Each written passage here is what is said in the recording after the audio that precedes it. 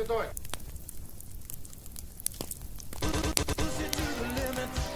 be the infamous. We be the infamous. You heard? We be the infamous. You heard of us? Official Queensbridge murderers. What up, bitches? It's Brandon on the track about to murder this joint shout-out Mayoi T3. They watered this with the blood of 36 dragons.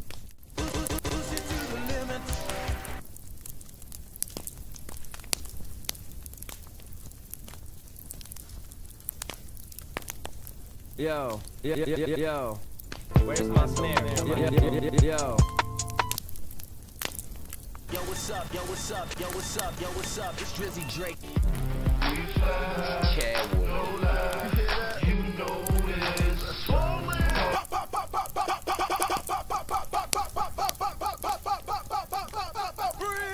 Trapaholic, make it look easy with your boys.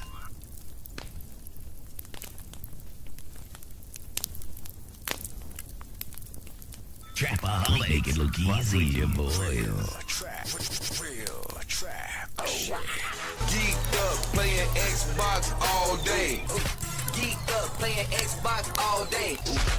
Geeked up playing Xbox all day. Revive me! Sweet.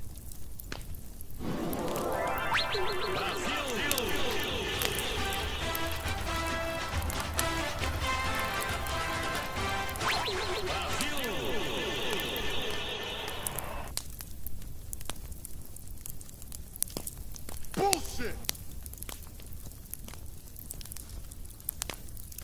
This is Brazil. Bullshit! Fuck.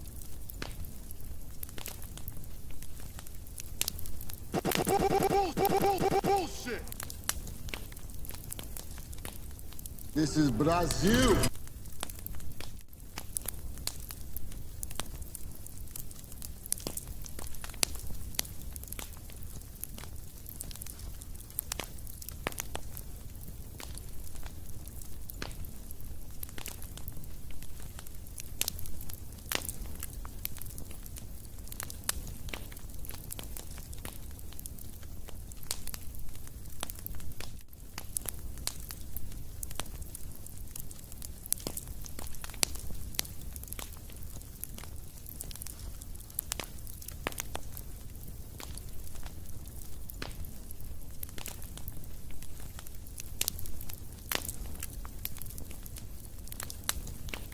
This is Brazil.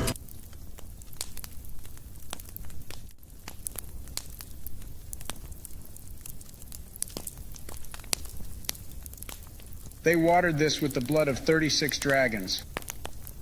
They watered this with the blood of 36 This dragons. shit will turn your pacemaker off. Shit so purple it should be asking me, where's Ronald?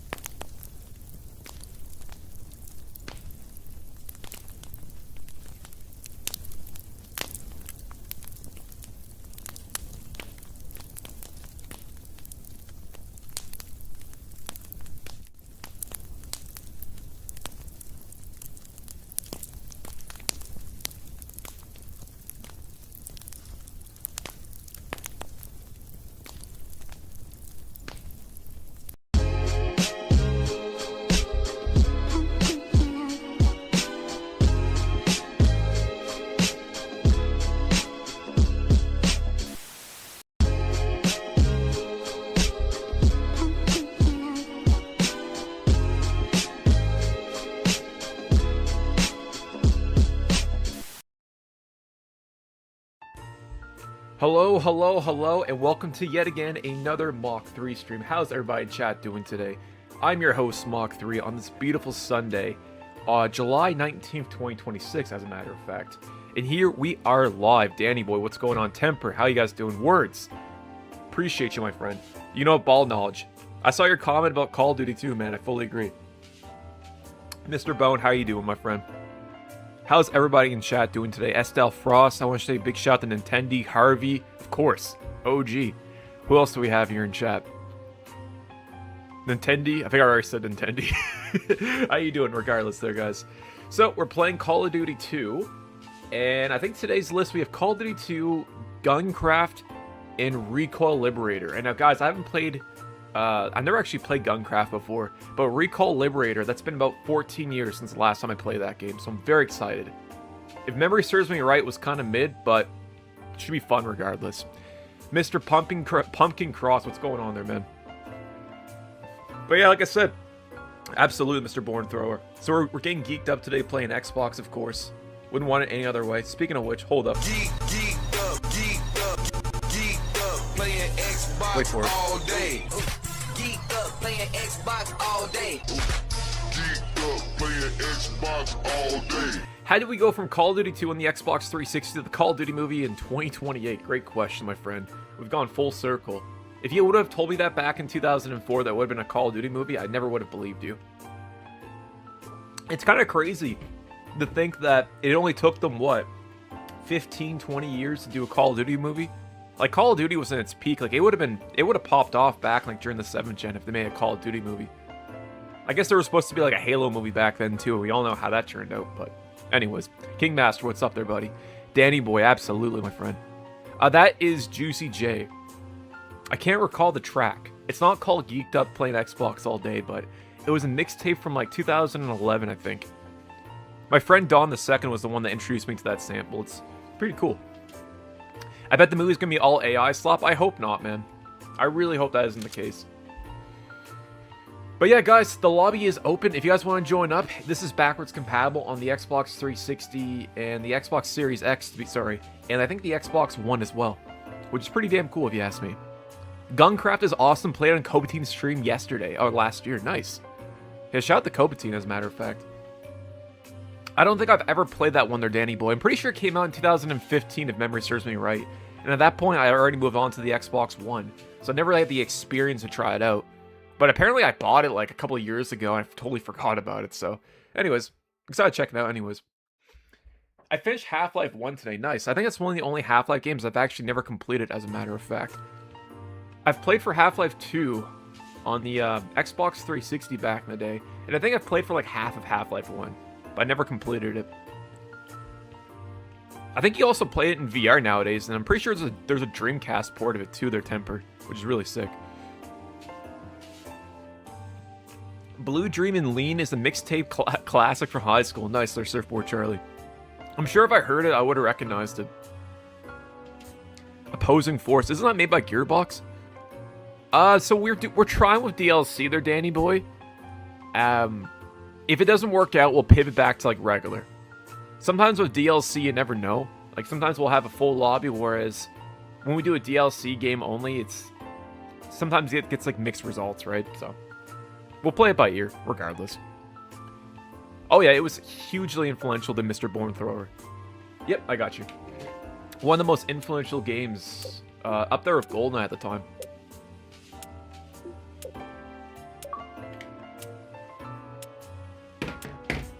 Nintendo says getting a DLC rating. Nice, man. Oh, great. Here I am talking about doing DLC maps, and I do the one map that isn't DLC. OG Newbie, what's up there, buddy? How you doing, my friend? Alright, we'll just wing it. Might try Grand Theft Auto 3 Dreamcast Edition. Yeah, dude, that's a really good port. I played Vice City on the Dreamcast recently, man. That's another great one as well. Especially if you're playing on original hardware. I'm on my RGH right now, there, Nintendo.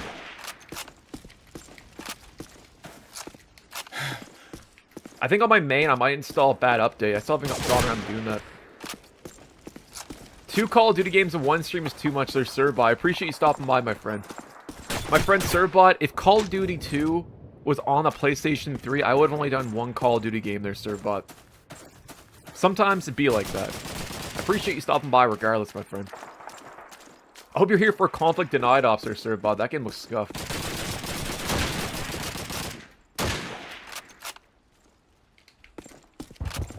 All on the account. No, I'm on my main. Oh. Nintendo, I keep making that rookie mistake, my friend. That's a really good point. What am I doing? Oh, crap.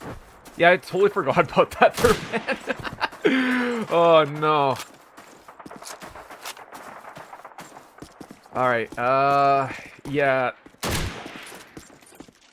1 second there, guys. I might have to back out here in a second. Dude, this is scuff. I totally forgot about the Nintendo. I keep thinking I'm on the PlayStation 3, bro, where it's like loosey-goosey, you know what I mean? Oh, no, I'm gonna get like 10, 20 years yeeted out of existence here. What am I doing? Here we go. I appreciate you looking out, Nintendo, man. You and all the guys, like you and OG Newbie and Hurdy, always got my back when it comes to that stuff. If one of you guys can invite me back to that game, I would greatly appreciate that. I didn't mean to log in the Lunar Doomer there. It's a force of habit. Sirbot would rather play Tower Victory. Yeah, man. Yeah, so next week we'll be doing PSP, PS Vita. You probably should use an emulator for that one, their temper. Absolutely would recommend doing that. I tried on original hardware, but the problem is, man, it's a pain in the butt. I think I can probably do it like on the Vita using Adrenaline, but it's very convoluted. I'd say keep it simple, stupid. I saw Code play this yesterday, really. I didn't realize he was playing COD 2 yesterday. That's awesome. And shout out the Code team. I was meaning to stop by his stream, but I didn't get the chance, man. I was driving all day yesterday. Hope he's doing well. Alrighty. I'm going to squeeze back here. Let's see if I can just join it. Come on. Ah, of course it's going to do that. I apologize for leaving there last second there, guys. That was very greasy of me to do that. I think it's sick, man. I noticed he was playing his new video. He covered TF2 on the Xbox 360. I gotta tell you what, right now, it's Chaz. That's still one of my favorite ways to play TF2. Battlefield Nerd, what's up, buddy? Of course.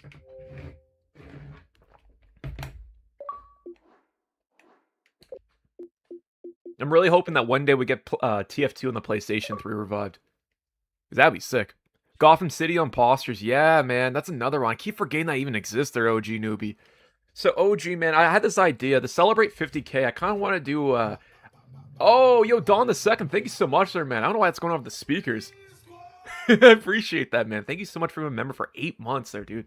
How you doing, my friend? We be the infamous. You heard of us. Official. Dawn, this one's for you there, homie. Hold up. Hold up. Hold the phone. GTA 50 Cent edition. Dude, that's crazy. I would make TF2 on the PlayStation 2. That would be sick, man. I know a guy's trying to port Gary's mod to it right now. That's kind of cool. Gone. I really appreciate that there, man. How you doing, my friend? This one's for you there, bro. Hold up. Oh, where is it? Oh, man, I got a bunch of new sound bits. Hold up. Fuck.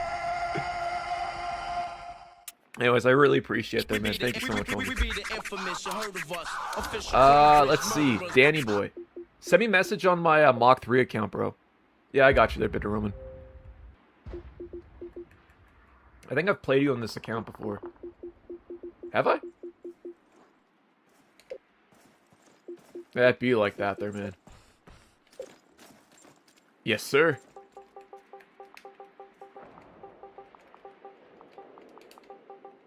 Is there an underscore? I can't recall if there's an underscore or not there, Bitter Roman.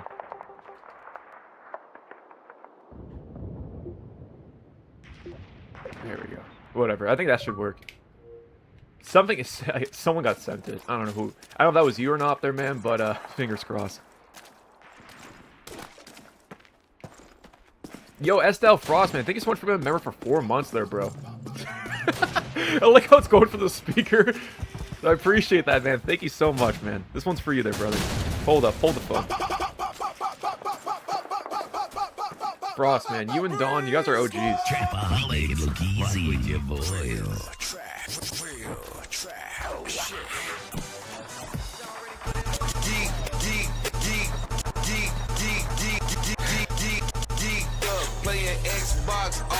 day. Geeked up playing Xbox all day. Geeked up playing Xbox all day. What's up, bitches? Oh, Beats, what's up there, buddy? That'd be like that, there, man. I really appreciate you stopping by as per usual there, man. Hope that new car's been working out for you as well there, oh, Beats, man. Thank you for stopping by. And get yourself some sleep there, homie. I've been there before. It's not that bad there, Don, but literally just give yourself, like, maybe, you know, like 2 hours on, like, a Saturday or whatever. Whenever you have, like, free time, man, it's pretty straightforward, and it's worth it. Like, there's some cool crap that you can do with this there, man. You know, I don't think you even need to buy Xbox Live Gold or anything like that. I got some tinfoil hat theory shit. I'm all ears there, Battlefield nerd. What's going on there, homie? I want to hear it. I was going to say, yo, Alex, man, how you doing? Hold up. Alex, how you doing? Alex, you there? Hey. Yeah, man, Call of Duty 2. Like I said, I haven't played this game since. Well, I think I played like a few years ago. I mean, this was one of the first Xbox 360 games I remember playing as a kid. Back in like early 2006. This and Ghost Recon Advanced Warfighter. Jerry, what's going on there, homie? I wish this game got ported over to the PlayStation 3. Might as well there, man. Like I said there, man, sleep is so important. As I get older, too, I realize just how valuable it is. Like, if I get like 4 hours of sleep, man, I'm completely kaput the next day. So unproductive, it sucks. Oh, and The Irishman, I gotta rewatch that. I know Action Bronson's in that movie. It's kind of goofy. Yeah, me too, their words. I don't know why. Like, I think that was one of the first Call of Duty games to add driving. That or Unite Offensive.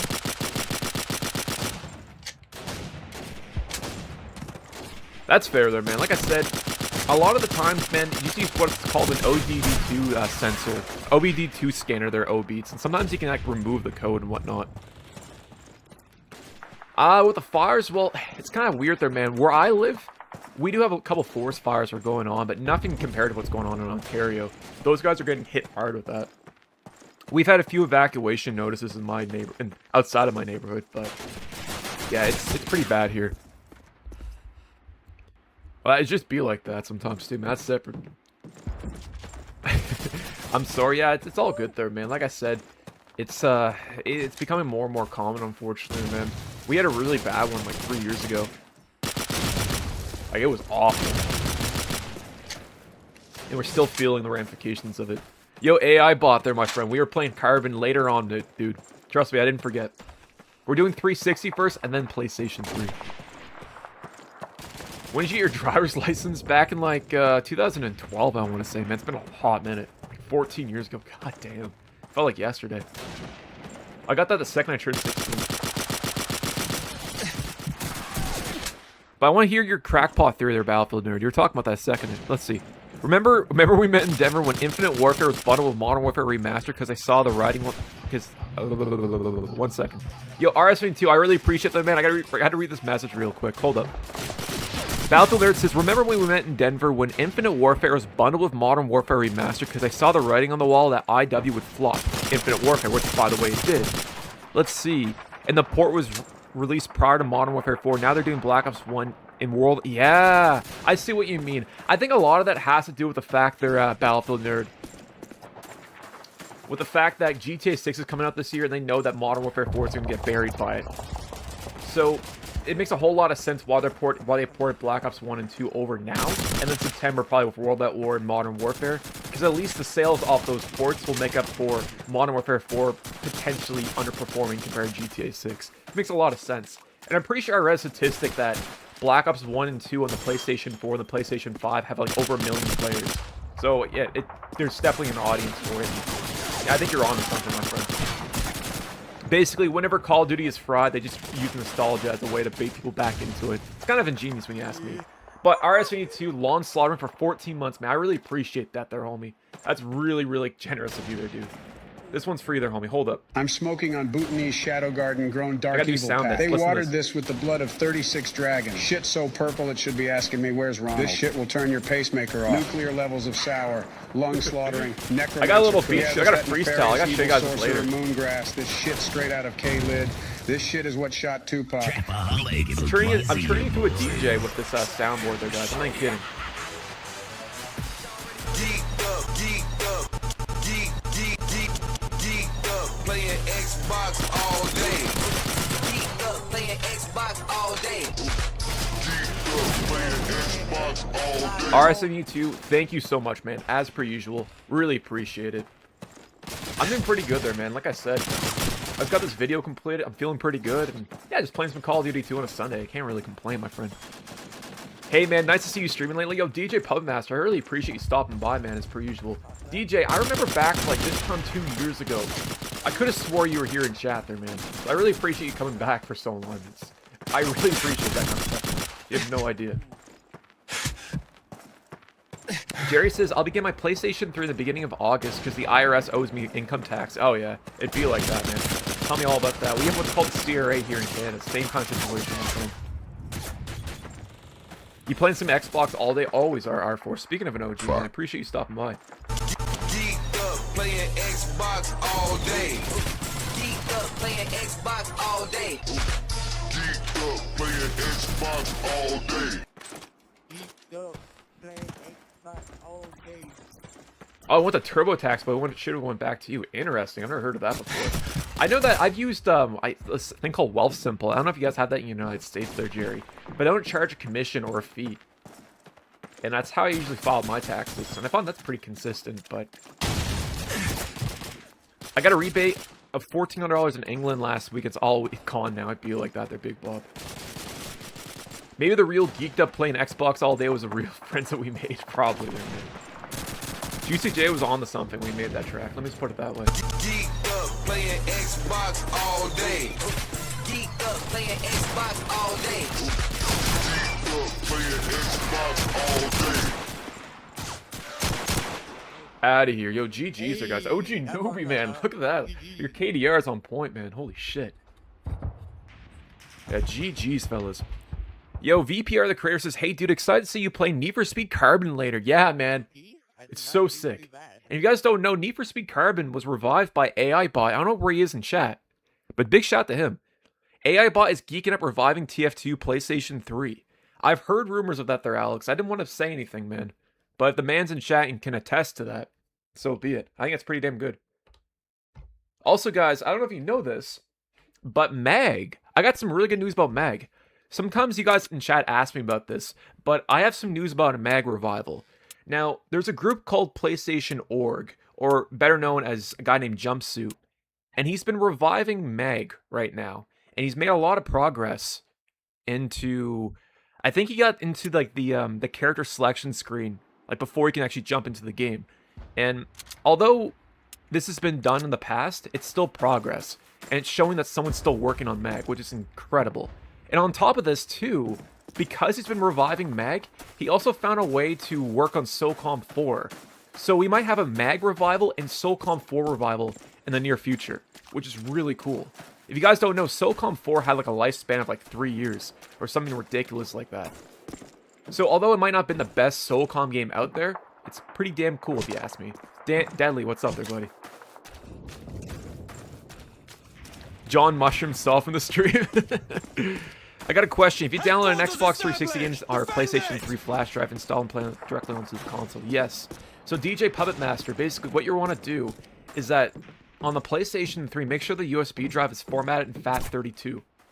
And if you use something like Multiman, like the file manager, you can copy and paste it directly onto the PlayStation 3's hard drive and play it directly from there. Thoughts on the PlayStation 5 emulator, chat? Yo, R4, I saw that.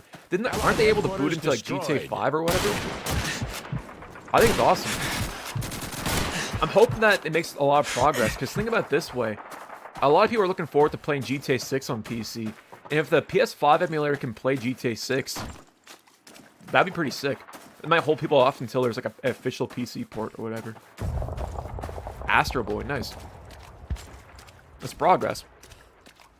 They support TF2 on the PlayStation 3, I'm not gonna lie. That'd be kind of a weird port. I don't know if Valve is interested in doing that nowadays. But if they did, man, I'd buy it. I'd definitely get that day one. It'd be kind of cool to see Counter-Strike 2 port to like PlayStation 5 or the Series X.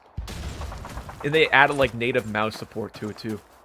Enemy headquarters established. Capture Yeah, keep fighting the good fight there, Alex. We need TF2 back, man. Alex, you there? Hey. Hopefully we get a GTA 4 port on the PlayStation 5. Danny boy, what if I told you there's a GTA 4 port from the Nintendo Switch? I found this GitHub of this dude who is decompiling GTA 4 in the Xbox 360. Out of here, newbie. And this guy was able to port it to the Nintendo Switch in the PS4. I haven't actually compiled the game, but supposedly it works. It's really cool. Destroyed. Marvel Ultimate Alliance 2. Yeah, I don't think I've ever actually played that on stream before. I'm pretty sure I played with Kobe Team in the past. Battlefield 3 port on the PlayStation 5 when? I wouldn't be too surprised if EA pulls that cat out of the hat. Yeah, man. Ever since the whole 360 decompilation project or whatever, a lot of games are getting ported out of there. So like Sonic 06 can be ported to like the Switch, or like a PS4. Or you could like, you know, port Lost Odyssey to like, I guess a Switch or any other platform. It's really cool.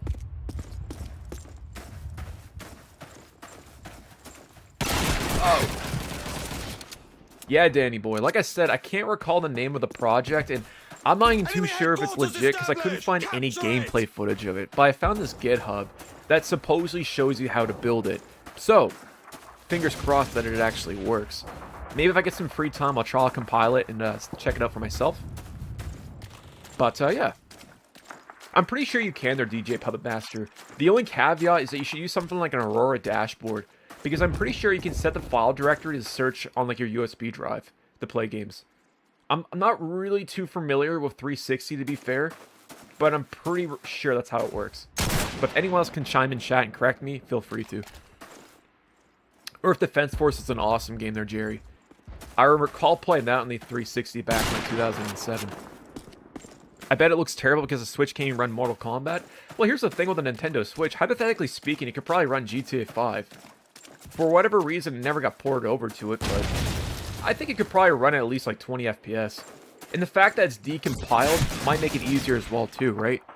It's one thing to run GTA 4 on a Switch using an emulator, but when you're using a decompiled version of it, at least you could recompile and like patch it and have more wiggle room in terms of optimization to work with the Tegra X1 chip on the Switch. So I think there's a lot of potential if I'm being completely honest. A lot better than running it for like Windows 7 or whatever on the Switch, because that'd be bored. Or Vista or whatever it was on. I can tell why you prefer playing old consoles over new ones. I like both, man. Like, yeah, I like old stuff. Don't get me twisted. I love like retro gaming and 360, PS3, 7th gen, 6th gen, but I do a mixture of both of them. I think the best thing you can do nowadays is have like variety, right? Have some new, have some old. Mix it up. Makes you kind of appreciate what we used to have. It makes you what we appreciate what we have now. Yo, RIP, thank you so much for that $1.49 donation. How you doing, my friend? I appreciate the hot dog there, bro. The Grizzy. Harvey, what's up there, buddy? RIP, this one's for you there, man. Hold up. I'm smoking on Bhutanese Shadow Garden Grown Dark Evil Pack. Nope. Yo, RIP's a member for 21 months, man. I really appreciate that there, homie.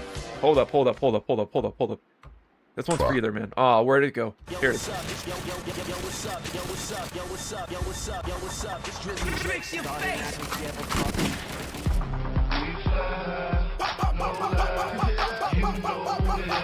Wait for it, wait for it, wait for it.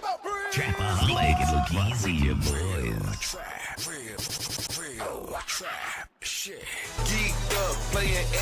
That's so delayed. My bad. Oh, man.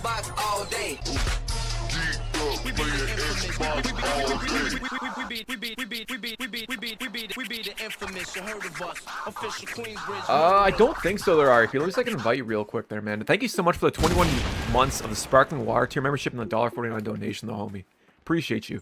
I'm playing my Series X there, Mox. Nice there, Harvey. Let me know if you need an invite there, homie. Also, guys, send me a message on Mach3YT. See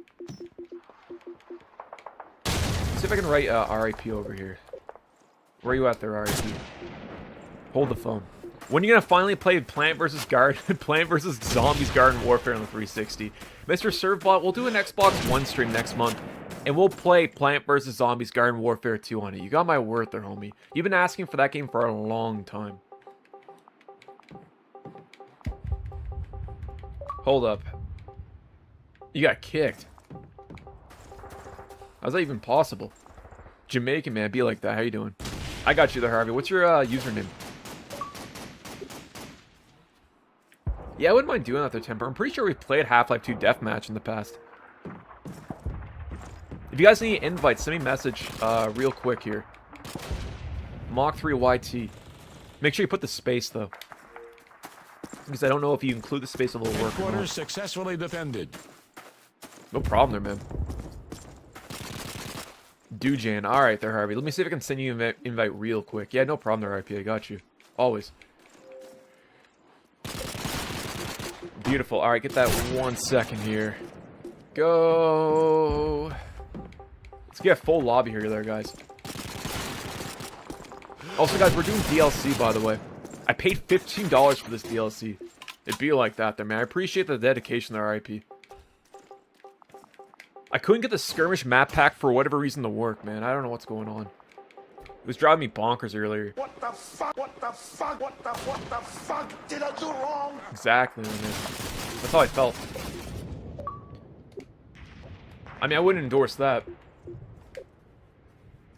It runs silky smooth, RIP. It's slick as snot, if you ask me. Headquarters established! Defend it! Oh my days. But like I said, man, Call of Duty 2 is one of those games that is timeless. This is one of the first representations of what the HD era gaming would have looked like in 2005, sorry. Jerry says, hey, I got Resident Evil Operation Raccoon City on the Xbox 360. Well, I got it on the Xbox One and still play it. Nice. I didn't realize it was backwards compatible. Operation Raccoon City was an interesting one there, Jerry. I think it was a good game. It just wasn't a good Resident Evil game. It's Chaz. I hope that and Call of Duty 3 gets ported to the PlayStation 5. That would be wild. I highly doubt that Activision would ever do that, but man, that would be cool. The biggest thing that kind of caught me off guard, though, it's Chaz, is the fact that Black Ops 1 and 2, they ported to the PlayStation, but they didn't port to the Switch. That doesn't make any sense. Destroyed. Like, both Black Ops 1 and Black Ops 2 were on a Nintendo platform back in the day, both the Wii U and the Wii itself. But the Nintendo Switch doesn't have any sort of competitive first-person shooter quite like Call of Duty. And we're getting Modern Warfare 4 later this year, and it would make a lot of sense to port over Black Ops 1 and 2 to kind of hold people off until Modern Warfare 4 and the Switch 2. And to me, it just seems kind of odd. Like, if it can run on the PS4, it can absolutely run on, like, the Nintendo Switch 2.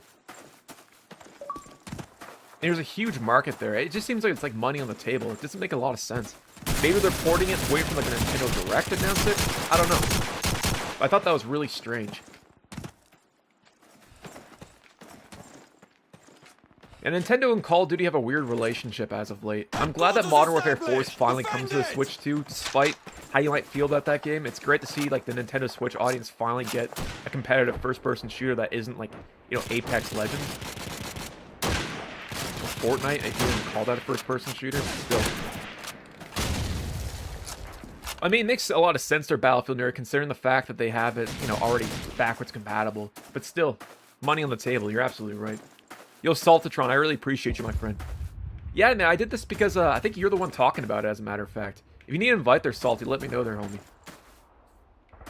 Also, Salt, man, I'll be assembling that PC later this week. I'll let you know how it goes. I've just been looking for the time to do it.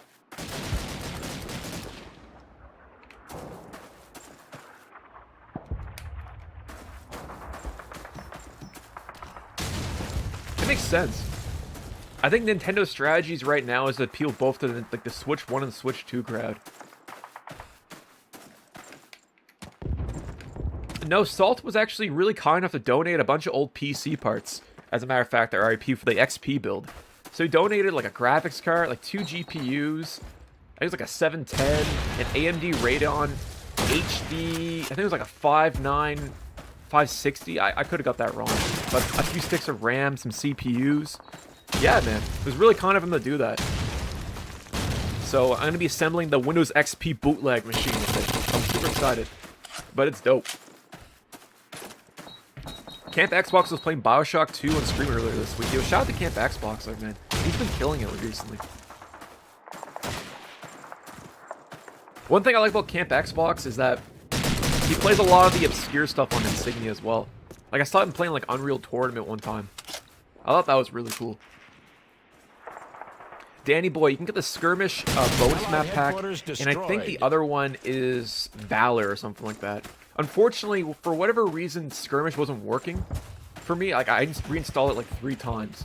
It didn't seem to make a difference. So, I don't know.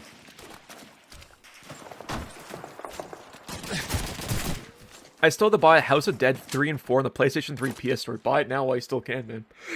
Excuse me. Salt says HD 7970. Oh, my bad. Xenon X5 460. Is that the motherboard? Is that the CPU?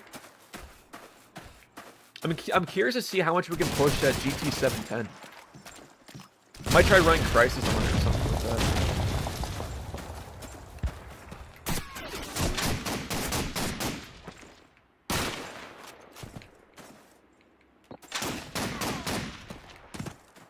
Wait for it, wait for it. Ah. Headquarters established! Defend it! Speaking of old PC parts, I saw a video last week about how AMD, Intel, ATI, and NVIDIA used to have rendered Yeah, they used to have that on their boxes, man. Yo, Hilarious Harvey, thank you for being a member for 16 months, man. Holy crap, I really appreciate that there, homie. Thank you there, brother. I really appreciate that, man. My words can't describe that. I really appreciate that there, homie. Thank you. Here, I got you.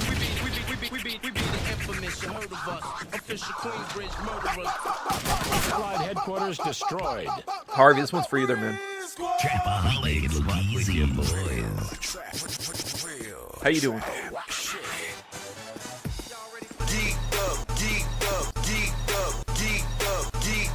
Playing Xbox all day. It's been a hot minute, but I really appreciate you stopping by as per usual there. You've been around here for a while.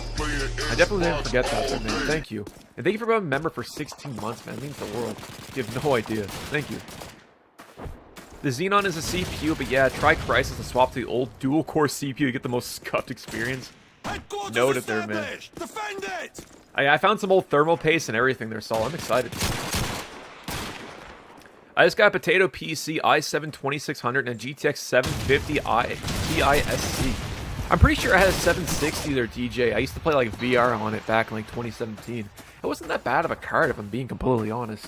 No idea if the 750 is any better or not, but I mean, that makes a lot of sense for 6 for it. The Wii U basically lost third-party support like within the first year of its release, if I'm being completely honest. Who misses the American Megatrends boot up logo on old PCs? Because I sure do. I remember like the American Online logo and stuff like that. Yeah, GG's there, guys. I want to see if we can play some DLC maps here. See, like I said there, guys, I apologize in advance. For whatever reason, I can't play on Kalash in Belmont, but we can do, I guess we could do this Call of Duty 1 map. And we'll do, let's do Capture the Flag, why not? Do that for 10 points, 5 points, and we'll do that for 10 minutes. There we go. Alright guys, ready up. We'll do free-for-all next. I'm gonna go get some for the bottom. I heard about that there, words. Fucking greasy, man, that's all I'm gonna say.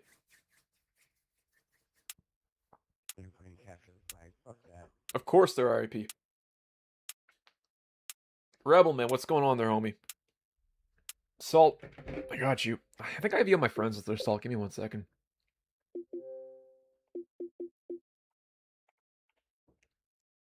It unfortunately wasn't.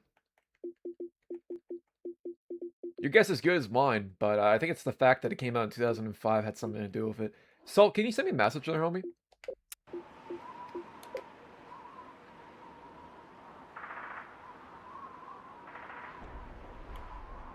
I don't know if I have you on my friends. It might have been on my Lunar Doomer account there, Salt. I don't know if I have you on my friends list here. Oh, yeah. Yeah, it makes sense, the Rebel. It just got released, I think, actually Friday, as a matter of fact. I don't know if their Discord organizes events or not, their Rebel or whatnot, but, I'm glad that's back online. To be fair, I feel like... Faces Our Universe, I haven't played it forever. I feel like, if I made a community post Friday, it might have brought some more attention to it, and I kind of regret not... I regret not doing that, if I'm being honest. I totally forgot that it got revived on Friday. I'll probably do a community post about it tomorrow. Just get some awareness about it, you know? Samurai, what's going on there, homie? Jerry, this is Call of Duty 2. No port forwarding required there, Bone Thrower. Surprisingly, this is one of the most stable Call of Duty games I've ever played. No bullcrap, nothing. It just works out of the box. Had the Infinity Ward seal of approval, I guess you could say. I'm proud to say I have literally every Call of Duty except for Black Ops 2 in Call of Duty 2, which is not on PlayStation 2. That's fair. Yeah, Black Ops... It's not Black Ops 2, Black Ops 7. I don't blame you there, man. I regret buying Black Ops 7. I saw that there's Salt. As a matter of fact, he actually sent to me that... he sent me that clip like 3 weeks ago or whatever when you guys met up on Gotham City Imposters. Oh, that was really sick. Yeah, he's like, who's this Salt guy? I was like, oh, that's Salt, man. That's my mod. That's so cool. Of course. It's iconic there, words. I wouldn't want it any other way.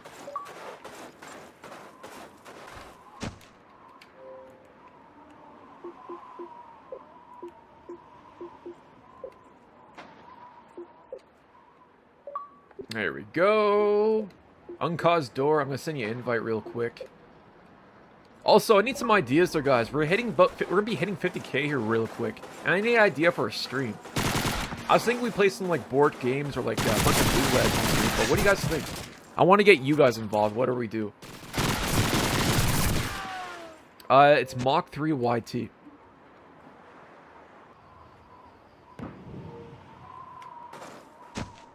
Oh, yeah, man. That was a classic insult. That one was thrown around like it was nobody's business, man. I'm still waiting for his uncle to ban me on Xbox Live, bro. It's been 15 years in the making. One game I like was Two Worlds.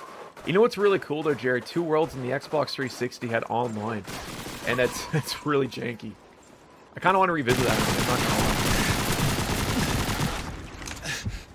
A bunch of scuff shit for 50k. I think so too, man. I wouldn't mind revisiting like Deep Black, playing Two Worlds online, and playing some of the worst games we could find. Maybe we do Call of Duty DS online on the 50k stream.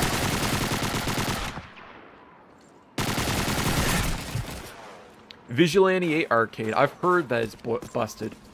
I still haven't experienced out there, OG newbie. We've both experienced our victory.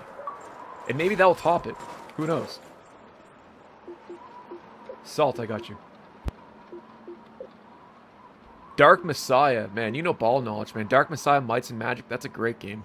I've played that before in the past, actually, as a matter of fact. But yeah, that was a great one. Pretty sure it's powered by the Source engine, too. Advanced Warfare? Yeah, it wasn't that bad. I think Advanced Warfare was a breath of fresh air compared to Ghosts at the time. Maybe in hindsight, it wasn't nearly as good as compared to like Black Ops 3 in terms of like the jump mechanics and stuff. But I liked it for what it was, man. I didn't necessarily hate Advanced Warfare. I thought the DLC was really good in the game, actually, as a matter of fact. What do you guys think of the Call of Duty ports, Black Ops 1 and 2 on the PlayStation 5? Have you guys been playing that on the PS4, or are you guys against that, or what? Yeah, like I said, man, RAP. Some of the DLC in Black Ops, I feel like it's better, or any Call of Duty in the 7th gen was better than the actual base maps. Like Advanced Warfare, I could have sworn the maps in that game and the DLC were better than like anything released at launch. It's just a shame that was locked behind a paywall, you know?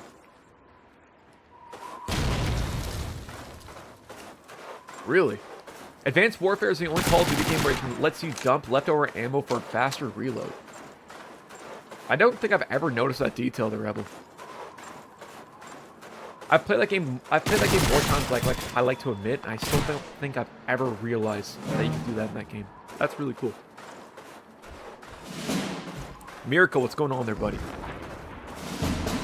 Mr. Eater Teeter says, next 360 stream, you should put Rat Skulls on the list. I rediscovered that gem in the Xbox Live arcade game this weekend. Mr. Eater Teeter, what's going on? Isn't that like that? That's a 2D game, isn't it? Is it like a 2D brawling type of game? I think I remember seeing that as a kid. My memory's really fuzzy on it. I'm with you on that one, on Nintendo. It was great at launch. But within like 3 days, there's hacks. And I'm pretty sure they removed like Domination and Demolition from the playlist as well too recently. I don't know if they were added it back or not. Oh, it's a 2D racing game. Alright. Yeah, I'll check that out there, man. I need to check that out in Visual 98. Joey, what's up, man? Joey says, what's up? Not interested in the Black Ops ports. I've been playing Black Ops 1 and Black Ops Declassified on the Vita, as well as other Call of Duties in the past few days. I gotta ask you there, Joey. How do you find the community for Black Ops Declassified? I'm planning on playing some Vita PSP games next week. And I can tell you right now, I haven't played those games in a hot minute. I'm assuming there still is a community for Declassified. But time will tell. RIP says, Destiny 1 was dirt cheap on the Xbox store recently. There might be a reason why it's cheap there, RIP. I don't know if you guys know about this, but Bungie right now is imploding. Like, I think the director behind Marathon just left, or was just like fired. And they gutted half the staff at Bungie. And it doesn't look good for the studio. So I wouldn't be too surprised if Bungie gets shut down in the next 6 months, with Destiny 1 and Destiny 2 servers going down with it. Maybe not Destiny 2, but Destiny 1, definitely. Yeah, I think it's only a matter of time at this rate, unfortunately. Because I don't know if it's being maintained by Activision or if that's being maintained by Bungie themselves. But it's not looking good. I really do think that's one of the reasons why it's so cheap. Dragon Knight 5, what's going on there, buddy? Yeah, Joey, it's kind of incredible, man. Like, you would think that a port like that wouldn't retain a player base, but no matter what time of day that I play it, I always find at least 5 people. It's really incredible. It's just crazy to think that people are keeping that port alive. I shouldn't say it's a port, you know, it's its own separate release, but you know what I mean, man. For a Vita game, it's really impressive. It's sad. It really is. And I think that if they stuck with Destiny 3, Bungie would still be around. Putting all their eggs in the Marathon basket was a really bad idea. And the cracks are starting to show. Because I don't think objectively Marathon was a bad game. I just don't think it's a game that people wanted. Well, that's the thing there, Jerry. And the thing with MMOs is it's a lot more complicated. I mean, look at Mag, for an example. I know Destiny does use peer-to-peer, but there's still like a matchmaking server. There's still a lot more back-end. And it scales for a lot of players, so I wouldn't be too surprised if it's not the easiest thing to revive. Definitely not impossible, though, if anything else. Well, that's just it, their words. Not a whole lot. And that's where the community comes in to save the day. And that's why, you know, projects like Stop Killing Games and video game preservation is so important. Because the publisher shouldn't it shouldn't be a point where a publisher can choose whether or not you can access a game or not. If you paid full price for a video game, you own that game. You should be able to play that game when it goes offline. You shouldn't only be like it's crazy to think that we live in a timeline where that's like justified and it's okay. Like, it doesn't make sense to me, man. It's ridiculous. And again, that's why revival projects and preservation and all the work in the PlayStation 3 community for like these server revivals are so important. Because we're the only ones keeping it afloat. We can't trust corporations. We can't trust publishers to do that. Sony's proven time and time again they don't care about that. So we gotta take it in our own hands. That's a community. Yo, Chris, I appreciate you, man. You always bring the good vibes, man. I'm playing Shootout on the PC. What the hell is that? 100 FPS looks nice on PC, I would imagine there, dude. I don't think I've ever played that before. You know, on my PC there, Chris, I could probably get like 20 FPS on a good day. Well, that's just it there, Joey. And it's kind of ridiculous considering the player count of Destiny 2 Allies win. to what Marathon is. And they decided to go with Marathon. Again, mishandling. And I think that Sony buying Bungie was that was the last hoorah for that studio. Because I don't think they'd ever recover from that. They should have stayed independent. Anyways, free for all time there, guys. Let's do this. Nope. Oh, I want that. Oh, crap. Shoot banana sticks. What's going on here? Alright. Let's do 50. Alright, fellas. Ready up. Well, that's just it. I think that making it free to play would have been a better choice. You're going to Egypt. What happened to games with more than one mode? Are you just talking about first-person shooters, or are you just talking about like multiplayer modes in video games, like modern games in particular, Mr. Eater Teeter? Man, Call of Duty 2 is awesome to Harvey. Like I said, I grew up playing this game as a kid. I remember, Harvey, going to my local Walmart, and they had Xbox 3, they had a 360 kiosk. This is how old I am, man. And I remember Call of Duty 2 was on display there. It was an AV. The shit looked like it was running on the original Xbox. It did not do a good job showing off HD gaming at the time. But, oh man. I miss that. Yo, Doctor. Been a viewer for over a year. I hope you realize how comfy it is to pop into your stream in the background doing other stuff. Ah, thanks. Oh, thank you there, man. I appreciate that. I really hope we kind of like get those, you know, old sitting on a couch just chilling playing video games kind of vibe, and I really shoot for that kind of aesthetic in these streams, so I really appreciate that, man. The fact they've been over here for well over a year, man, is awesome, so thank you. I really appreciate that, homie. If you have any suggestions for future games that you want me to play or that you would like to see on stream, man, feel free to yell in chat. I'll do my best to include it in everything. Oh, I remember that there, RIP. Destroy Humans 2 was awesome. I don't know if you ever played that one. The original was sick. Yeah, Harvey, what's your gamer tag? Sol, it's so much fun, man. I hope this game gets decompiled and ported over to like the PS4 or something.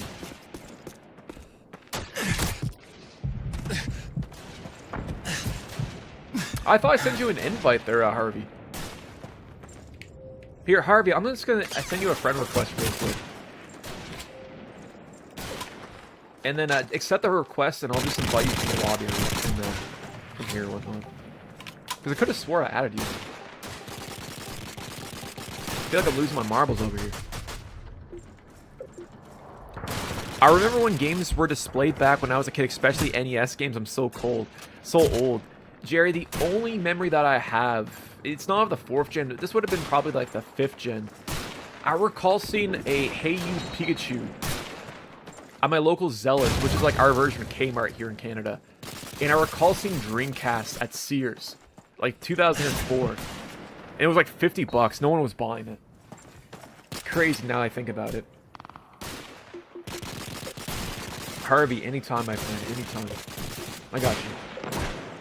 I like your Duke Nukem profile photo, man. Hail to the king. Yeah, especially the Hey You Pikachu N64. That thing sat for at least like 6 years. I think those are like incredibly expensive nowadays or something like that. Especially sealed. I would imagine it's probably like at least over $1,000, considering how relevant Pokemon still is. Bro, I just dropped an entire mag in that dude. It's from Duke Nukem Forever? Yeah, I kind of figured it was from that game, man. You ever play the DLC for Duke Nukem Forever? I'd say that the DLC is better than the base game. Yo, Legend, what's going on, man?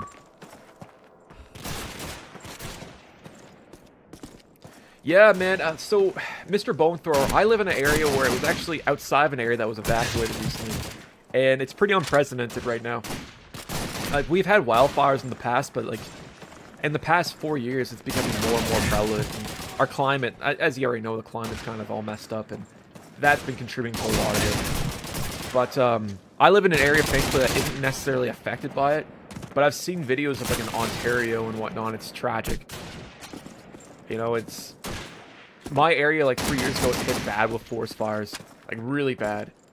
And, yeah, we're still feeling the impact of it. It completely transformed the community, man. It's really depressing driving through it now. It's like a wasteland. It's like something that's like sheer normal, man. It's like a wasteland. It's just a shame, man. It's sad, right? So I'm hoping that Ontario, we get more water bombers and we get more help. Because forest fires aren't no joke, man.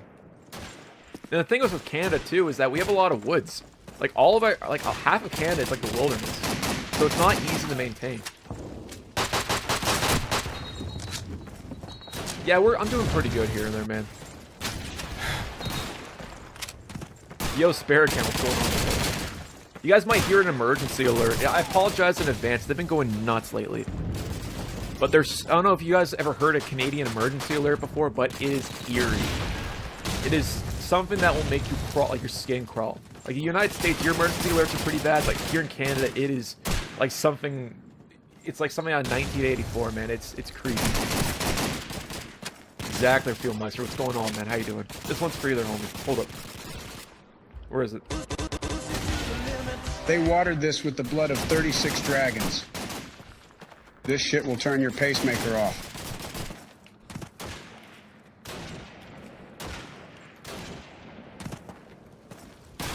Oh, it be like that, they're spare. Been there, done that, man. Bleeding Signs, hey Mock, I got a bone to pick with you. Oh man, I'm ready. They're Bleeding Signs. What's up, bro? This stream is a Mach 3 production. Oh, dude. It'd be cool to find like Chad Warren and interview him. There's a battle there. That would be an honor. You caved in. What's going on there, Spirit Man? Open up. I'm all ears. I bought Black Ops 1 and Black Ops 2 on the PS5. You know what there, buddy? That makes two of us, there, man. I caved in too. I'm not gonna lie. You know. I think for me, man, it was the fact that I tried playing Black Ops 1 and 2 on the PlayStation 3 with the DLC maps. I could never find lobbies outside of the stream. And now with those ports, I can find lobbies like it's nobody's business. And especially zombies, too. I think ultimately, I don't know if I call it, it's more of a port. They could have done a lot more with the port, like an FOV slider would have been great. The fact that it's not running at 4K is a shame.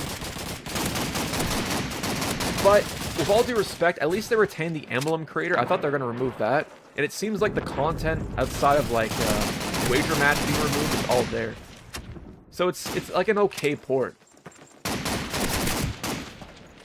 They fixed the awful dead zone? Yeah, thankfully. I started with Black Ops 1 originally. I was just playing that, and eventually I bought Black Ops 2, and I think they're both great. I just hope that they fix the whole hacking situation with the game, man, because it's just a shame. That's just the Call of Duty community, man. It's hella toxic. Because of you, I'm calling people Brother Bear. I do it so much I didn't realize it. It'd be like that, they're Brother Bear, man. It just rolls off the tongue. I do it all the time. I'll be going for like a Tim Hortons drive-thru. I'm like, oh, thanks, Brother Bear. And Buddy just looks at me like I got 3 heads. Or like I'm Goro from Mortal Kombat with like 4 arms, you know what I mean? But yeah, it just be like that, man. But I appreciate you stopping by there, Bleeding Silencer. I mean, you've been around for a while, too. Battlefield Nerd. Yeah, I'm surprised it did that, too. Caleb, what's going on there, man? It's not bad for a port, but I fully agree. Some quality life features would have been nice. I think it's a shame that it doesn't run at 4K. At 1080p, like on my TV, it doesn't look all that bad. It looks a lot better than it did on the PlayStation 3 in comparison. But you can tell it's 1080p, right? It should be running at 4K, 120 FPS, 120 Hz. But again, I feel like Activision saw it as a cheap money grab, or Xbox, or Microsoft, and that's what it is. But I like the fact that at least it was discounted to PlayStation Plus. And that was nice. I think it's pretty greasy that they sold the DLC separately again. But I bought it, so I'm part of the problem, so I can't really speak on that. I'm getting bored of people grifting Sony disc drama and every YouTuber's milking it. It's a weird thing that it's hard. It's one of those things, man. I think it's important to bring light to it. And the more and more backlash that people have, the more likely Sony's going to revert that decision. I don't know if they actually are or not. It seems like they're pretty indebted on it. they're pretty headstrong about the whole ditching physical disc in 2028. But I know what you mean. It seems like it's kind of repeatedly the same point over and over again. But you do find some good nuanced takes here and there. I think Jason Schreier, I don't know if you subscribe to him on YouTube, but he's a journalist from Bloomberg, but he's been doing YouTube videos as of late. He has some really good takes, and he has a lot of like insider knowledge, and I'm glad he's doing YouTube now. Guy's killing it. They probably won't revert it, if I'm being honest, considering that Microsoft isn't reverting their decision to go all digital.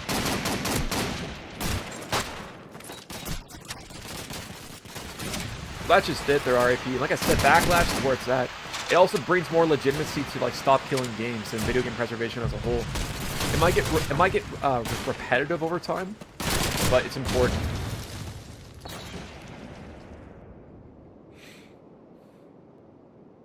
I mean, Sony probably did a calculated risk. They probably say, if we remove this now, how much backlash we'll get out of it? And they just said that it's still worth pursuing. And the problem is, guys, there's no competition. You know, if this happened in 2013, when this happened in 2013, as a matter of fact, Sony came in and saved the day and overtook Xbox for this, you know, the fact that you could sell and buy used games on the PS4 was the main selling point. And that's what won the PS4 generation, was Sony correcting Xbox's mistakes. But the problem is, that's what happens when you have competition. In today's climate, we don't. We don't have competition. You have either PlayStation or Nintendo. And now you're seeing the ramifications of that. Greed, never underestimate corporate greed. You give them an inch, they take 10,000 miles. It's a shame, man. I was going to say, Nintendo, you're on fire there, bro. Alright, let's try, let's go to France. Let's do that again. Let's push it to the limit. Spare, man, it'd be like that. My backlog is huge. Oh, yeah. Intensive Agent says, PS5 Xbox Series is so damn soulless. The PlayStation 4 and the Xbox One is the last banger of consoles. It's crazy, man, because I always thought that the PlayStation 4 generation was kind of in comparison to the PS3 mid. But now, now that we're into like the PS5 and the Xbox Series X generation, I fully agree with that one. I think I like the single player games on the PS4 a lot more than the PS5 single player games. I mean, they kind of kickstarted the whole trend of that, man, I'm being honest. And the crazy thing is I remember last year, people were complaining about the game keycard thing that Nintendo was doing, and now that's seen as a better deal. Like, Nintendo is, like, seen in, like, as much, I don't say they're like Mother Teresa, but they're seen as a lesser evil right now, which is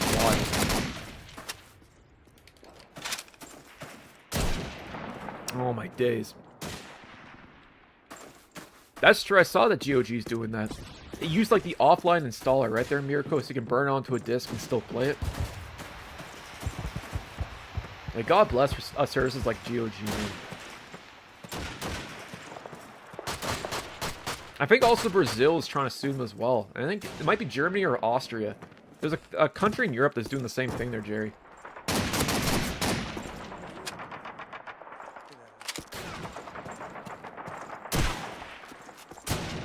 I'm not worried about digital going with... Okay, I'm not worried about going digital GTA 6 because a game like that is getting taken down in my lifetime. Well, here's the thing that sucks about it. By having it only digital, it allows Sony or Rockstar to remove your original access to the game to resell it to you again. I'll give you an example. Vice City, GTA 3, and San Andreas on Steam, the original versions of it. They were up until the Definitive Edition came out. And what they did was they removed the original versions of the game off the Steam store and gave you the Definitive Edition instead. This is kind of a sign to where the industry is going towards. Because when you buy GTA 6 physically, you're buying a license. Or you buy anything on the store, you're buying a license. You don't actually own that game. You're buying the privilege to play that game. And in Sony's eyes, they can revoke it at any time to resell you the same game over again. And that's where my issue stems from this. Because if you buy any game, you own that. You should be able to play that 20 years from now, no problem. Well, that's just... They're cashing in on the 20th anniversary of GTA 3. It was a really shit remaster, too. One of the crappiest I've ever played. The fact that Rockstar even greenlit that was a shame, man. That game was so boring. 100% there, Harvey. They couldn't even bother to do it right there, RAP. Look at the graphics. Someone greenlit that. Like, it looks like crap. They should have just re-released the original games at 60 FPS and called it a day. That would have been a better solution.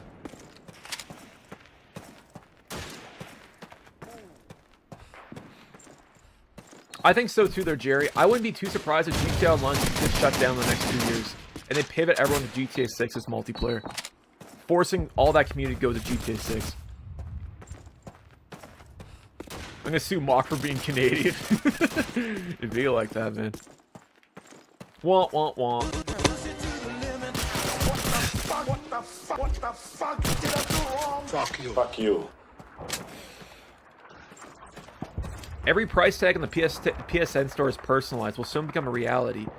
Yes, that's true there, Alex. As a matter of fact, I think it's... I can't remember what it's called. It's like dynamic pricing. But I've experienced it in the PlayStation store, where I'll get a discount for a game for like 10%, but my friend will get 35% based on how often he plays his PlayStation, or the last time he signed in. Ridiculous. You're from Germany. Nice there, man. I've been to the airport. I think it was a Frankfurt airport one time. That was pretty sick, man. The craziest thing is, by pivoting towards that their Spirit, they're just alienating the people that are buying these AAA games.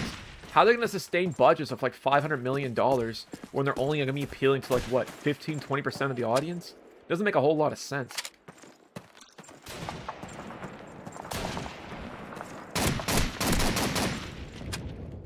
Rockstar's controlling... Rockstar's controlling PlayStation. Your streams are streaming to a radicalized socialist. I'm from Germany, moved to Texas 18 because of family day. That's fair, man. What do you find the biggest difference between Germany and Texas?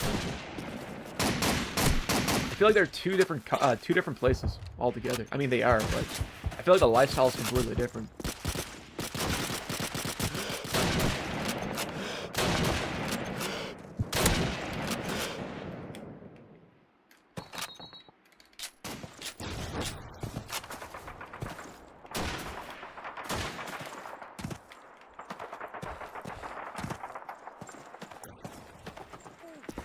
Well, that's just it, man. Everyone and their dogs will be buying GTA 6 at launch. Myself included. I can't even lie, they're intense agent. I've been waiting for like 13 years. Like, GTA has a huge casual audience, just like Call of Duty. And that's one of the reasons they keep selling. The name alone brings in attention. I fully agree there, Alex, man. Switch ball towards that. That and Smash Cars. We still gotta play that one. Oh, my days. That preacher there, I can't say otherwise. I do the same thing, man.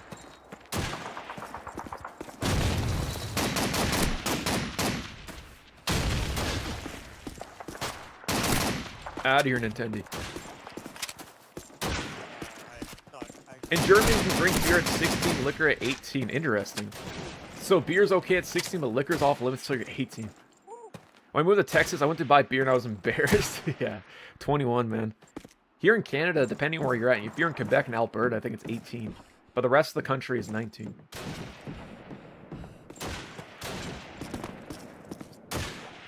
Oh yeah, Jerry, GTA 5 is massive. There's a reason why it's still in the top 10 selling list, man. It's always going to be on the top 10 list.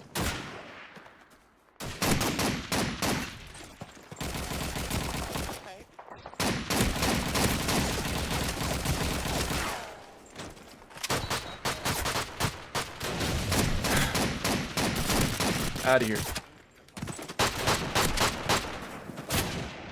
Dude, the combat in Call of Duty 2 is so snappy. I love, actually, I love how much Call of Duty 1 influence this game has. This feels like an HD version of COD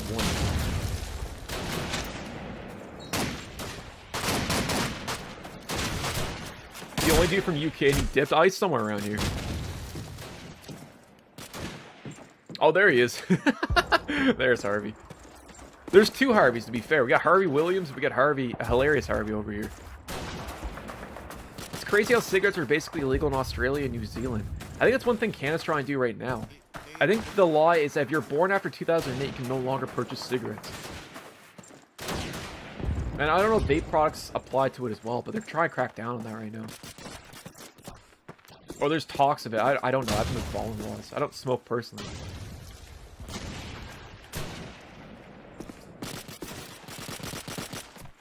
Yeah, I'm pretty sure everyone is right now, man. Is this one of the top Call of Duty games? I think so, man. It's pretty underappreciated. A lot of people say, like, Black Ops 1, Black Ops 2, Modern Warfare 3, Modern Warfare 2, or even COD 4. But I think this game deserves a lot more respect for what it did. This is one of the premier titles for the 360 when it came out. And it's a shame that it never got remastered or re-released. I guess it's backwards compatible, so that's good. Still. This would have been awesome, the PS3 back. Yeah, cigarettes are gross. Spain's 2-1, nice. I was watching the game yesterday there, man. That was awesome. That was a crazy-ass game with France and England. The first half, I thought France was gone, man, but they came back. They got really close, but England ended up winning in the long run. It's a good game, though.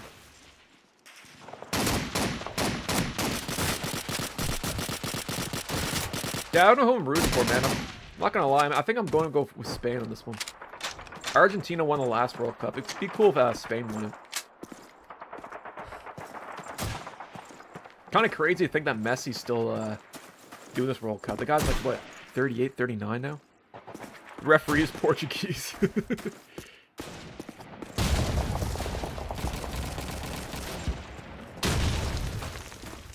Man, I remember when Spain won like a week ago. I didn't watch the game, but I knew because I was walking down the street, and this guy was literally driving down the street, laying on the horn. Beep! In the middle of traffic. Like, daytime. Like, there was a ton of people, everyone's looking, and Buddy had a Spain flag out the window, was like blasting. I don't know what he was blasting, man, but it was just so goofy. So I knew that they won at that point, but...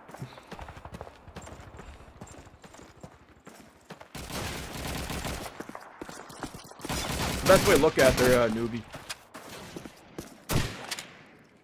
Let's buy a time machine, go video game shopping. Yo, Mike, I'd buy a Dreamcast if I could, or a Sega Saturn. You know, Atari Jaguar. If I go back to like the late 90s, early 2000s, I get a Jaguar, because I feel like those were really cheap by then.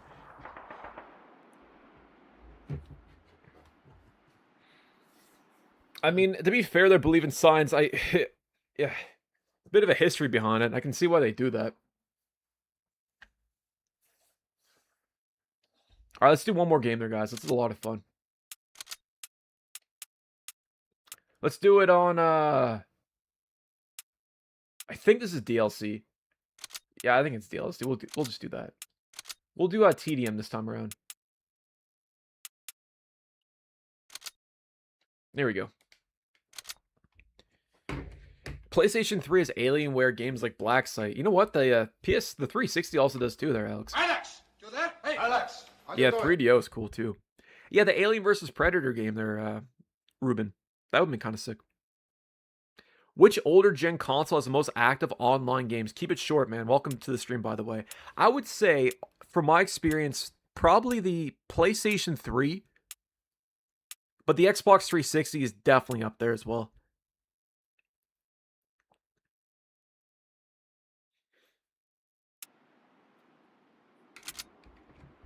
Yeah, the PlayStation 3, I might be a little biased when I say this. But from my experience, the PlayStation 3 has been very, very active as of lately. And continues to be. So if I had to take a gander, probably that. Jaw loves pizza. What's up there, buddy? Yeah, man. Call of Duty 2 is so much fun. The combat in this game is so snappy. You know, for a game that came out in 2005, that's 21 years old, it still holds up.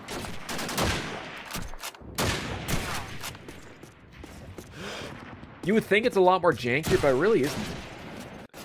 It just kind of goes to show how timeless, like, a lot of Infinity Ward's games were, and how ahead of the curve that they were.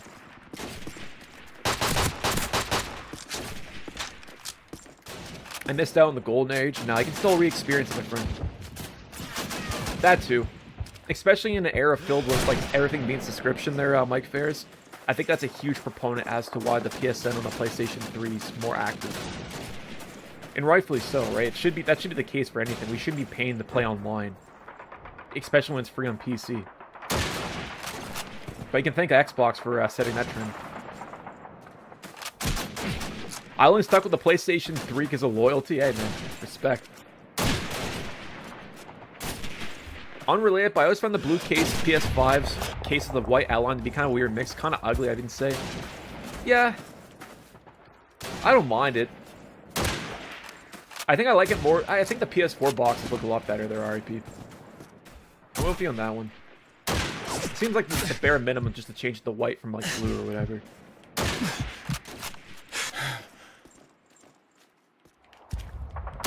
Oh. Charlie literally wants Mock to buy another shred board. I'll tell you what there, Alex. I gotta fix... Maybe it's the receptor. I don't know if it was the board itself or maybe it's the receiver that was broken.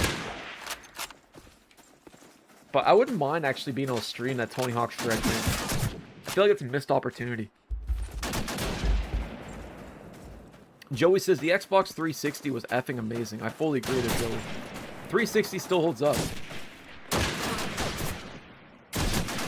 It's like Christmas Day, man. It's a gift that keeps on giving. And the cool thing about the 360 over the PlayStation 3 is that the vast majority of the games that you play online are still supported because they use the Xbox Live's infrastructure.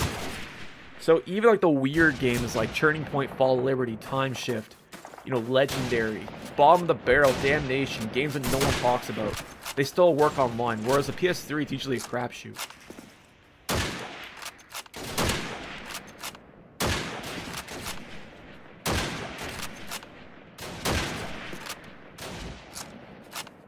Oh, Jerry, man, tell me about it.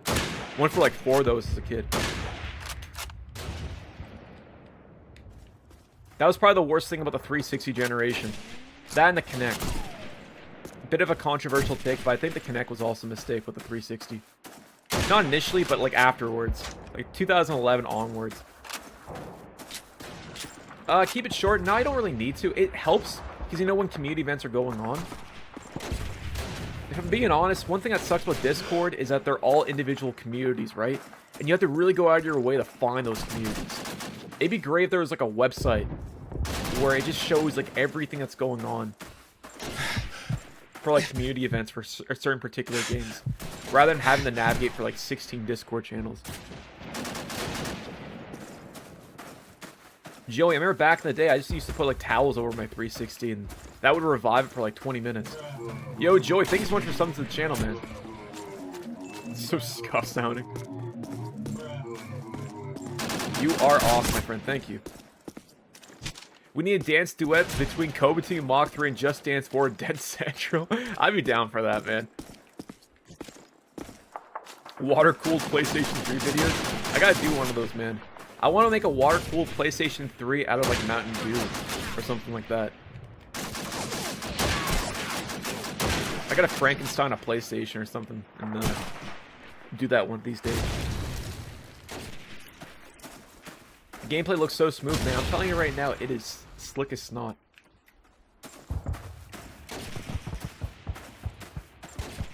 NKid has a really good point. He says, I like the simplicity Call of Duty 2. Getting caught feels consensually... Oh my god. Consequently... Wait, what? Okay. You get what I'm trying to say. Like it would in real life. Like, yeah, you feel like you're in the moment. Like, you're like a soldier in World War II. You don't have perks to rely on. You don't have, like, double tap. You don't have Juggernaut. You don't have Final Stand. That sense of realism is there. And I like the small details. Like the flies here, man. In the lake. Or the swamp, as you want to call it. Oh, Brother Bear, you're telling me there, man. You should have seen me back in, like, school. I was trying to read out loud. It was embarrassing. It literally took me, like, 10 hours just to read, like, an entire novel. You would have been on your memoirs by the time I finished, like, chapter 1. No word of a lie.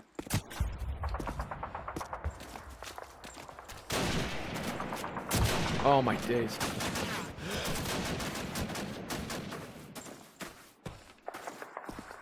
You could rewire the fan to keep the disk drive and increase the fan speeds. Really?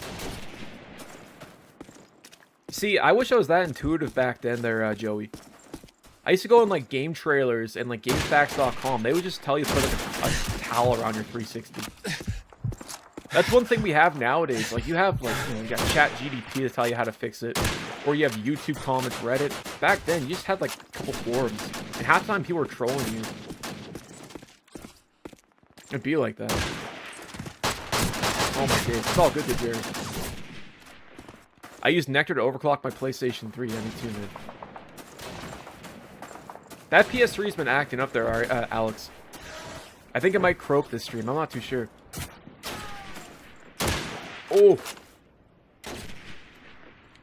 I like how the Car 98 is like a one-hit kill. Allies win. GG's there, guys. GG's. Alright, guys. It's time for Rekoil Liberator. Top 3 Flash games. Interactive Buddy. That mini clip Flash game with the taxi. I love that game. It was like a 3D racing taxi game. And Stick Figure Arena. That was also another great game. That and that George Bush shootout in the White House game. I remember playing that as a kid. Anyways, GG's there, guys. Really appreciate playing Call of Duty 2. We gotta do that again. Let's go. Time for something different. This is what's called Rekoil Liberator. Now, if you guys don't know, Rekoil Liberator is an arena first-person shooter that was released on the Xbox Live Arcade that came out in 2012, I want to say. And your boy was incredibly excited to play this one as a kid. I was looking forward to it. I followed them on Facebook. Literally the studio's Facebook page. I was counting down the days to play this game. I played it for maybe 2 hours, never touched it again. So, yeah. Taking a trip down memory lane, as they say. If you guys have never heard this game before, I don't blame you. I think the trailer for this game only got like 500 views at launch. No, I stole the PlayStation 3. Haven't buried that hatchet yet, there, man. 2013, my mistake. Alright, Recoil. Hey, let's go. 505 games. Yeah, Battlefield nerd. Yeah. Let's see if this even works. Hold the briefcase. That looks sick. Fellas, if you guys need an invite, let me know. Where's Demon at? That guy always plays weird shit like this. Jerry remembers this game. Nice. Sniper Elite. I can lower the player count. Hold up. Yeah, here we go. Custom match. Do it on the village. Sure. Oh, here we go. Perfect. Dude, Danny Boy, it's been great, my friend. Yeah, that was me there, my homie. I didn't realize you could do custom matches. Oh, Jesus Christ. Here, 1 second. I got you. This looks scuffed. Nintendo, how come you don't my friends list there, homie? Oh, shit. 1 sec. Oh, yeah, rest in peace. I'm going to be streaming that when I get shut down. I'll try to do the Vita one as well. Yo, Nuno, what's going on there, homie? Soldier of Fortune Payback. Oh, map. Oh, man. Check this out. Avatar skin, Charlie. Delta. Bravo. Alpha. Nice. Alice? Who's Alice, man? I got you. Oh, no. Nintendo, my bad. Access denied. What up, bitches? It's Brandon on the track about the murder. My bad there, joint man. shout out May T3. Oh. Nintendo, that was purely by accident, my friend. I got you. Give me a second. Let me get myself an M16. Okay. Model 51. Let's go. Oh, Jesus. Alice when she's not in Wonderland.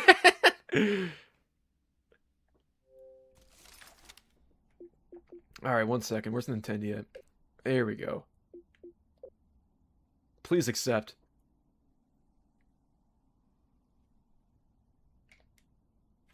Oh, Nintendo, it does this sometimes, man. It'll just kind of like loop over and over again. Hold up. I'll just invite you there, Nintendo. I'll accept it later. There we go. He's got it perfect. Is this the new Soldier of Fortune Redemption? I keep saying that Salt sends me a message, man. Oh, my days, it froze. It's one thing about the 360, man. Like it's a lot jankier than the PS3.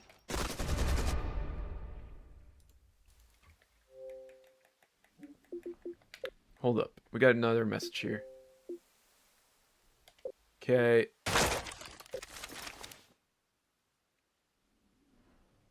One, two, 3, 4, 5, 6, 7. Nintendo, I'll accept it later, man. Yo, Walshy, what's up there, Jimmy? What's going on, buddy? Oh, man. Oh, perfect. All right. Asylum, what's going on there, man? What does disc benefits mean on the PlayStation 3? Asylum, basically, sometimes you can get, like, Blu-ray movies. Sometimes they'll give you, like, PSN profile photos and stuff like that. RIP says, this game looks fire. It's not bad, man. It's like Quake and Call of Duty had a baby.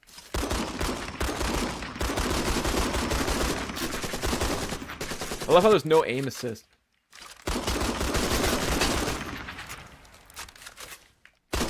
Oh. Good selection of guns. I mean, yeah, actually, hold up. There's different classes. Maybe that might do it. We got an MP5. Hold up. We have MP7, a UMP, a P90, a CPW, AK-74U. We got an M9 Colt, Model 51 revolver, Desert Eagle, M19. All right, that's respectable. There's melee weapons. You got a bar. What do you got? Like Sykes. That's cool.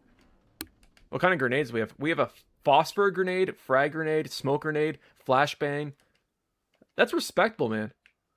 Say what you want, but you know that's a lot of guns to choose from. Let me turn up the volume though. It's really quiet.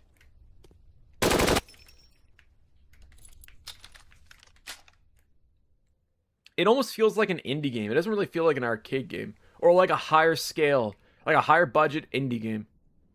Maybe that's what I'm trying to articulate. Yeah, no worries there, Walshy. Appreciate you stopping by there, man. You definitely need it there, believe in science. I'm not gonna lie. Out of here. Jimmy, this is Rekoil Liberator.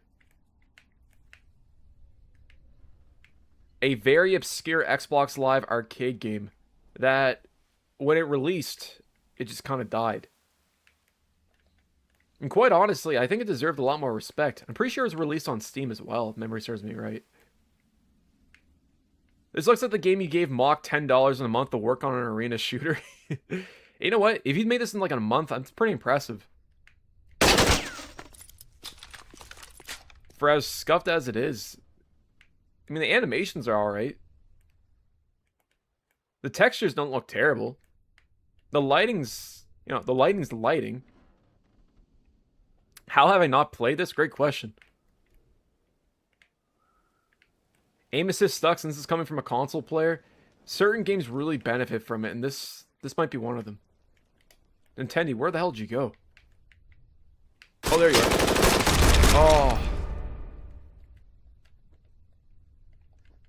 The lighting is lighting 10 out of 10 exactly. How did you hear about this as a kid, and why were you so excited for it? I think at the time there, man, I was excited to play anything that was kind of PC on an Xbox 360, because this game gave me a lot of, like, Unreal Tournament Quake vibes, with, like, mix of Call of Duty, which is something I played a lot of as a kid. This is the best game ever made. And, yeah, I mean, maybe I was just too excited as a kid, or what? Maybe it's a Mountain Dew voltage that got to my head, but I don't know. I can see why I liked it as a kid. Headshot. Or I was excited for it. I thought this was Back Company 2 for a second. I'm gonna take a guess. This game isn't available legitimately. Unfortunately, it isn't their serve bot because of the Xbox Live Arcade store being shut, or the stores being shut down. But you can also lean. That's kind of cool. Even more of a reason their serve bot to get bad update on your 360. Yeah, I was gonna say, man, I was too geeked up on the Mountain Dew. I think it affected my brain cells, man. Even to this day. So, that artificial coloring there, bro, I tell you. It's not on Steam either. I know at one point it was. Might just got, like, delisted or whatever. I didn't know the company's still around. I know 505 is, but I don't think the guys that made this are. Oh, wait, it's burst action? Hold up. Whoa, that's weird. Oh, it's not automatic. That's so weird. This is the game that came out this year. Yeah. Let's do Shotgunner.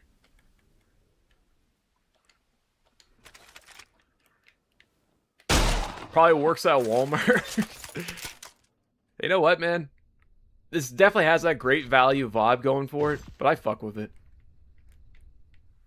I used to be a Dr. Pepper alcoholic. I used to drink 12-pack and play Modern Warfare 2 for 20 hours. That's insane. I used to be addicted to Mountain Dew for a hot minute there, Walsh. I don't know if I ever drank an entire case or cleared one. But I used to drink like 2-liter bottles of it like it was nobody's business when I was like 15. That was during the Gary's Mod days, man. I just locked myself in my room, drank Mountain Dew Voltage, listening to Superman by... This song called Superman. I think it was by the guys... It was in Tony Hawk Pro Skater 1. I used to listen to that track on repeat. Playing Dark RPG Mod. Summer 2012, drinking Mountain Dew. And like eating Reese Puffs cereal all day, man. It was a weird combo. I miss it. Yeah, nowadays, man, I just get like a cat.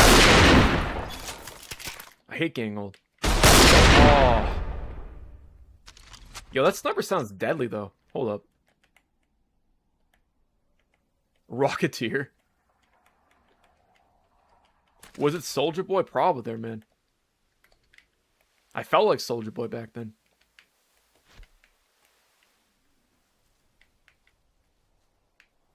Back when your thyroid was so strong. Yeah, it was. It was nice while it lasted, my friend. I probably max out like 2 sodas now. Yeah, I can barely even drink one. I shouldn't say. I could easily drink like a fountain pop or whatever, but I never get like, as much as I used to. Out of here.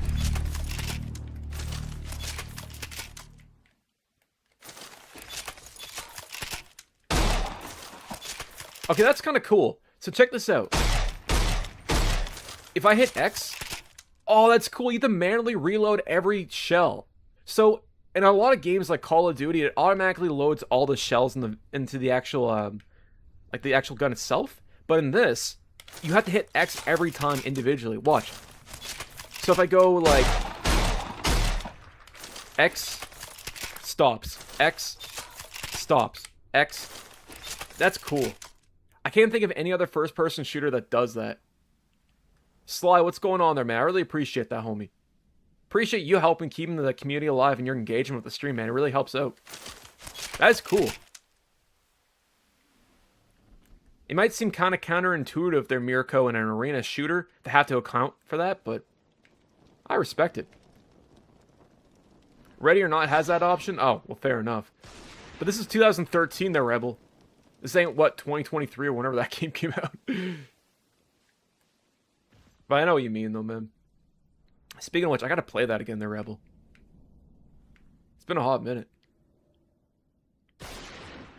Where are you at, third Nintendo? Also, I saw that OG was online. I'll shoot him an invite real quick. We got Go Newbie and OG Newbie. Oh!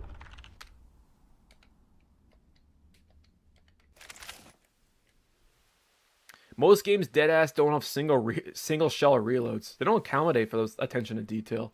I find that modern games, Rebel, have gotten better for accounting for small attention to details like that. But I could be completely off base with, like, I don't know about Black Ops 7, but stuff like Ready or Not or Insurgency, they kind of account for that.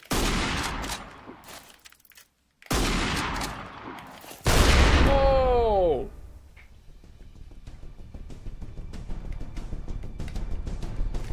Are you ready to reload or not? It's entirely up to you. Man, John Battlefield with the zingers today. I can imagine playing this on the toilet.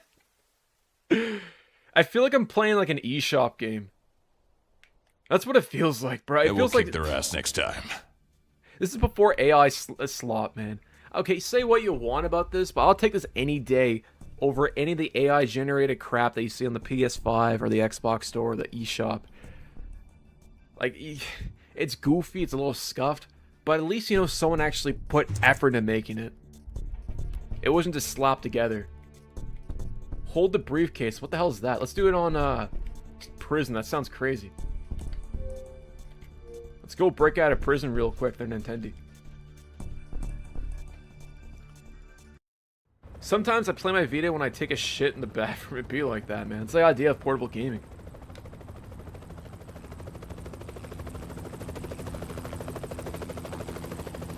Computer-generated diarrhea has no soul. Exactly. That's why I call AI slop, man.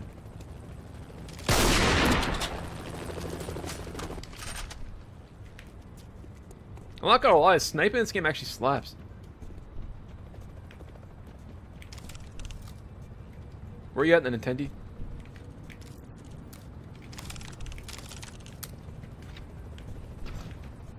Yo, Nintendo or OG noob, you gotta convince Kobatine to play this game. I feel like he might like this one. We've taken the briefcase.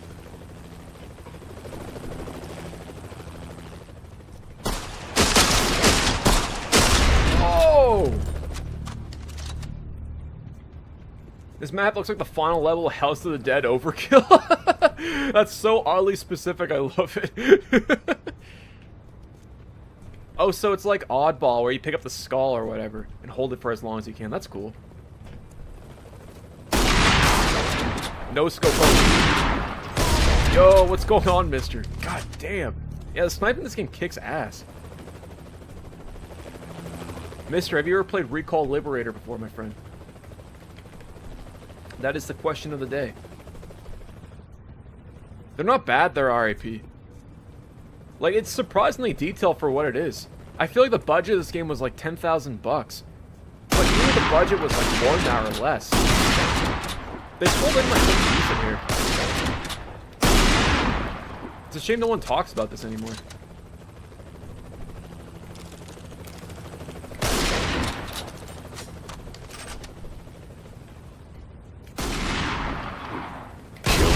Oh, a lot better than Damnation.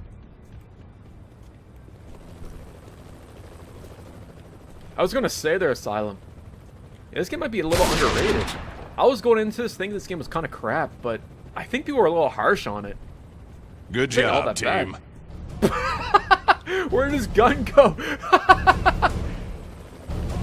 Oh man, I miss jank like this. Guys, this is the kind of stuff that I miss. You don't get games like this anymore. I can't find the XP guard menu to open up vaults. I'm gonna be doing a lot of bootlegs. I got a lot of bootlegs I didn't include in that video. I'm hoping to do on the stream. Yo, Rashid, what's up there, buddy?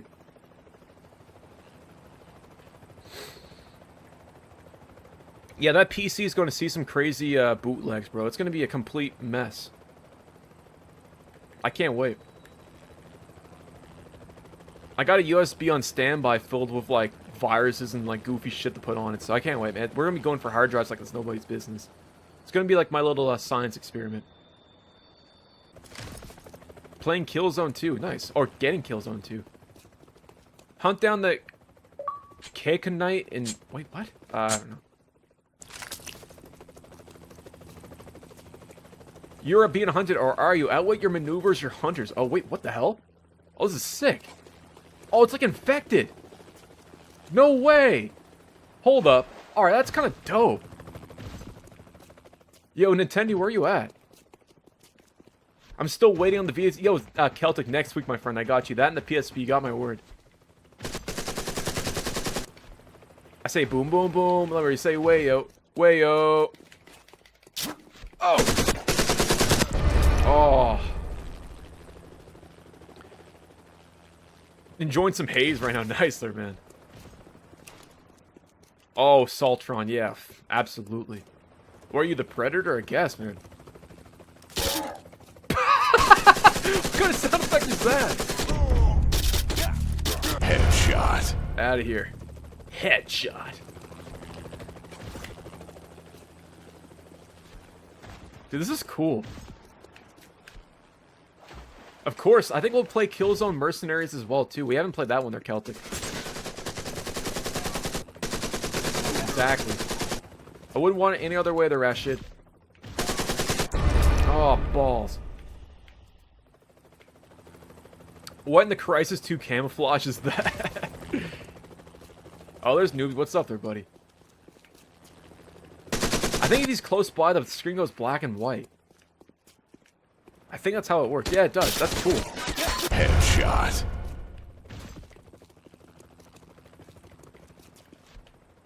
You know what, guys? I'm gonna say this again. This isn't all that bad. It's a little rough around the edges, but man, it's got some character. Like, there's some decent effort poured into this. Like, you can't say that this game had no effort poured into it. Like, calling this game crap is kind of disingenuous. Because, yeah, objectively, it might not be the best looking game out there, and maybe compared to other arcade games, it doesn't really pop off or whatnot, but it actually isn't all that bad. Like, the environments, the maps are well done. I like the variety of different game modes. The selections of guns is great. Mouse PI for higher awareness detection filter.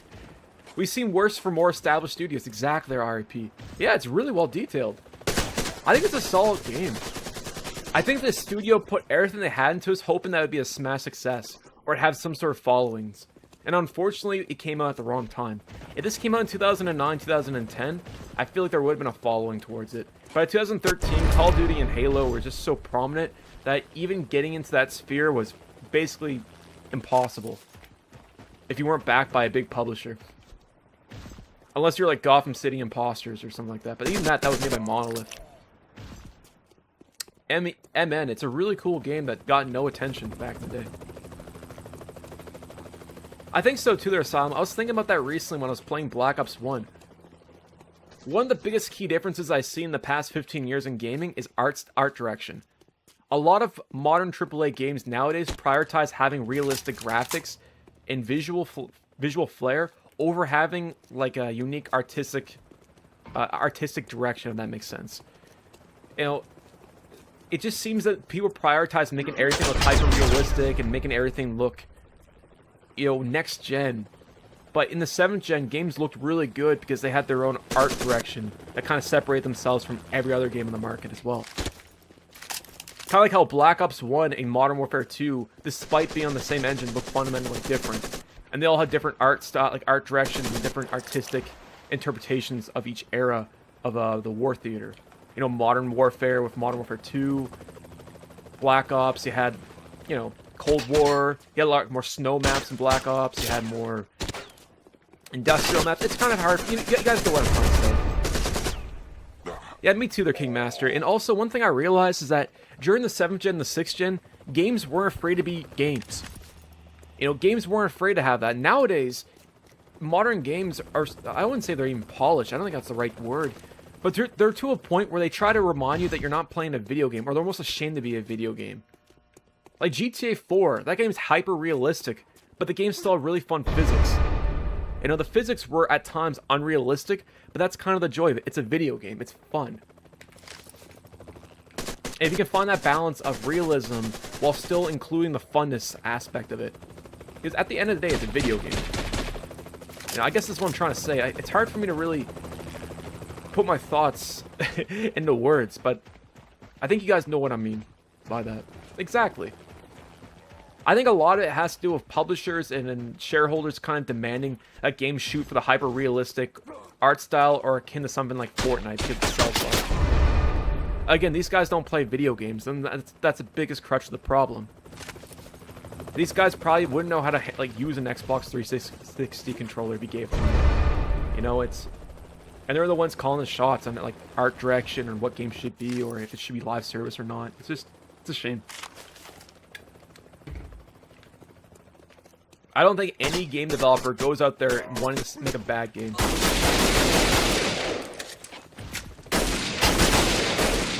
That Desert Eagle sounds so scuffed, man. Why is a pistol so small, too? It's like a pocket gun. What the hell? Oh, my days. This map looks straight out of Homefront. It does, right? Alex, how you doing?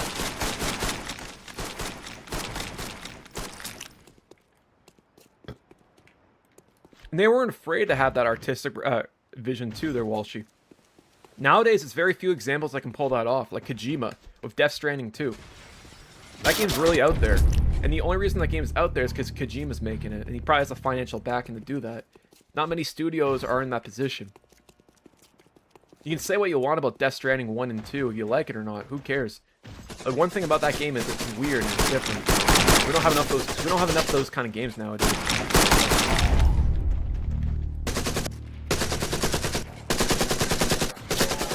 Killing machine. One thing I noticed too is that Steam indie games have been kind of picking up the pace where a lot of AAA games have been falling off. I saw this one game on Steam. It's called like Dear Passengers. I don't know if you guys saw that or not, but it looks awesome. It's kind of like a social game. It kind of looks like, I don't want to say Repo, but it's kind of the same vein, where you have to pilot a plane or whatnot, and it's all like these goofy ragdoll physics. When it comes out, I feel like playing it on like the AliExpress PC, but we need more experiences like that. I think it's called Dear... Yeah, I think it's called Dear Passengers. I don't know what it's called itself, but I'm excited to try it out. Yeah, I always found them kind of pretentious, if I'm being completely honest, their Asylum. Those moan sound effects sound so goofy. Oh, where you at? Silent Hill Homecoming. I remember a lot of people hated that game back in the day. I told my brother back in 2010 when I saw him playing Battlefield 3 on the 360 saying, if video game graphics never get better, I wouldn't care one bit. I'm with you on that one. Friend slop, yeah, that's it. Honestly, I could give a rat's ass if the game looks like something like Minecraft or like, looks like crap. As long as the game's fundamentally fun. I think that's what matters in a video game. If it's fun to play. I just got a headshot with a knife. Like, I love boomer shooters. I don't know if you guys ever play that genre, but I love those games. And fundamentally, a lot of them look like, you know, quote-unquote crap compared to modern AAA games. But that's kind of the point. But they're fun, and that's what matters. Headshot. That too, there's salt. We've become too reliant on AI for upscaling and frame generation. It seems like optimization's like an afterthought, or there's less of an incentive to optimize. And that's one of the biggest things about the 7th gen is that there's a lot of technical limitations for that generation. And developers had to think smart and creatively to kind of work around the confines of it. And I think ultimately it showed in the final product.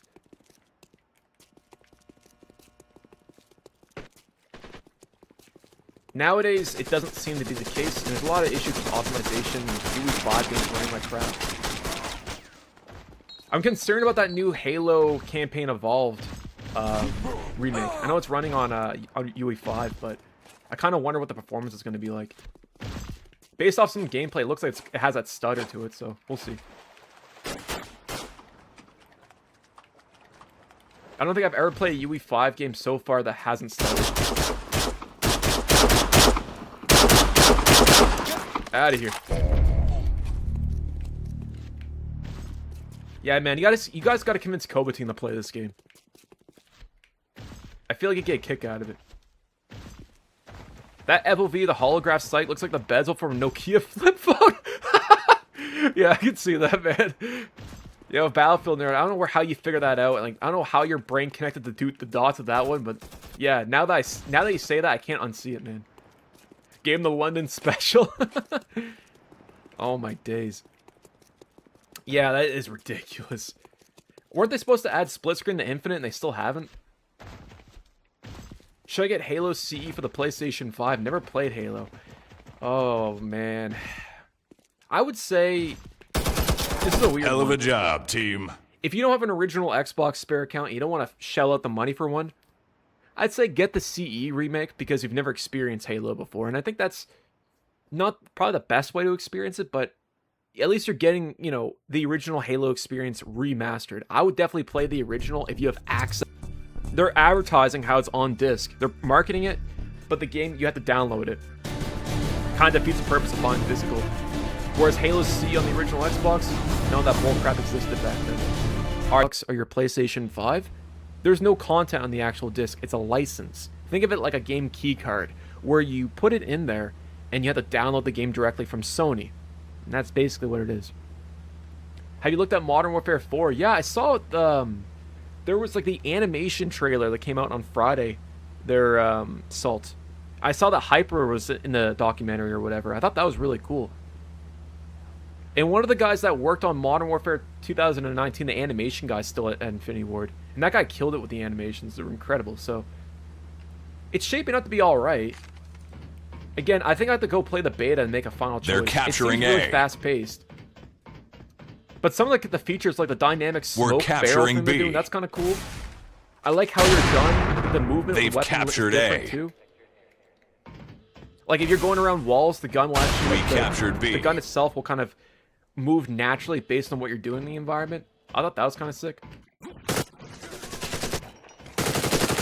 Again, it's every Call of Duty cycle. They always capturing B. have the hype at launch, and leading up to the launch, it's always sunshine and lollipops. But literally a month later, it's different. I was gonna say, we're capturing A. We have Rust at home. They've captured B. And the announcer killed it, man. Dude should do like radio or whatever. Oh, we captured A. Domination with 3 people is so scuffed. Yeah, it is scuffed. Is that an RPG that you're shooting at me?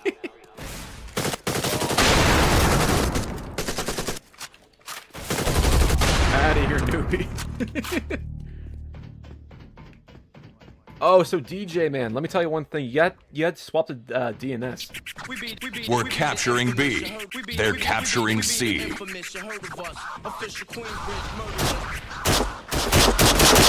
we're on the same team.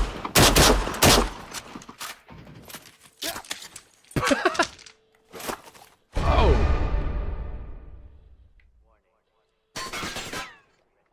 Gravity Rush. I haven't played that game in a hot minute.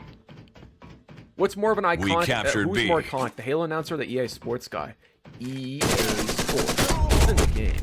I would say Halo announcer.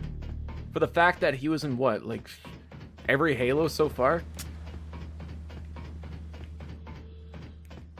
But they're both iconic if you ask me. Especially grew up in like the 2000s.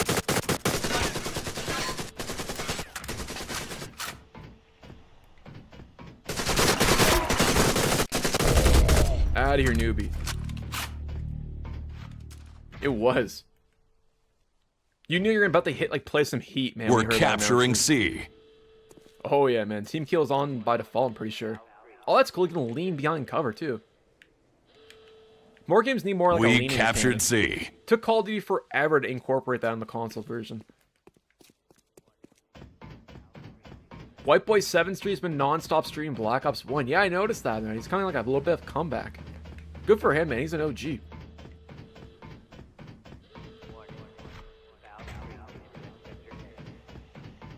I know Wings is in retirement right now. It'd be a perfect time for him to come back, especially with the hype of Black Ops 1 and 2. That's kind of where Buddy got his roots from. Especially like the older Call of Duty games, so. To each their own. Good for him, man. A lot of those guys sailed in the sunset there, RIP. Like, a lot of the OG Call of Duty, like, streamers and whatnot, they're not really around anymore. And the fact that this guy can pull in numbers and still have that audience goes to show just how beloved he was. And I never really watched his stuff. I always used to watch Woody's Gamertag whenever he used to have, like, call-in shows or where people send, like, letters and crap. I do remember seeing White Boy 7th Street for a little bit. And good on him, man.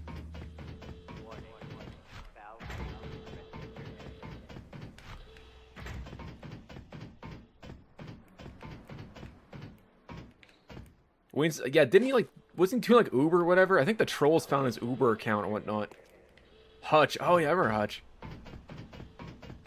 I'm pretty sure Wings or Redemption and, like, White Boy 7th Street got in an argument where, like, Wings chucks the microphone at one point. It was, like, with, like, a Keemstar debate or whatever. If memory serves me right, but that's, like, the earliest memory I can think of White Boy 7th Street. Yeah, Mail Monday, that's it there, Boot Dude. I used to listen to that all the time. And I remember as a kid, when I was like 14, 15, all of his advice went out one year at the other, you know? Like, he used to talk about real life, like, lessons or whatever it was. And I think I just like listening to Woody talk. I never really took in what he was saying. I recently watched one of his videos, and man, there's so much layers of crap as an adult. It's kind of crazy how things can transition from that point. It's like you listen to an album 10 years ago, and you listen to it again, and actually listen to what they're saying. Like, holy crap, I relate to that. Whereas before, it was like background. I love the new ports. The day that lobbies were borked was so insane. Every player lobby was nading themselves. Yeah, I heard about that. I got in a little late there. They're capturing C. I heard that they removed like domination demolition recently. Yeah, I saw that.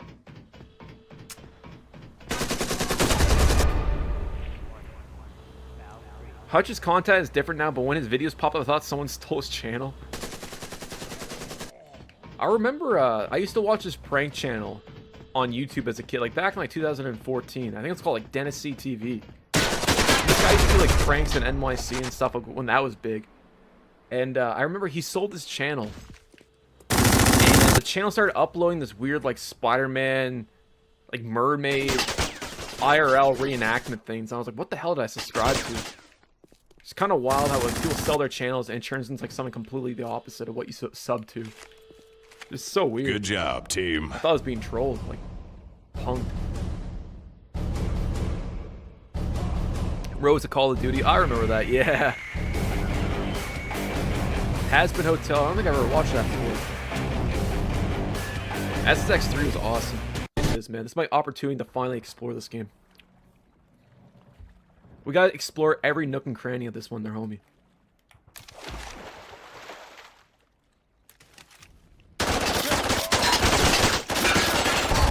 Out of here.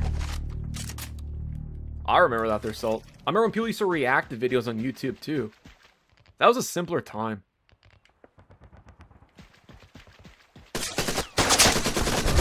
One thing I noticed about YouTube was that back in like 2011, 2012, before, like prior to that, it seemed like, I don't know if it was the algorithm or something changed. It became more and more, something changed about YouTube. I kind of miss the older days where you just uploaded videos not because you're trying to get rich off it. It was just because you enjoyed the topic. Or you wanted to, you know, complain and bitch about a video game that other people liked. Like, the old AVGN days. You know, Armic21. Nostalgia Critic. Screw Attack. We've taken the briefcase. The old Machinima videos. Red versus Blue.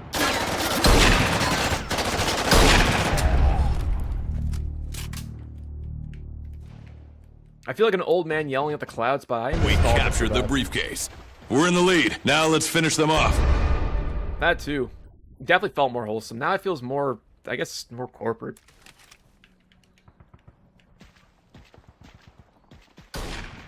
Yeah, me too there, Walsh. You love to see it. Your favorite Martian? I think that song, what's that, Tyler, the Creator, the game song, Goblins vs. Martians or whatever? They've taken our briefcase.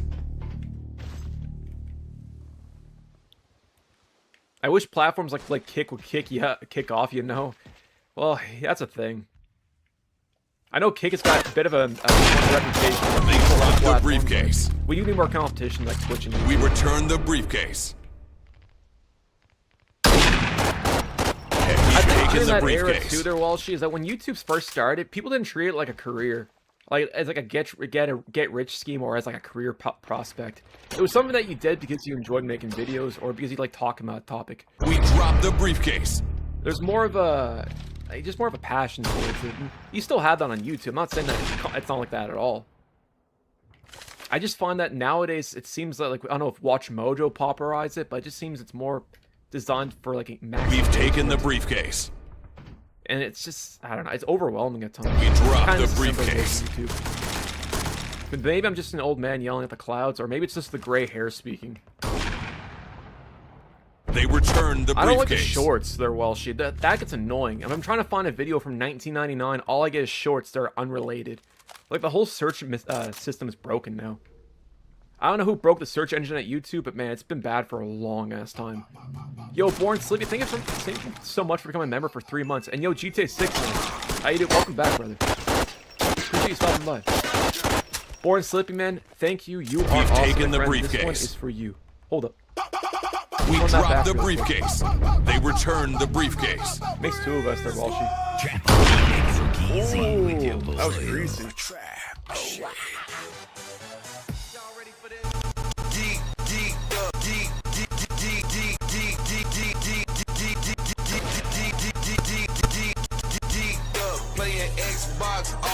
They've taken our briefcase. not for long. They dropped Outta the here. briefcase. We returned the briefcase. Has anyone noticed when you look up certain keywords on YouTube search, the search is straight up nothing instead of usual recommended videos? Similar to the thing that you're searching? Yes, absolutely. You look up Modern Warfare 2 2009 Xbox 360 gameplay, and it gives you FaZe Clan Modern Warfare 4 reveal or reactions. Like, bro, that's not what I looked up. It's like the polar opposite of why even have a search engine at that point? I know what you mean, man. I feel it's tailored for engagement. We've taken the okay, briefcase. Here's your search option, but we know you're not going to click on that. Here, click on this instead. It's annoying. And it makes it harder to find niche topics too, because a lot of the nichier, weirdest stuff that you guys would love to see gets buried. We captured the briefcase. Yeah, I don't know if it's just AI or the fact that YouTube's gotten so big to the point where they can't contain it. But that's one thing they really got to fix or tailor, optimize.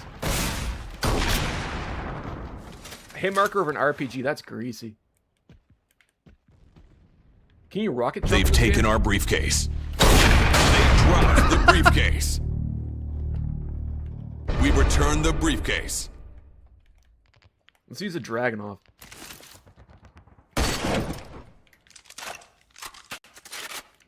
Oh yeah, DuckDuckGo's where it's at, man. I know what you mean. Google sucks ass now.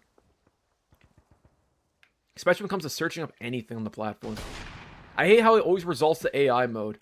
We've taken the briefcase. If I'm trying to do research on a topic, I don't want to use AI to summarize what I'm looking up. That kind of defeats the whole purpose of, you know, researching and putting in the effort to do it. It gets really annoying, man. And 80% of the time, it's inaccurate. We captured the briefcase.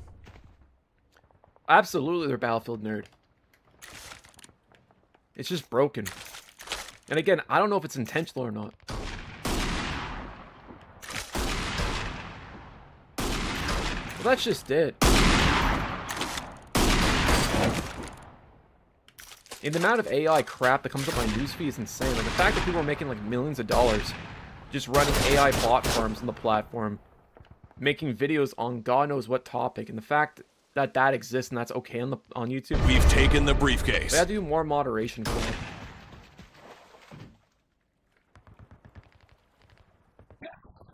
Again, I'm very thankful to still be on the platform after all the bullcrap. We dropped the briefcase.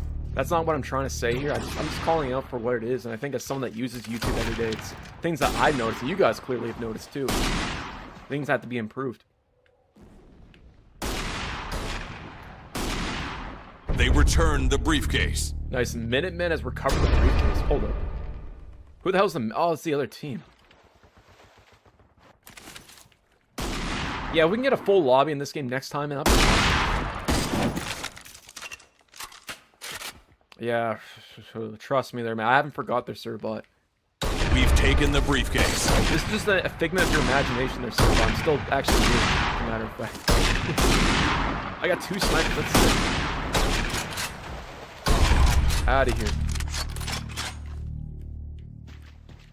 Yeah, I'm not gonna lie, man. This game slaps. I don't care what anyone else says. This game is dope. Oh. We captured the briefcase.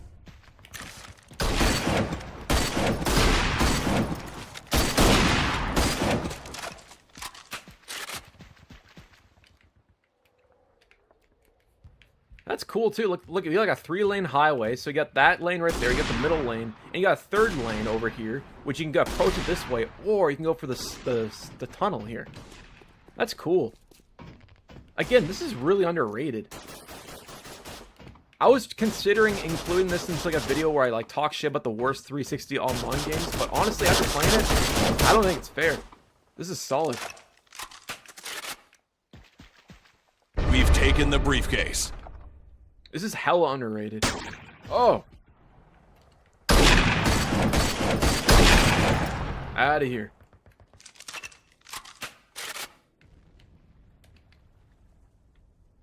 I like the little light underneath your feet too.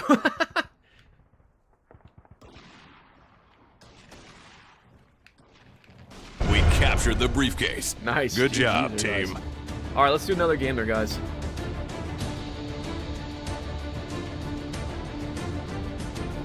Yeah, thank God bookmarks exist. I saw your message there, Battlefield, dude. I don't know what I'd do about it. This game is sick, man. Like I said, as a kid, I wish I played this more often because I slept on this when they're OG newbie. I think it's the last map, too. But yeah, like I said, they're OG. You gotta convince Koba Team to play this one time. Like, this is fun. This isn't like that Special Forces Team X game. I feel like you get a real good kick out of this one.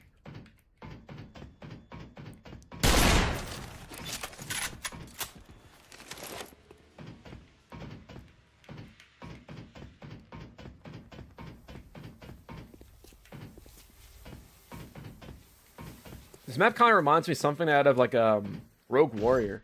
I don't know if you guys remember that one. Shot. Oh! Shotgun's like a sniper in this game. Holy crap.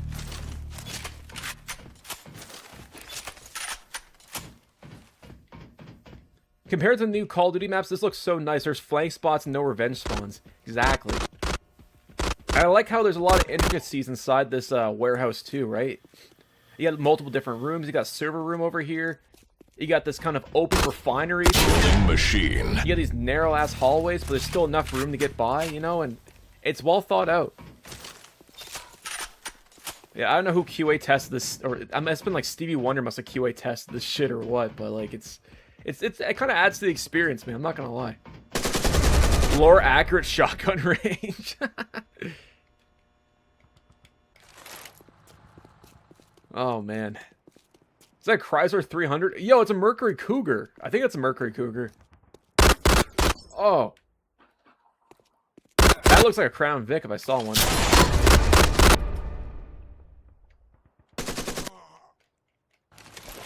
Let's see. All right, car time. That looks like an old Chev or Ford Eco van or whatever they're called. That might be GM actually, based on that front end. That looks like a Ford Focus wagon. That looks like a Mercury Cougar and a Ford Focus. Oh my days. That's a Chrysler 300, Crown Vic, Dodge Durant. I don't know. That must have been a Ford Focus. I don't know what that was.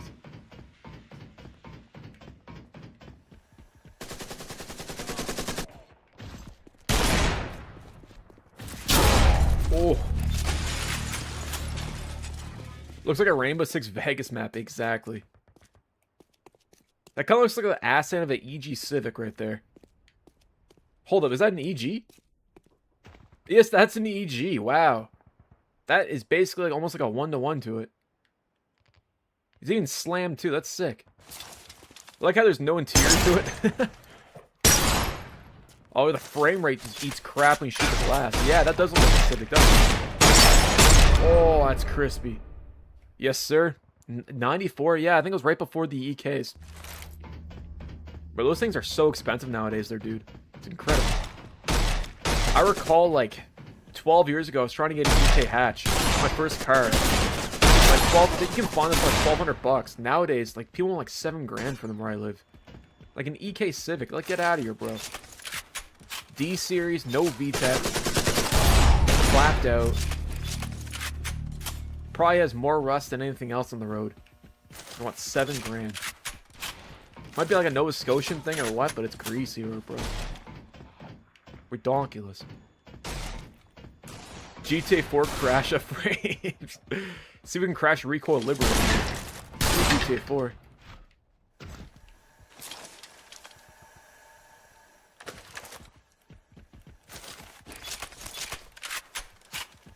I know what I have. Yeah, man. It's like because inflation's up. They think that their 2005 Toyota Corolla is now 5 grand more than it was yesterday. It's ridiculous. And I know the used car market is up the yin-yang right now, and I don't think it's ever going to get corrected. But I think there's a mantra that because the used car market is kind of overinflated, it means they can sell anything. Everything's automatically higher than what it was before. Yeah, I don't necessarily think that's the case. I think it's just supply and demand. And I think people forget about the demand part. I don't know. I'm glad I haven't had to sell a car in the past few years. And I hope I can like hold my Fiesta for as long as possible, man, because finding a used car right now sucks. Definitely a greasy market.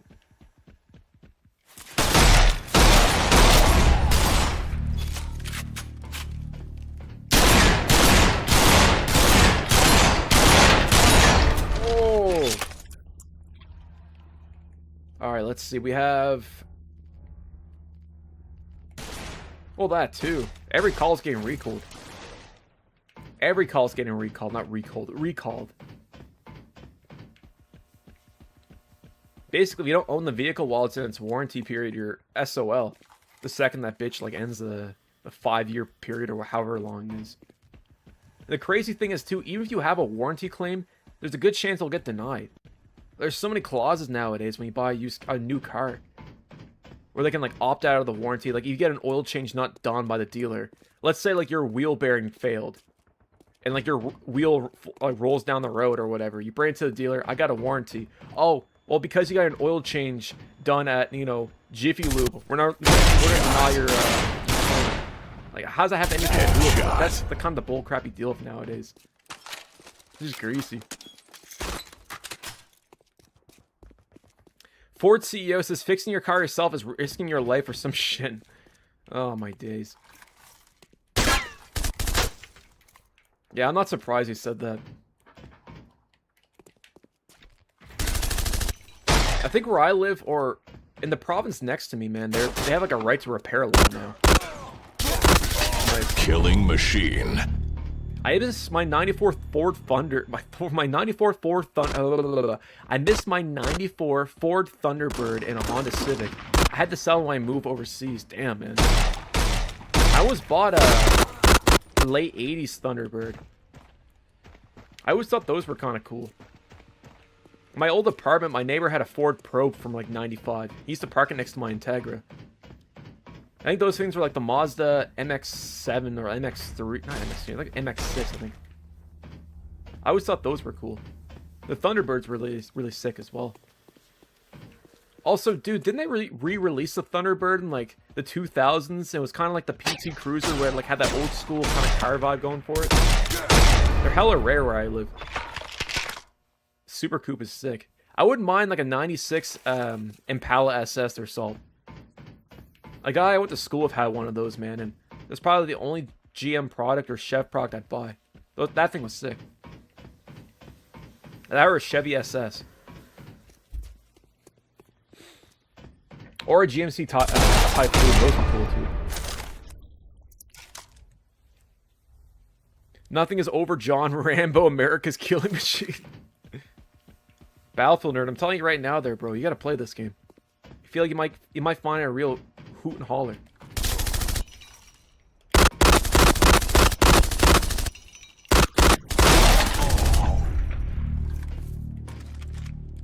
But this is oh my days, Rekoil Liberator. It's on the Xbox Live Arcade.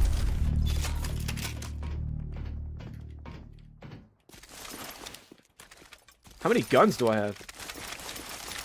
Wait, what? Snagged an item.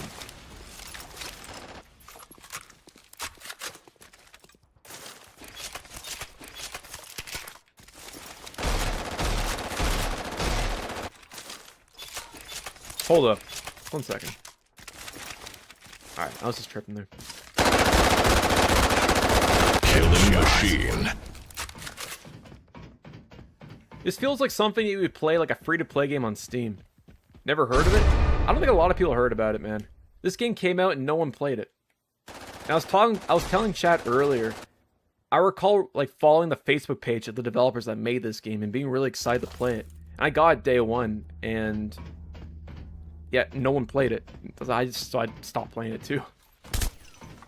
But it's a shame, man, because clearly there's a lot of work for it. Yo, Scarface, what's going on? Tony Montana in chat, that's crazy. How you doing, man?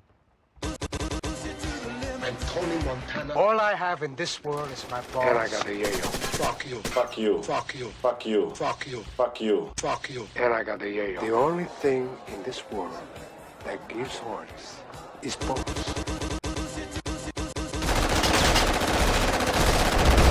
How you doing, my friend? I'm Tony Montana. All I have in this world is my balls. And I gotta hear you. Fuck you. Fuck you. I forgot I had Arnold on the soundboard now, too. Headshot. Out of here. What the fuck? What the fuck did I do wrong? Yeah, no worries on Nintendo.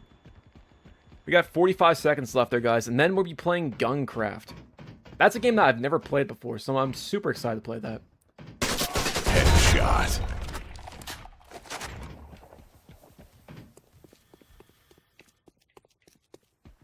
Honestly, I wouldn't mind organizing a tournament surrounding this game. I think this game deserves more of a community and more exposure. Because I could definitely see, if you support what you do about this, there's definitely a community surrounding it. This is a cool-ass game. In an era filled with like AI slop and whatnot, I feel like there's definitely an audience nowadays for it.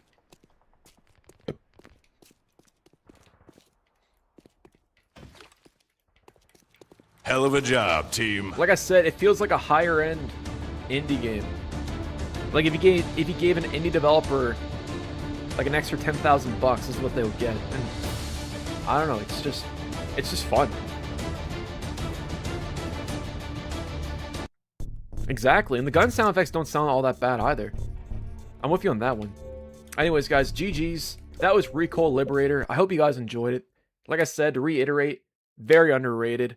I appreciate the great selection of weapons, good selection of maps too, game modes, good variety. Overall, solid game.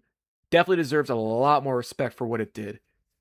It reminded me more of a mid-2000s MMO first-person shooter. Yeah, combat arms.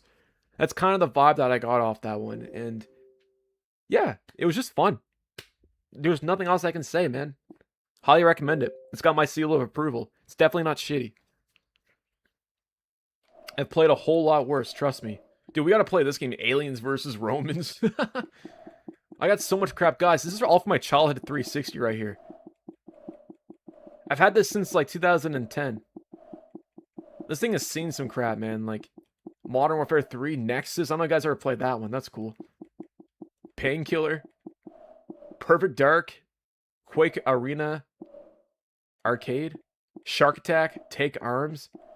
Tony Hawk. That one sucked. Uno. Where's Cobatine at? Zombie Evasion. Zombie Splatter. Look at this shit, guys. We gotta play this online in 3D. 3D. No, it's 100% legit. Yeah, that literally is copyright infringement. How did they not get sued by Valve? Send in Jimmy. Yo, Jimmy, where you at, bro? It's your time to shine, man. Alrighty, I'm just messing with you guys. Okay, time for Guncraft. There it is.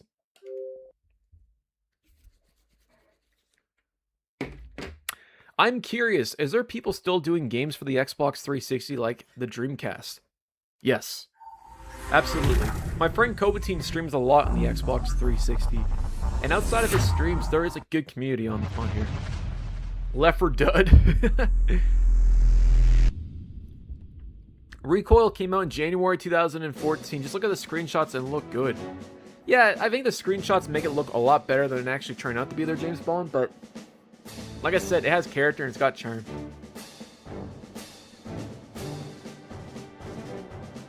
Mock, I just dropped a like on the channel. Don't tell Heavy I got a sandwich. I got you there, Scarface. Appreciate you there, Tony Montana. It means a lot for the fact that you're stopping by there, Al Pacino, man. I loved you in Sense of the Woman there, man. It was great. That and Carlito's Way, man. You killed that role, bro. All I have in this world is my balls. And I got the yayo. Fuck you. Fuck you. Alex, how you doing? Alex, you there? Hey. Alright, guys. Xbox Live time. Enough of me dicking around here. Alright. There we go. No servers found. Yeah, go figure. Nintendo, that would be awesome, my friend. I'll get a deathmatch lobby up here.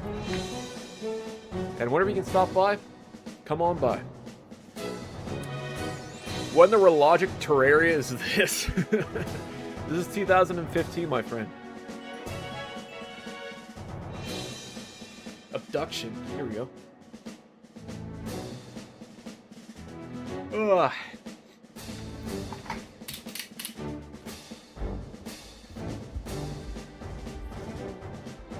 Let me turn down the music real quick here.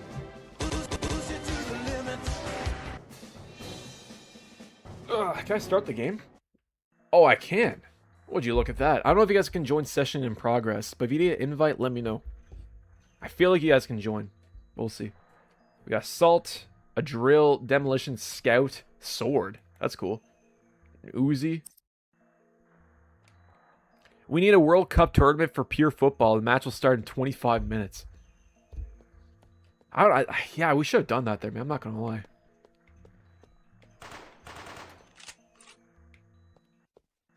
Guncraft. Here we go. Can you destroy, like, is it just like Minecraft? We can destroy the crap or what? Oh, that's cool. Let me turn up the volume real quick there, guys. Give me 1 second. This is kind of sick. I don't know why this never came out in the 360, though. Or in the PS3, sorry.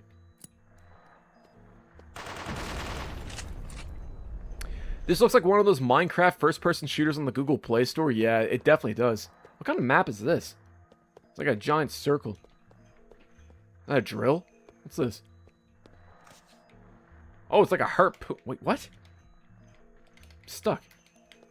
Oh, hold up. Is that like a grappling hook? Oh yeah, no one played out of launch, man. Alex Sosa. Alex, how you doing? Alex, you there? Hey. Alex, you there? Hey. Alex, how you doing? Ace of Spades. I remember that one. Oh, let's go with like a grappling hook. I'm not gonna lie, this map is kind of ass, though. Can I change the map? Report offensive gun. Wait, what? You can make your own guns in this game? I mean, duh, it's called Guncraft, but still. Hold up. You can make your own guns? Ah, shit. It's called Guncraft. That's some Red Faction Geomod destruction right there. Where's Volition when you need them there, man? Alright, hold up. Let me see this. Foundry. There's a level editor, a prefab editor, gunsmithing. Hold up. Yo, OG, Recoil was a blast. Thank you so much for that $2 donation there, OG Newbie. I really appreciate that, my friend. This one's for you. Hold up. Revive me! Wait for it. I gotta run that back real quick. Absolutely. Thank you there, homie. Trapaholic, make it look easy, boys. Oh, shit. Playing Xbox all day. The fuck am I going? Playing Xbox all day. Thank you, man. I really appreciate that. Speaking of Alex. Alex, how you doing? Alex, you there? Hey. Alright, how do you build a gun in this game? Wait, am I building one right now?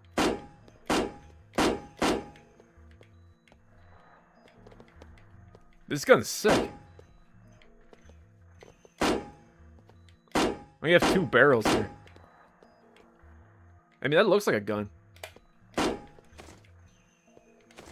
Yeah, I got you. Give me 1 second here. I gotta assemble my masterpiece here, bro. I'm like Picasso in this bitch. There we go.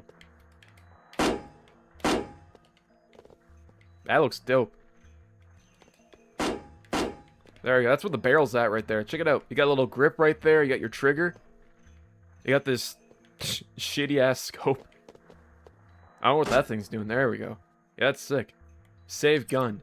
Gun name. Here we go. Astron 3000. There we go. Save. Validating name. Oh god, I hope the Astron makes it through the validation process. Come on. I'm building a gun right now, bro. This is Guncraft.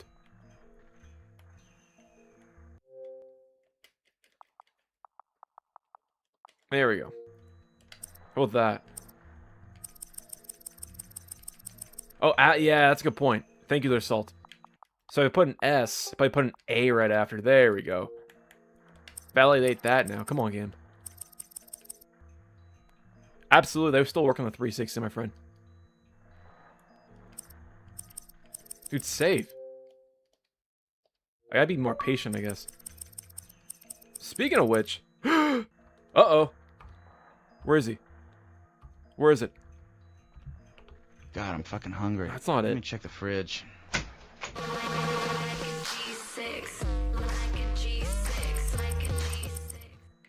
Yeah, give that the next hour. I'll fix that, homie. Trust me. Dude, I can't even get out of the screen. It froze. Alright, how about this?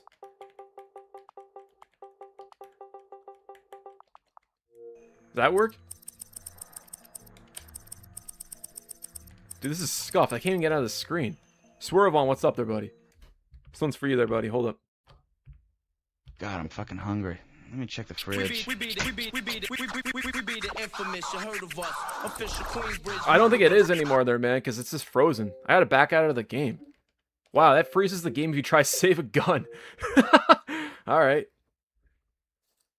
Note to self. We're on Roblox. Yeah, it feels like I was playing Roblox there for a second there in auto. I wonder if you can download guns in that case there, Alex. I'm assuming that you can't anymore, but the PvP still works. I found one guy earlier today in it. Anyways, Nintendo, I'm going to join your lobby. Just give me 1 second there, bro. Give me 1 second.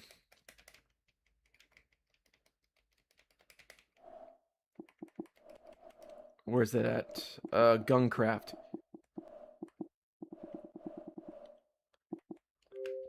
Battlefield Nerd says, I guess you can't gun off to save that weapon.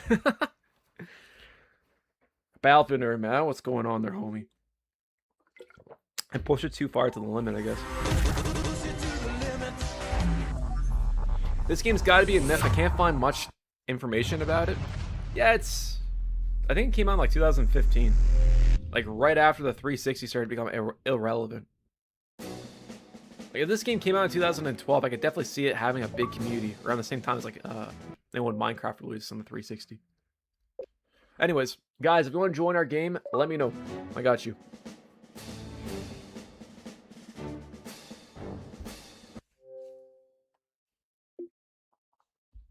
Oh, that's weird. Why did it sign me out? What the hell? Oh, no, not that account. Oh, shit. Shit. No. We're not doing that again. No, sirree, Bob. Oh, God. Did it crash? No. Oh, no. Come on, Xbox. I fucking crashed. Give me 1 second.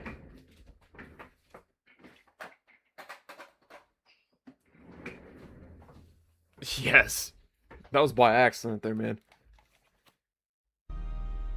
This thing is scuffed. I thought the PS3 was bad, but man, I've never seen the PS3 crash like that before. It's usually in-game. The 360s aren't built that tough, man. Let me put it that way. Yeah, I did that earlier there, OG newbie. It wasn't until Nintendo pointed it out. It's like, you're on your main account. I'm like, oh, fuck's sake, that's right. Oh, my days. A rookie mistake, bro. That's all I'm going to say. There goes 20 years of progress down the drain. You know what I mean? The RGH moment, exactly. Dude, I'd probably crash out if I lost that account. I'm not gonna lie. All my childhood is on that account. I can't risk losing that account, man. That's all I'm gonna say. I'd be bored. I had to go protest on Microsoft's headquarters to get it back, man.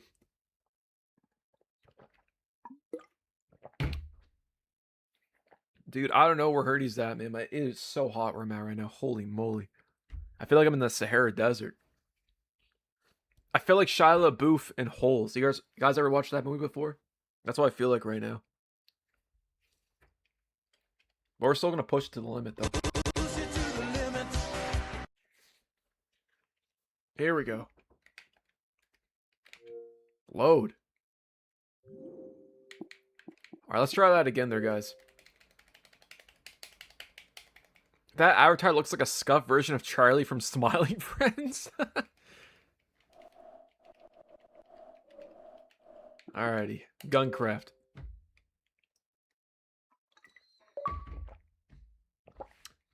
This feature is currently unavailable. What does that mean? Uh-oh.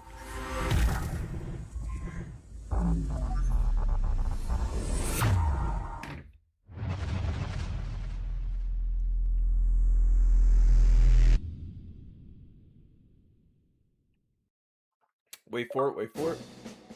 Nintendo, I appreciate it there, man.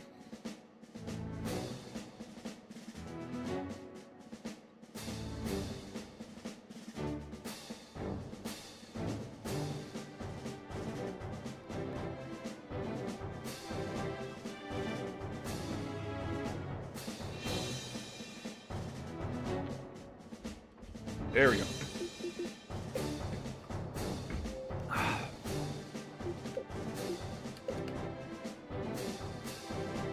Nintendo, I'm hoping and praying that this works, man. Yes, hard drive. Come on. Load.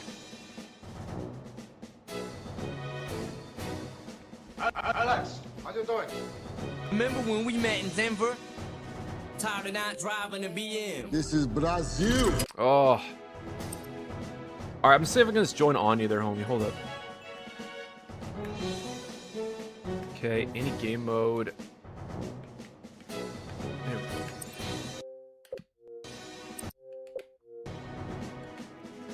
What's paranoia?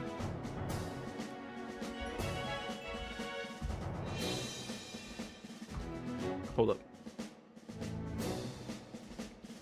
Where'd it go? Oh, dude, where'd it go? I didn't delete it. Oh, there it is. Onslaught Spleef? Nice, man. That's sick. I'm smoking on Bhutanese Shadow Garden Grown Dark Evil Pack. Alright, that's the map. Alright, I'm just gonna send you an invite there, Nintendo. Onslaught, what's that?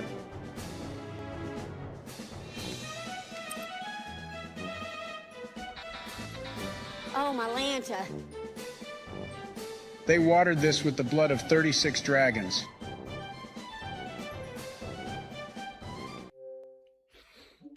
Alrighty, Nintendo. I say boom, boom, boom. Or say wait. Boom. I prefer the PlayStation 3. Me too, there, Lev. Me too. Those military grunts on the side of the menu look tough. Looks sick, man. Let me see if I can change the map, though. Are these all user-created maps? Hold up. Yeah, they do. Are they? I don't know if they are or not. That's cool, though. Lighthouse. Suburbia? Under the sea? Dude, we got a submarine map. Home Alone? Let's go on the Home Alone map. That looks cool. Alrighty, so let's go for 10 minutes there, Nintendo. We'll do 20. I'll give us infinite resources too. I'm using Slim. Alright, let's try this out. Yeah, because I'm pretty sure you can download maps too. I've been playing this in the background. Is this game where you play as your Xbox 360 avatar? Yo, thanks for watching in the background, by the way. But no, this is... You have your own specific avatar. Or like, Minecraft-inspired avatar, I should say. It kind of looks like an indie game, but it's not. It's an arcade game. Spare, man, what's going on? Rashid, brother. That's brutal there, man.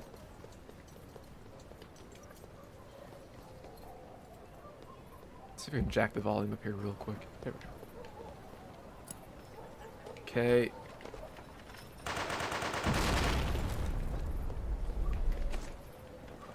Nintendo, where you at? Oh, there you were.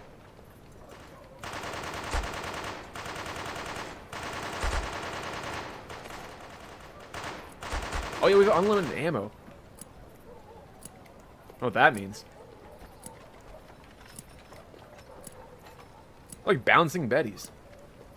How many bouncing betties can I throw?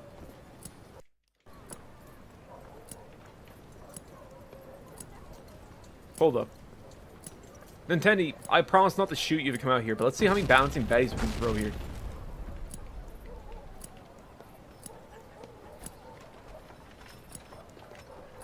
I wonder if we can fill this entire map with bouncing betties.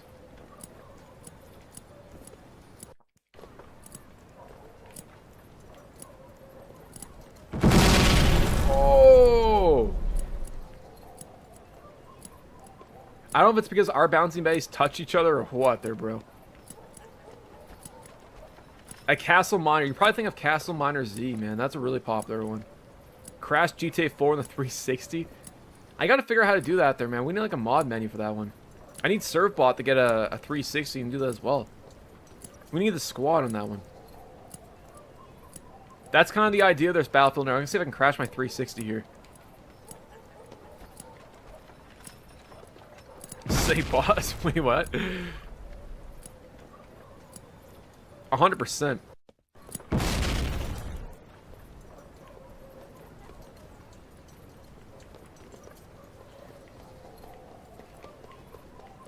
You have a drone? Why is a D-pad a PlayStation? That's a great point, man. I didn't realize the D-pad looked like a PlayStation D-pad. OG says, I think I have a mod menu for GTA 4. Are you talking about on the 360 or on the PS3 there, OG?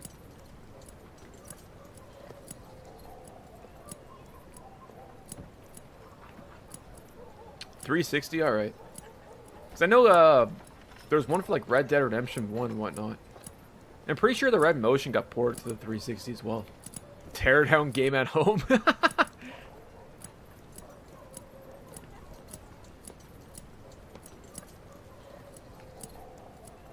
Bro, we're getting this entire map chickenpox round. This is great. Scarface's Tony Montana just watching Mach 3 online live stream. Nuclear levels of sour, lung slaughtering, necromancer kush.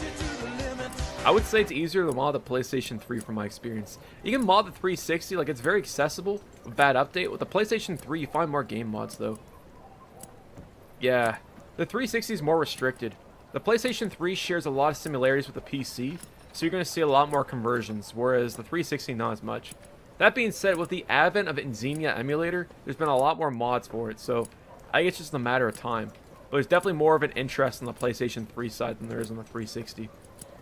Especially stuff like Quake 3 being ported over, you know, PlayStation 2 backwards compatibility mods and stuff. So, if you guys are interested in a video where I cover game-specific mods, man, let me know, because I always wanted to do one of those. I think it's a topic that I don't think many people have covered on YouTube either. On, like, the PlayStation 3 side. I think it'd be really sick, because there's like hundreds of them. Alright, Nintendo. I feel like we can keep going for eons at this rate. Bosnia Simulator. That would be sick, man. It's kind of like a last ooh-rah for it or whatever. We got Call of Duty at home. It'd be like that. Obscure mod menus and stuff like modded ISO copies. Yeah, that's what I'm trying to, like, going towards, man. There's a lot of cool Halo 3 and Halo Reach mods that kind of lost the time. I heard about that there, Fieldmeister. That's so scummy, man. That's greasy. I can see the performance tank. Let's keep doing this there, Nintendo. I think we're on to something there. Oh!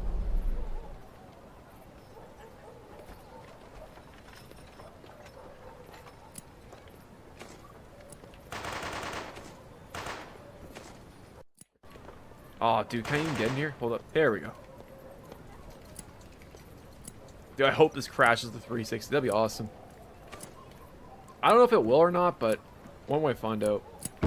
Oh! Oh, it's because it's your bouncing Betty there, Nintendo. That's why.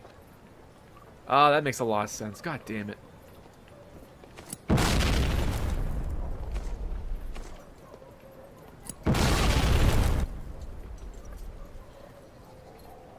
Not sure what you're talking about. Rekoil is their only game. It was a big flop. No one's talking about it, and the ones who did it hate it. Not my opinion. You can look it up, so stop BSing. Yeah, man, it wasn't a popular game whatsoever there, man. I mean, I was there at launch. I can attest. But I'm telling you right now, it wasn't that bad of a game, and it deserved a lot more respect. Simtex, Lot, and Bouncing Betty.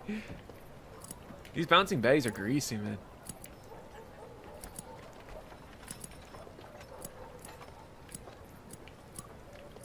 I have a funny feeling if I shoot a Bouncing Betty, it's only going to explode mine. I don't know if it's going to explode Nintendo's.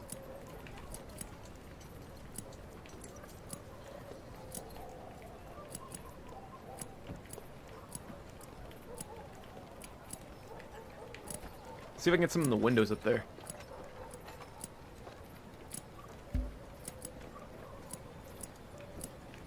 We want the biggest chain reaction there, Nintendo. Anything that'll cause the game to completely come to a crawl. I think Field, when it came out, it was in a really bad state, and I think for the price, it was not worth it at launch. With the updates, they've definitely rectified a lot of the complaints that I had with it, and I think it's not a bad way to experience GTA 3. I just think that the whole visual flair of the game is completely ruined. Everything looks so artificial and plastic. You know, I wish they didn't change the art style. I wish they didn't, like, you know, modernize the graphics, if that makes any sense. Because I think it's one of those games that doesn't need it. I think it would have been a better choice to increase it to, like, 60 FPS. Make some other visual changements, but still retain the core experience, the core art style. Because, like I said, I think the Definitive Edition isn't bad. I just don't like the whole, like, how everything just looks so plasticky and fake. Yeah, the visuals are like a mistake, and I don't know why Rockstar even greenlit that. I know they didn't produce it themselves, but that's still their name attached to it. I guess money talks, bullshit walks, as the old saying goes, but still. You think of a studio with that kind of pedigree, they wouldn't greenlight something like that. It's kind of hard for me to say that they looked at that and said, wow, that looks great, you know? But I feel like Take-Two had more of a say in that one than anyone else. So, what do I know? I wish I was on a fly on the wall when they're designing that, though.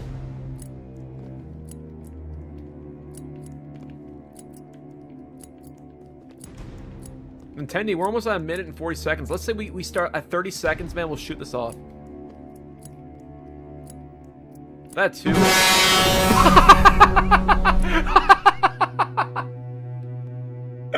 Holy shit. That was sick. Oh, man. I thought it was a goner there for a second. Dude. Oh, my days. That was awesome. Dude, damn, who brought the bow horn? Oh, man. Holy shit, that was dope. Yeah, that's what I was looking forward to, it, man. That was sick. I don't know what happened, man. I don't know if you hit it like a bouncing Betty by accident. But, oh, it came to a crawl there. One of you guys gotta clip that. It got so bad my Xbox Live disconnected. You're gone. Oh, man. This is what I live for, man. This is why I love old janky games like this, man. Stuff like that. That was well worth it, man. It was like Castle Miners, yeah, I was gonna say. That got me too, man. That was worth the 10-minute setup, now that's all I'm gonna say. I've played Unreal Tournament here and there, Captain. I love UT3, man. I love the custom mods in the PS3 version. We gotta play that again, as a matter of fact.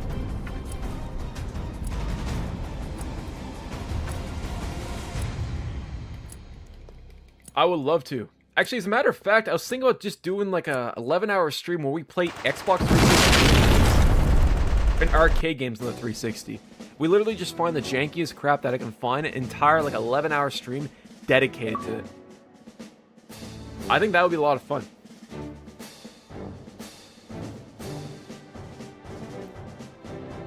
Alrighty. Okay, well, there's Block Gulch. No way. Cube Mayhem. Sandy Springs, that's cool. Let's go on Blood Gulch. On Blood Gulch, man. Hell yeah. The original Teardown, exactly. Onslaught. Let's check this out. Nintendo, I think this might be a co-op survival mode. Yeah, it is. Cool. Interesting. What about Call of Duty 3? I love Call of Duty 3. We played that like last week or 2 weeks ago, as a matter of fact, man. It's a great game. Blowing up playing Guncraft all day. This one's for you there, man.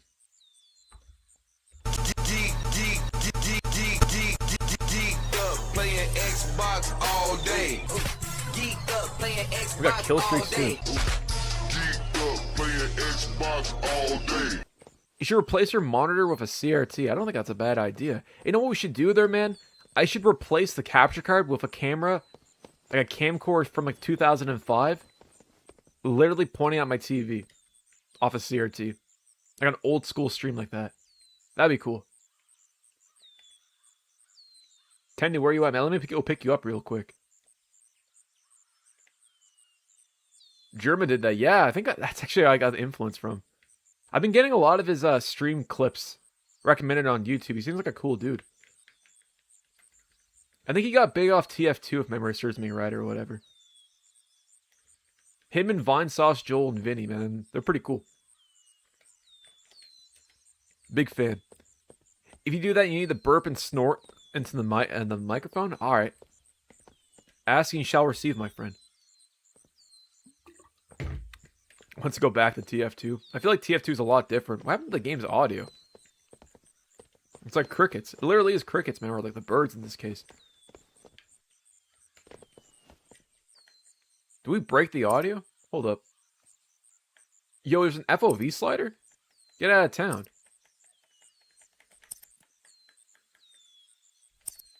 No, it's there. There we go.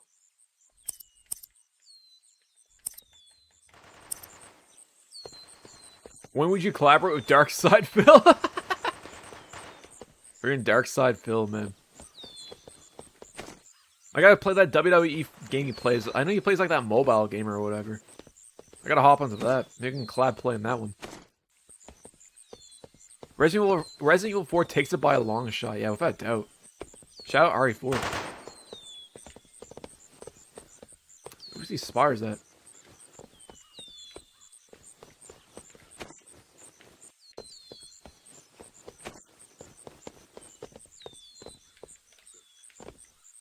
So weird not hearing sound.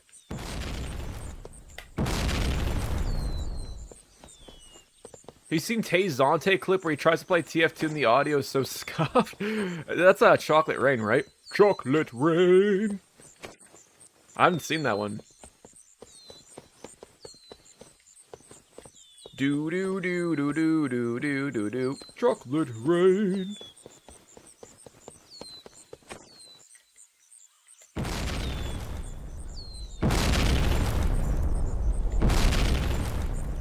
This game is scuffed.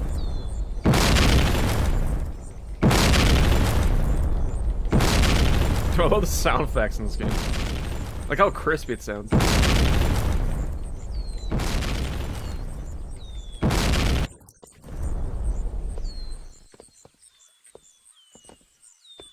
The fact there's no audio is bugging me, I'm not gonna lie.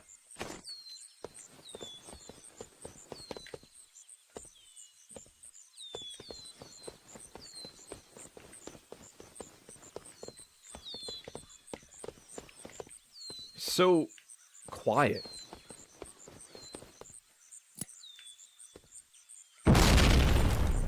Oh, we have yeah, here we go, here we go. I was gonna say, man.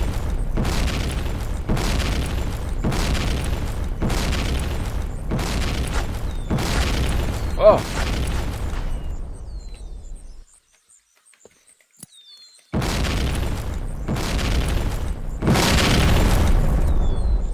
I mean, this is cool. I wish it came out on the PlayStation 3, though. That's the only thing. I wish... Yeah, I haven't heard a lot about Overwatch. What's Blizzard doing nowadays? Are they just still doing WoW? I know Bungie's imploding right now, but I don't know anything about Blizzard. It's been a hot minute since I last heard about those guys. Nice whip there, man. Pulling up in the Hayabusa there, Nintendo. You love it. Ever played Philosopher Beta 2? No, I don't think I ever have. Is that on a PC or is it console? Last I heard, it wasn't doing too hot. They just lost their director. I think, you know what, Marathon's DOA. And I'm kind of glad that I didn't buy it because I was afraid that that game was just going to get shut down. At this rate, I give it this time next year, it'll be offline. Interesting. Yeah, I'm not really too familiar with a lot of PC online games. Unsalted, what's up there, buddy? Yeah, me too, man. It's bugging me. Where's my gun sound effects? I don't know if I broke that when we spawned all those bouncing betties or what. Vinny, how do you do? Never played Pixel Gun 3D before. The sensitivity's out the lunch though. Holy crap! Hold up. I don't know why I dicked around with it. No, I made it worse. There we go. Oh, they see like a drone or whatever. It's like a pod. It's like I'm pod racing like Phantom Menace right now.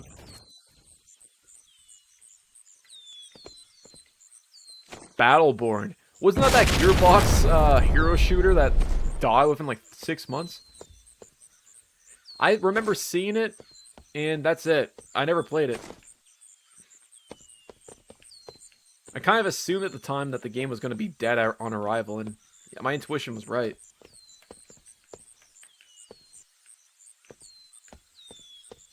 Glock warning. I wish I could tell you there, man. Yeah. If it wasn't for Borderlands, Gearbox would be underwater right now, their Fieldmeister. It wouldn't exist. They got lucky with Borderlands.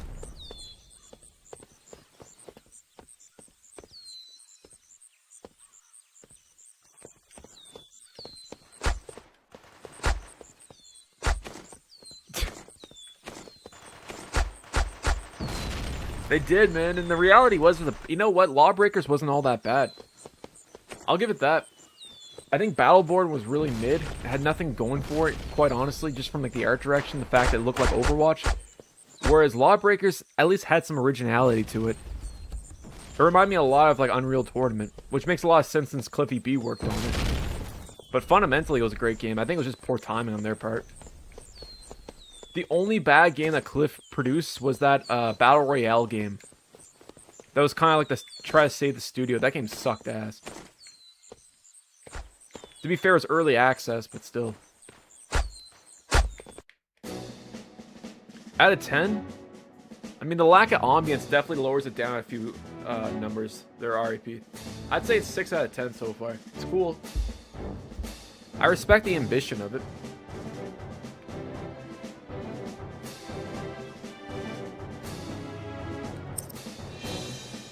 Now I'm curious to see if we can crash it. Yo! Our Nintendo. I got an idea. What if we try to crash that tower? What if we... Alright, I got an idea, man. What if we go around this building, that tower right there, and we plant as many C4 as we can, and then we set it off? Maybe it dropping will cause it to crash. I think we're on to something, man. Let me get infinite resources. Hold up. There we go. Yeah, Radical Heights. That game sucked ass. Card-based hero shooter. Yeah, it was just really forgettable, too.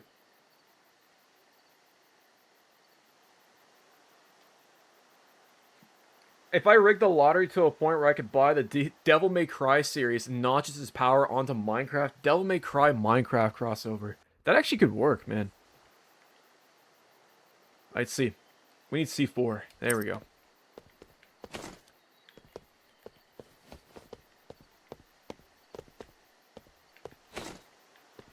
Yeah, that match was insane, man. Okay, let's see if this works. Parachute, parachute, parachute, parachute, parachute. Nintendo, brother. You jumped the bear, bro. Got too excited. Alright, let's plant it all across the foundation. Be careful, Nintendo. Craft Tower. Yeah, we're about to blow up Craft Tower, man. It's like Die Hard. And I get that. It just seems like Radical Heights was... Like, they put like 3 months of development and hoping that people would play it. I think it's, you know, it's... I give them gratitude for the fact they're able to pull it off, and that's such a short period of time. But it really shows, you know? Like, the reason people like Battle Royale games is because they're polished and they're fun. Like, why would anyone play that over PUBG? I think he was better off just liquidating the studio at that point. And save people the headache. I respect it, but like that game was DOA, man. There's no way in hell that game would have been successful.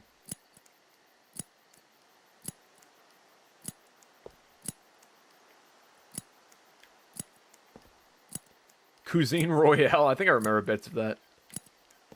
I'm gonna plant some bombs in the shitter real quick there, Nintendo.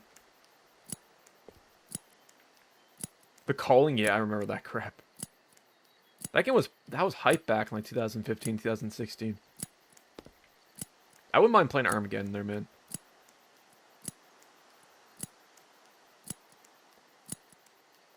Did that game only last like a month too? I thought they shut it down. Okay, so bathroom C4 shitter has been applied. We are good here.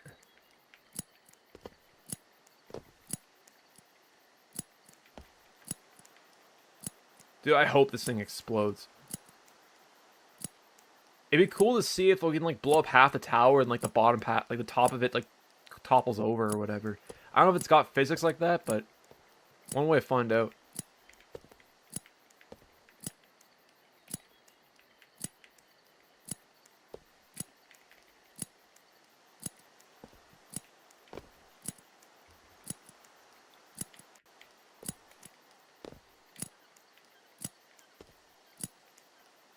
It might combust. One way to find out, my friend. One way to find out. It's like Mythbusters, man, but with the Xbox 360.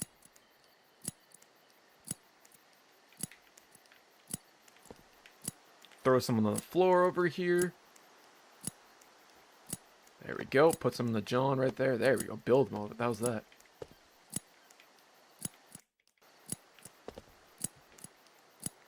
Instead of COD 3 on the PlayStation 2, we get fucking Rekoil Liberator. Hey, man, you can't talk crap about Rekoil Liberator. That game was actually sick. That might have been the funnest game we played so far outside of COD 2. But yeah, we'll play Call of Duty 3 on the PS2 sometime soon, man. I love that game. I'm boycotting Mock since he didn't do COD 3 on the PlayStation Duo. And fair enough, bro. Like I said, we'll play eventually.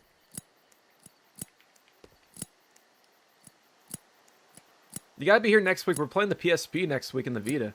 They're on Saltus. I remember you asking for that for a long, like a hot minute. Miracle, I hope so, man. I really hope this place gets like levitated. That explosion with Nintendo earlier, man, that gives me hope that this game might actually crash.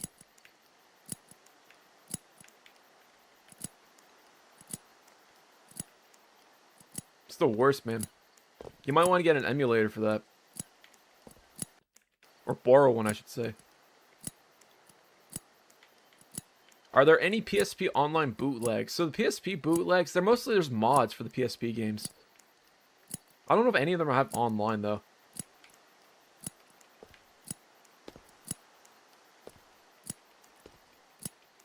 Yeah, that would be sick. So, fun fact, you can actually mod Battlefront 2 on the Xbox 360, as a matter of fact. You can install custom maps on that version. That and Republic Commando, I'm pretty sure as well. I don't know if you can do it on the PlayStation 2 version.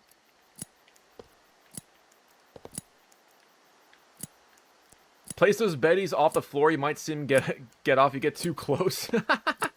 Bro, we can't ruin it, man. This is years of preparation there, Battlefield Nerd. Blood, sweat, and tears went into this, man. We can't ruin it right now. I can't jeopardize the plans. It's gonna be like the Mona Lisa on the Xbox 360. Just you wait. Oh, here we go. I can already see the performance tanking. This gives me confidence there, guys. Look at that. That's like an elevator, I think. Oh, it is. That's sick. This is cool. I don't know why this game never came out on the Xbox One or the PS4. I think it was only on the 360 and PC.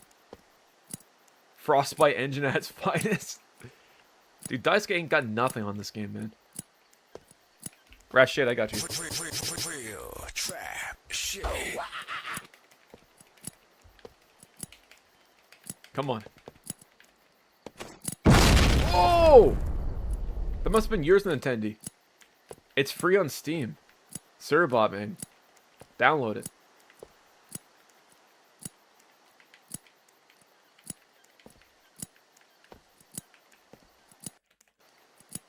Dude, my middle finger is getting sore.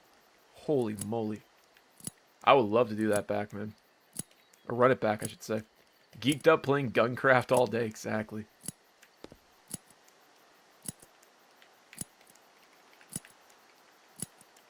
Future Warfare PC port, like that one Black Ops 3 pre-alpha gameplay. Yeah, that would be kind of cool.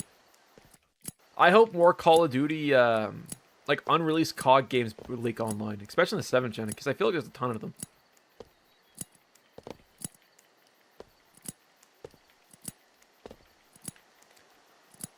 I'm going to be using a clean save, the Rebel. I don't think I've ever played on my PS3 before.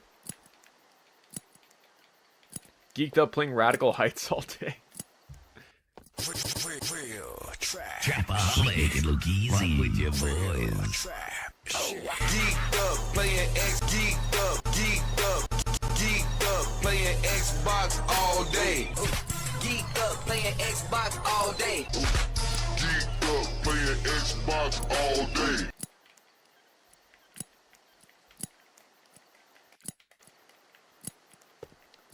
Nintendo, we might just have to go rapid fire and just shoot off every single mine that we can see, because I don't think it's going to be like a domino effect, man. I hope it is. That'd be awesome. We got like 2 minutes left. Oh! It might have been yours.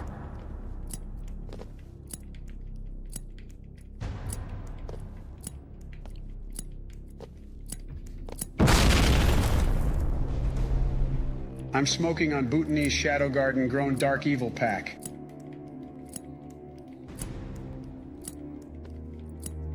And my focus is right here because the game's already running like crap.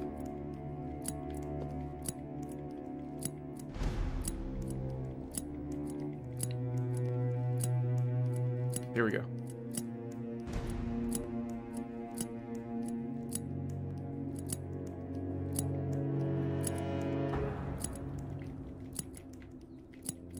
Come on.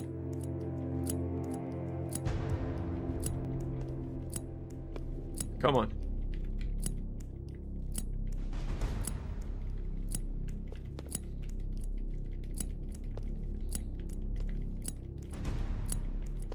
Yeah, team minus 1 minute.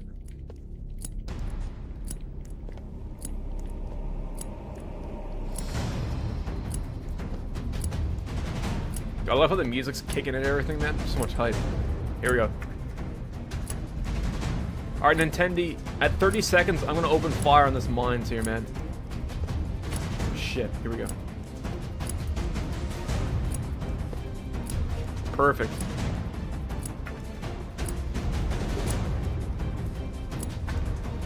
Alright, 3. Nintendo, I don't know where you're at, man, but 3, 2, 1. Oh!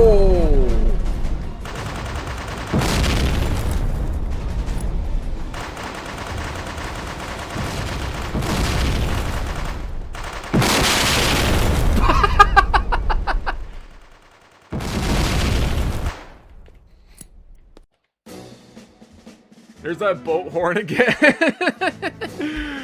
Oh, man. That sound was insane. Yeah, I was going to say, man, that was breaking the sound barrier right there, guys. I'm going to have NASA on my doorstep asking, like, to investigate my 360 after that shit. Man, that's crazy.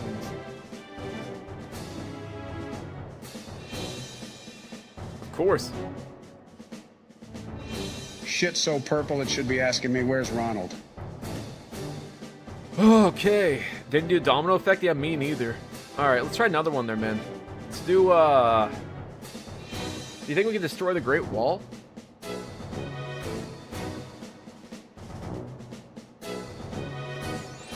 There's Pandora's box.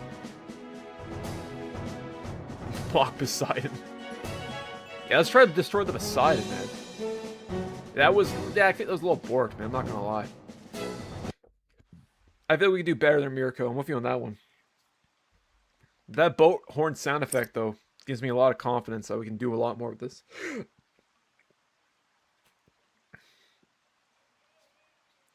It's based on a 1978 movie, really.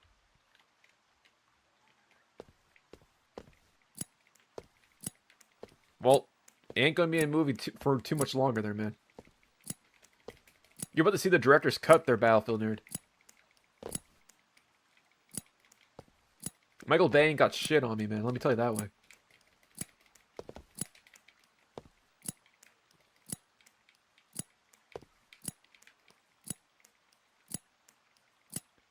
Caesar, what's up there, buddy? Bro, we're trying to crash the 360 right now. The erotic cut, exactly. I'm going to deck this entire wall with C4, man. That's what we're going to do right now. Oh, we're going PS3 in the next 20, 30 minutes, give or take, man.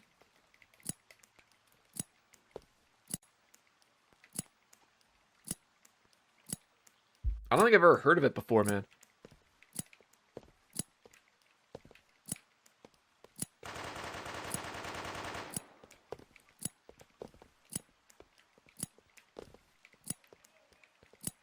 First game is Killzone 2, I believe.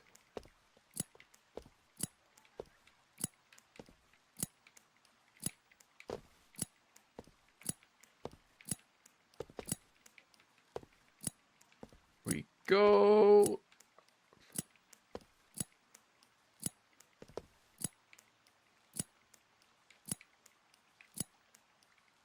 Yeah, never mind. If it wasn't Little Big Planet 3, you wouldn't see me there. Oh, man. You'll have to keep on waiting there, Caesar, bro. That's not going to happen anytime soon, man. Like I said, you gotta wait until the dogs come home at this rate. Spare count. What's going on there, man? I got an open ear, man. What's up?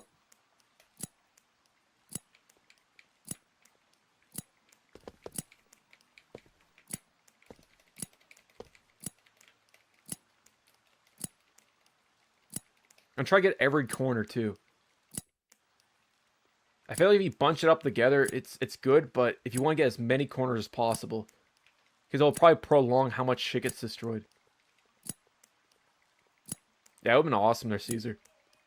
I don't know why so many games in the consoles never had server browsers. They always relied on like matchmaking and crap.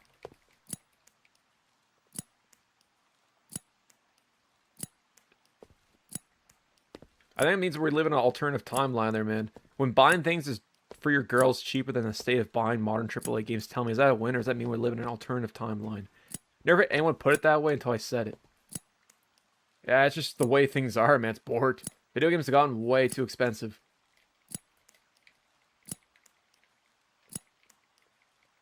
But I know what you mean, man. It's, I think anything in general has gotten so expensive, man. Especially eating out.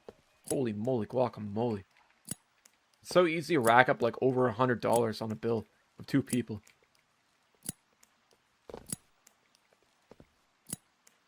More like a dystopian timeline, exactly.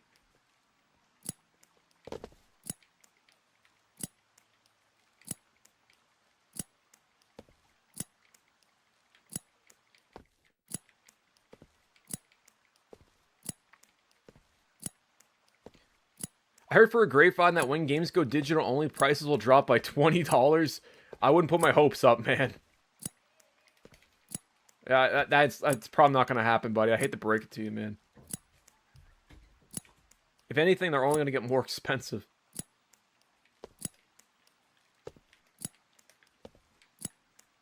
They've already gotten comfortable selling games at $100 with GTA 6 with the upgraded pack, man. I don't think things are going to get cheaper. He's a COD gang member? Oh, shout out to that there, man. Yeah, I was talking to him earlier there, Salt, before I start streaming, actually.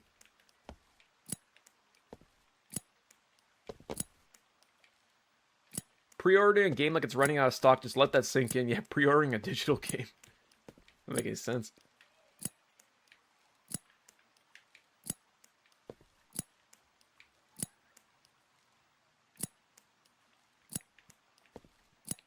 Yeah, they need to change their philosophy, man. I think that killing physical discs is a mistake. I'm definitely not the only one that agrees with that sentiment.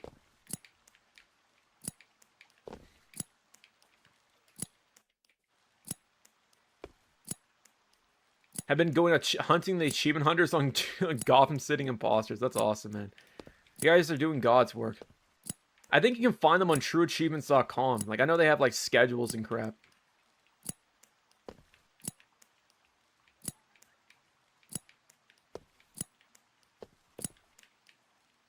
Problem is, people become accustomed to buying games digitally, right?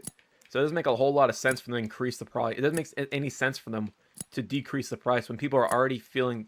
If people are already paying like $90 here in Canada, as an example, for a new AAA game on the PlayStation Store digitally, what incentive does Sony have to say, how about we decrease the cost as us shutting off physical media? They're not going to do that. People are already paying $90. They're accustomed to it. They're going to keep doing that. It sucks, man. I'm with you on that one. It should be decreased. But we live in a weird timeline where, as a consumer, you don't really get any benefit outside of, you know, I guess being able to play a game more conveniently by downloading it digitally. If you even want to call it that.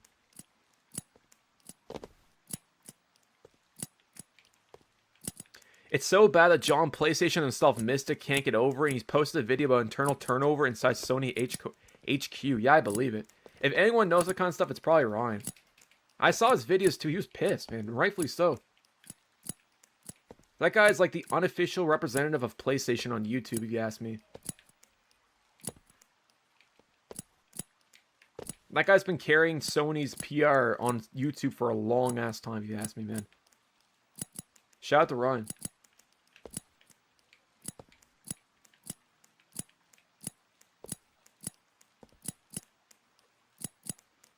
Oh my days. Nintendo, I'm so scared. Oh, that's exactly what I was about to say, man. That's what I was afraid of.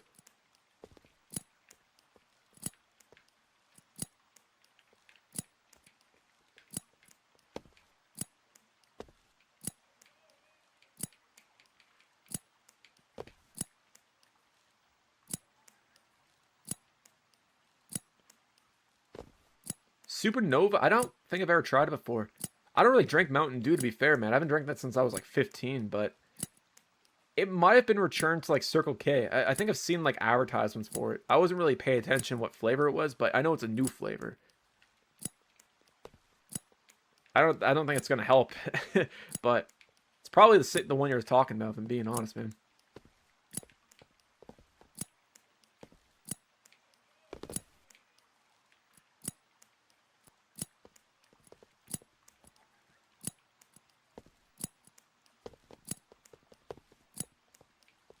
Well, that's the thing. At the end of the day, they look at physical media as probably like 10% of their audience, and they come to a point where most people have broadband internet, and people have already accustomed to buying things digitally. So in their eyes, they said, what's the point of producing discs when the vast majority of our audience is all digital and they're accustomed to it? Why spend the money in R&D, shipping, you know, printing boxes, or hiring people to assemble the boxes, or however the plant works? That's probably, it was mostly done by like a spreadsheet. That's essentially what it was, man. They probably didn't anticipate this much backlash. And rightfully so.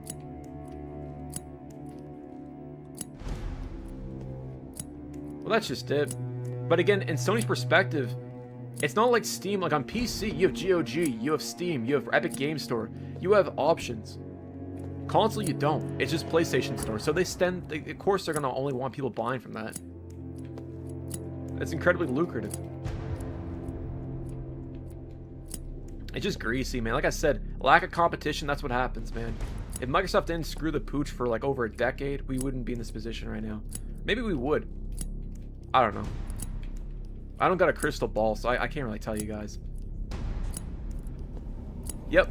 I mean, they said for the foreseeable future, they can still download your games after the store closes. So that tells you everything that you need to know. It absolutely will happen. Alright, Nintendo, where you at? It is time, my friend.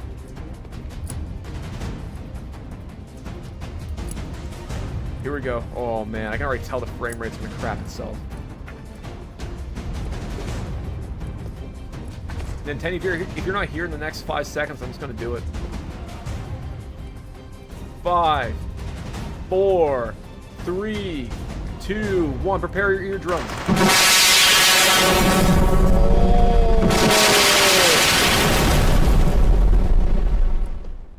That was sick. I like how it killed the music. I didn't notice that. Dude, it killed the music. There it is. Oh, man, that went around my ears. That was like Adobe Vision Audio, or whatever the fuck that thing is called. Oh, that was awesome. Rainbow Six Siege on a Nintendo Wii.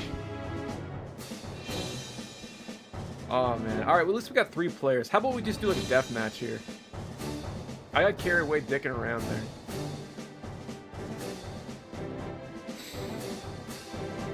I think that's from Black Ops 1, right? Hangar? Whatever, let's try this one out. Mine didn't even blow up, damn, man. Well, at least you protected your eardrums there, Nintendo. I'll give you that.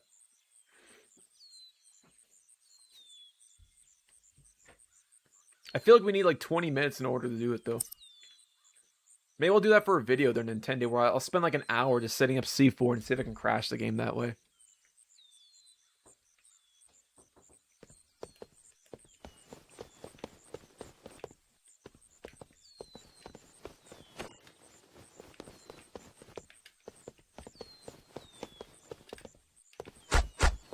Balls. Oh.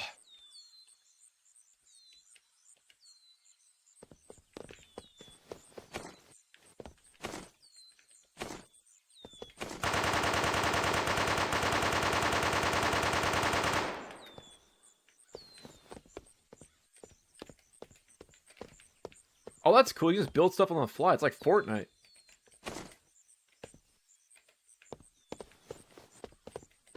Huh. Man, if this game came out 3 years earlier, it would have taken off, man. I definitely see there being a community. I think the fact that this game came out way too late. Like in 2015, people had already moved on to like the Xbox One and the PS4. But if this came out in like 2012, right before Minecraft dropped on the 360, I could definitely see there being a bigger audience for this game.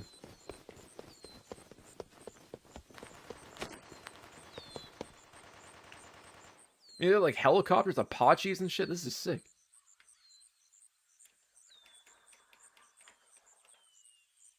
Oh man, the helicopter controls are borked. Oh, there's an F1 jet. And I'm pretty sure you can also assemble your own vehicles too. Which is really sick too. Let's see. Can I drive that? No, I can't. Damn. Or can I? Hold up.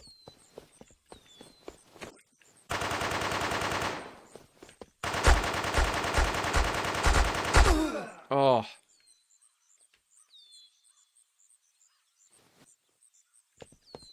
Ligma.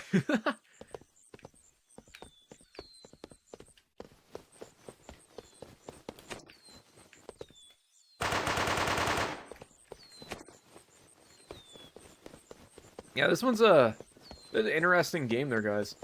I'd say out of 10. I said 6. I think it's a 7 out of 10. This is a lot of effort went into this. In my opinion, the combat could have probably used more tweaking. It seems kind of simplistic, but for what it is, it's cool. I like the whole crafting mechanic, the ability to spawn like actual structures on demand. That's really innovative.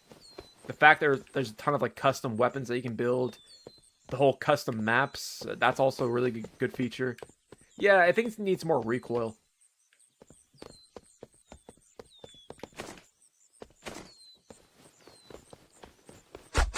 It almost feels like it's shooting a pea gun, if that makes sense. They're salty.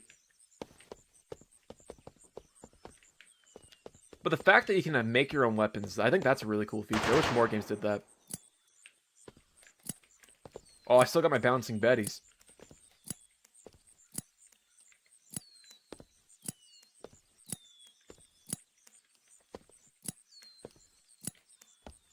Nintendo, you're about to get rinsed there, bro. Just you wait. Serval, absolutely. You gotta fight the good fight there, man. I'm with you on that one.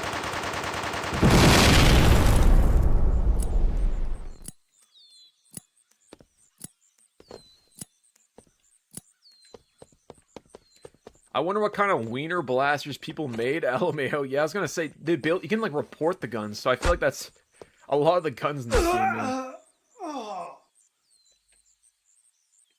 Blow up Bowser's Castle and Miners Z. We should crash Castle Miners Z. That'd be a fun game to break, man. How do I play with you? Hey, yo. You gotta go on Xbox Live there, homie. We're playing Guncraft right now, man.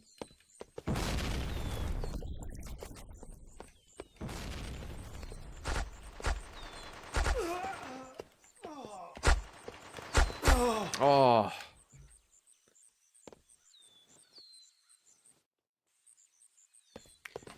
DRM is our enemy, not digital media. Yeah, exactly, Sirbot.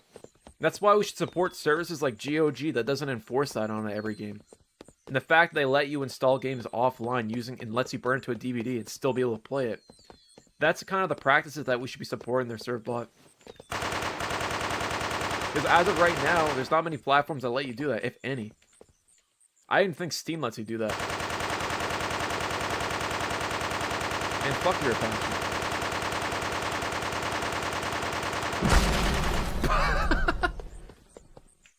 Disappeared out of thin air.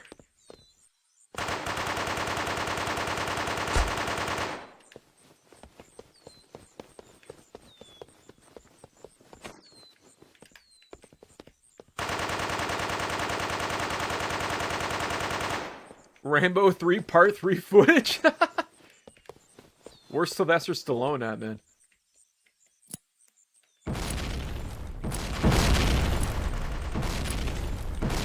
The grenade's not doing any damage to this game? What the hell? Bro's got like wall hacks or something like that. I wonder if the game had a peak or was it dead on arrival? That's a great question. I have a funny feeling this game had something at launch. I would say at best it probably had a community for like 3 or 6 months. That's a smoke grenade, that's why. Oh, that explains everything. I was like, why is this grenade not working?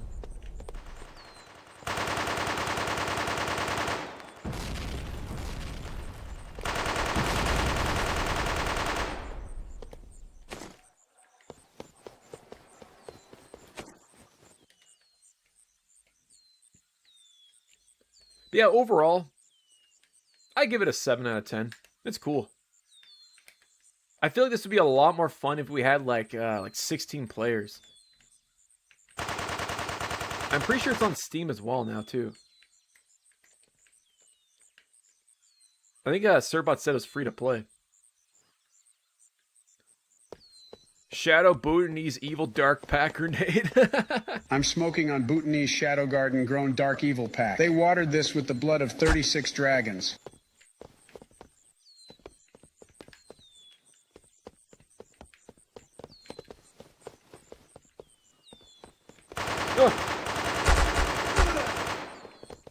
This game inspired Battle Pit, really. I haven't played Battle Pit in a hot minute. I remember that game was popping off for the longest time. This is Guncraft on the Xbox 360.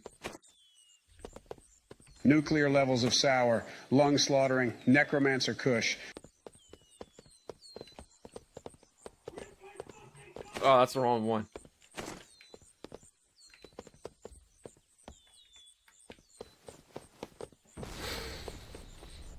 Game of the Year? Yeah, I think it's Game of the Year 2015 on the Xbox 360. Up there with Rise of the Tomb Raider. That was all out of here.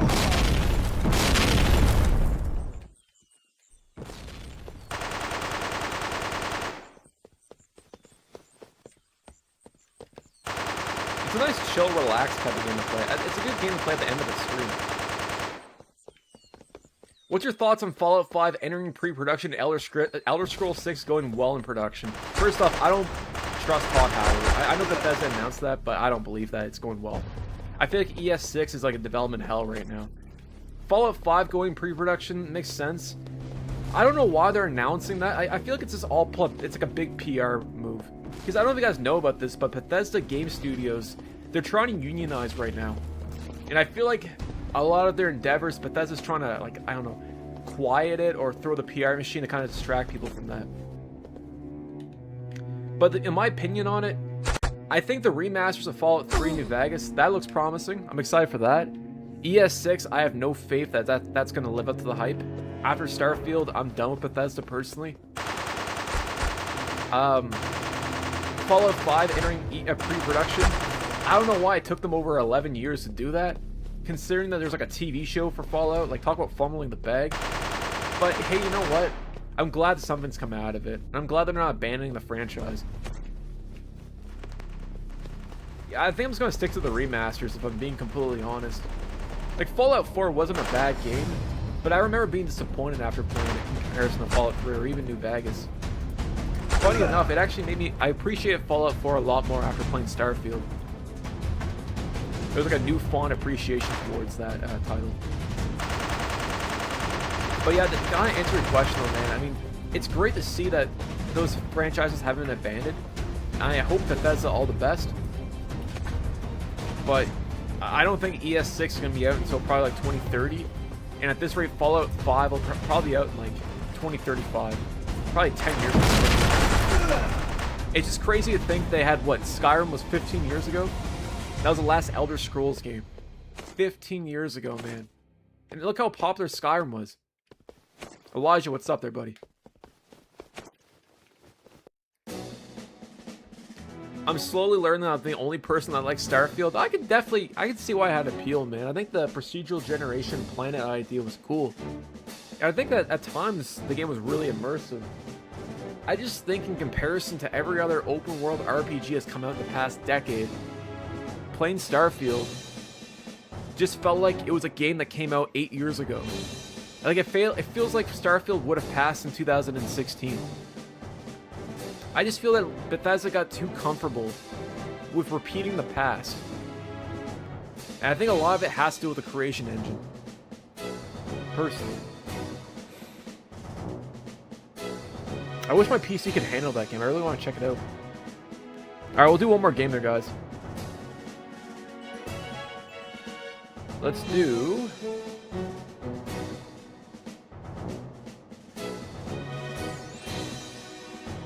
Face Off. That looks scuffed. Yeah, sure. Why not? GX, man, what's going on there, homie? It really was their R4, and again, I think they just need to abandon that engine, because I'm pretty sure it's the same engine that powered, like, Skyrim, and even, like, Oblivion. The Gamebryo engine. Oh, it's not Gamebryo, it's, like, the creation engine, but I'm pretty sure it's, like, it shares a lot of inspiration from the Gamebryo engine. Yeah, like, once I was moving around the environment, I was like, damn, this, like, feels like Skyrim, man. Again, there's nothing wrong with that, it's just, things have changed. That was, like, 15 years ago, and, like, 11 years ago for Fallout 4. It just, Starfield just felt really dated in comparison to it. Creation engine was Skyrim and Fallout 4, right, because they ditched Gamebryo. But still... It still had that, like, the Bethesda jank, and there's nothing wrong with the jank, because the game's kind of, like, the gameplay made up for it, and, like, the amount of stuff that you can do, and, like, Oblivion, and the amount of depth that Oblivion and Skyrim offered, you would tolerate the jank. But I just found with Starfield, I didn't feel the same way. It was almost as if, it felt like they kind of gave up at times, if I'm being honest. That's what I was thinking, man, because I was going to say, it felt very similar from, like, Skyrim to Fallout 3. I know they visually look different, but they definitely feel akin to each other. What boggles my mind, man, is the fact that Microsoft fired half of id. You have a game engine, id Tech, that is one of the most optimized first-person shooter engines on the market. An engine that works on virtually every platform. It's like the RE engine, but for first-person shooters. And Microsoft decides to fire half the studio and just rely on UE. Like, wouldn't it make more sense that you optimize what you already have and, like, utilize id Tech? Like, again, Microsoft just fumbles the bag. Maybe it's just the fact they can't really make anything outside of first-person shooters with it. Maybe that's why they ditched it, or what. But killing off half of id, despite them having a competent engine that, time and time again, has proved that it can handle anything, especially like a new Halo game, it's ridiculous. It really is, man. Oh, god damn it. It just feels like Microsoft, or Xbox in particular, has been misguided for a very long time. It's just mishandled. And evidently, despite the decades of this being going on, like over a decade, I should say, it doesn't seem to be getting better. It seems like it's getting worse. Like, they had the whole Xbox showcase. And that was a lot of positivity towards the console. A week later, they find out that 2 of the studios were up for sale. And that was the only reason they were there, was to showcase, just to see if we could, like, get other investors to invest in the game. Despite the fact they knew they were going to shut them down. I'm talking about, like, Ninja Theory and stuff. It's just greasy, man. Absolute gong show over at Microsoft. R4, I was talking about that earlier. God damn it, I forgot to open the parachute. I really think that it's going to have that UE5 stutter effect. And I haven't played a UE5 game that doesn't stutter. And I get that. I play a lot of old games with like poor frame rate and stuff like that. And maybe, you know, I'm kind of accustomed to it. But the difference is that that was on like the 360 and the PlayStation 3. The hardware is limited. We don't have those same limitations today.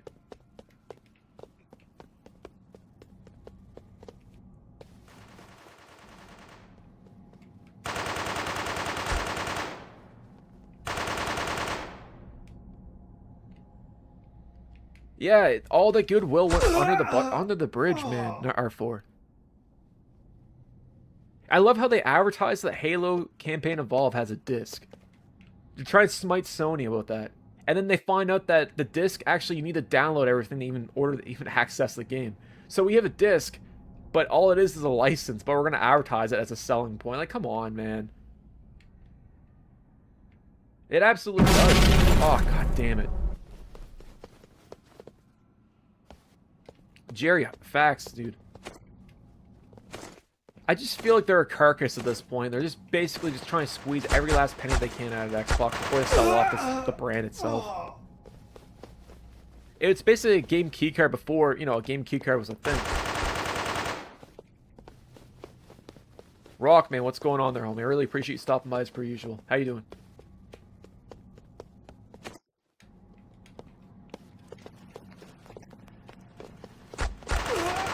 I still can't get over the fact that Halo Campaign Evolve is being remastered, remade, but they're not remaking the multiplayer. I don't know about you guys, but Halo CE, my experience, not always a campaign, but the multiplayer was the thing that sold units. The multiplayer was convincing people to come over to your house to go play Xbox, play Halo. Like, it was the biggest selling aspect of it. The campaign was great. It was awesome. I love it more than anyone else. But man, it was the multiplayer. People weren't replaying the campaign over and over again. It was playing on Blood Gulch. It was playing System Link. It was LAN parties. How do they screw that up? Again, it's like they hired the people who've never played Halo before, who never grew up with Halo. They just go on Wikipedia and look up the top 3 things that Halo CE was known for, and just took like one of them. Yeah, it's ridiculous, man. Also, why are they remaking Halo CE? You have Halo 2, Halo 3. Why not do that? Why not remake Halo 3? Exactly, there's salt. I guess we have the MCC collection. There's no real incentive to do that, but still. Port it to the Switch. Port it to the PS5. Bring Reach over to me. The Xbox 420 and the PS6. I'm gonna wait for the Pro consoles. Yeah, you might as well at this rate. Really? Honestly, there's so many issues with leading up to the release of this game. They even messed up the wording for multiplayer campaign games with a requirement of Xbox Game Pass and PlayStation Plus. I heard about that. As a matter of fact, I guess there's a lot of internal drama right now within Halo Studios. Because I guess the studio head, the guy that was like the director of the game, is I guess notorious for being incredibly toxic or whatever. So I don't even following that, but there's like the whole studio is imploding right now on top of it. I guess the development of that game was also a nightmare. So who knows? I feel like it's going to be a messy launch.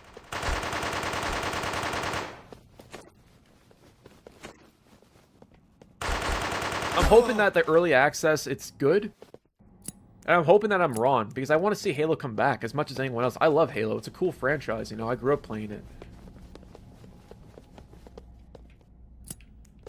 But I also grew up playing, you know, MCC when I came out. And that was a complete joke when it came out of launch. It didn't work for like a year. So, I don't know, man. I hope it's in good state. But UE5 and utilizing the whole Havoc's Halo Reach physics engine, I feel like that's a recipe for disaster. Serenity, what's up there, bud? What I don't get is how local split screen is 2 players, but online is 4. Hold up, really?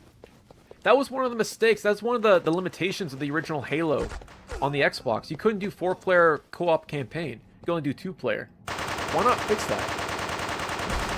What's the point of even having split screen and only do 2-player? Might as well just add 4.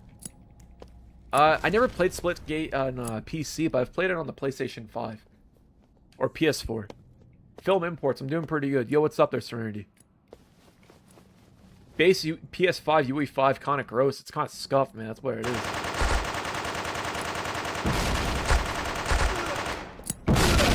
Oh my days.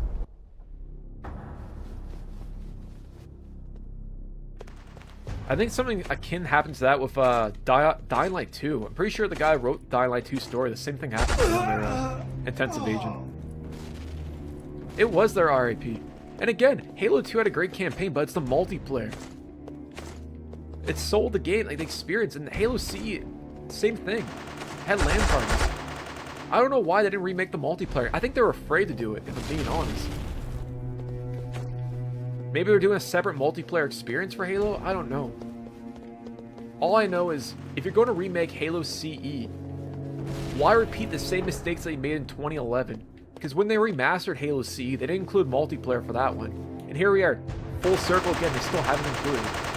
Just kind of goes to show that Microsoft doesn't understand Halo, or what made Halo, Halo. It's probably the case there, Serenity. And I'm not too sure if they have already announced that or not. I could be completely off base. But still, even just, you know, offering a simple multiplayer experience doesn't have to be anything crazy. Would have been a nice way to kind of seal the deal. I would love to their Salt. That's true.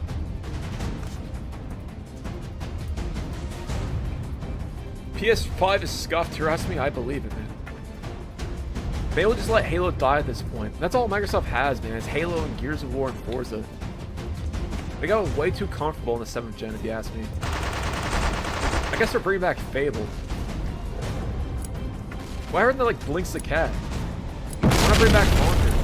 Now, why not utilize Perfect Dark? Oh wait, they did that. Yeah, never mind. Like, I don't know. I could go about Microsoft's incompetencies all day, man. I still will never forget what they did to Rare. Like, I don't know how you can fumble the bag with that, man. Makes no sense. GG's. Konami milking Metal Gear's franchise via spin-offs. They only did one. Wasn't there Metal Gear Survive? See, here's the thing with Metal Gear. The audience that knows Metal Gear Solid, their fan base, they know they're not going to buy it. Konami knows, I mean, outside of, I guess, the remake recently, if they did their own Metal Gear Solid game, they know their fan base wouldn't buy it because Kojima didn't make it. And even Konami knows that, man. That's why we haven't had, like, a sequel to Phantom Pains. Or Phantom Zero. Oh, yeah, Phantom Pains. Is it Phantom Pain? Yeah, Phantom Pain. Yeah, just acquire IPs and do nothing with them. They're just like Embracer, man. Let's just acquire a bunch of valuable IPs, let them sit dormant for so long, and eventually fire people for the hell of it. And those franchises will get lost to the ether. Look what happened to Volition and Saints Row, man. Oh, to be fair, they kind of did it to themselves, but... Time splitters. Alright, we got enough time for one more game. Epic. We'll do Cube Mayhem, and I'll do it for like 5 minutes here.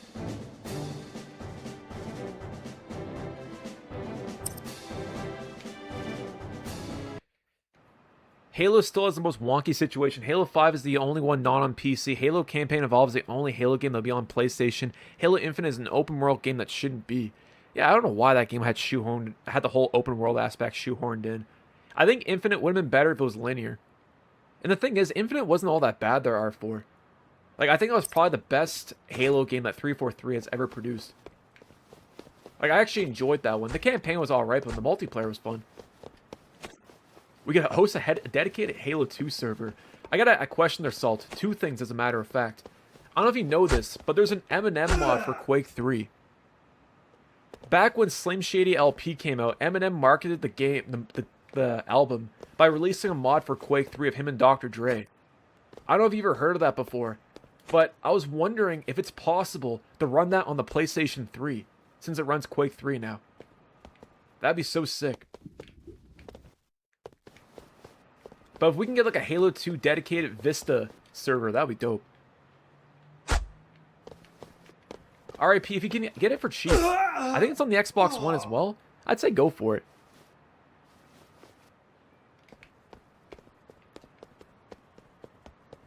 Yeah, I don't know exactly how to host their Assault. And maybe you can use your existing Quake 3 server to do it, but it's goofy, man. Like I don't know if it's been, it must have been archived. But you gotta look it up. It's super scuffed.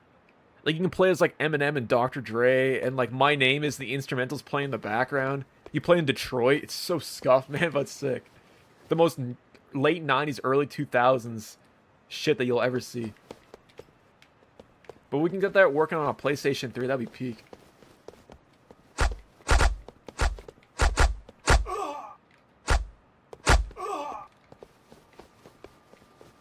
Jerry, you remember that? That's crazy.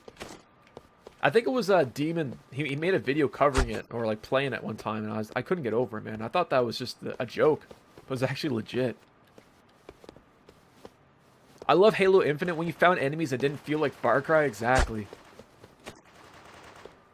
I feel bad for 343 because I remember when Infinite was first revealed, July 2020, man. It was so lukewarm. The amount of backlash that game got was insane.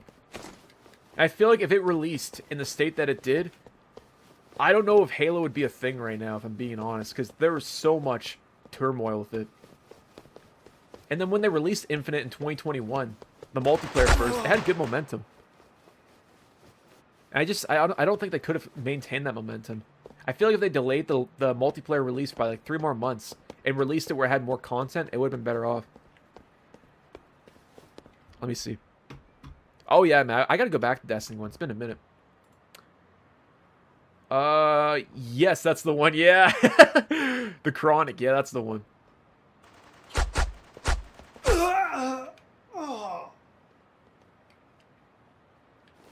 It really is. Notch was on something big. It's kind of crazy to think that in 2009 or 2008, Minecraft, I guess 2009 it was a thing, but it was right before Minecraft people even knew about this. 0-0, that's crazy. Alex, how you doing? Alex, you there? Hey!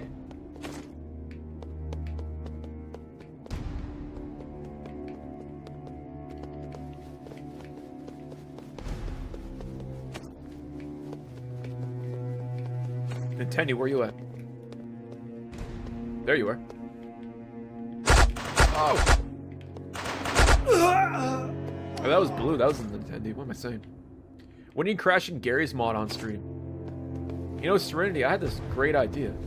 I think that AliExpress PC could be a good candidate for that. I feel like Gary's mod is really easy to crash, to be fair.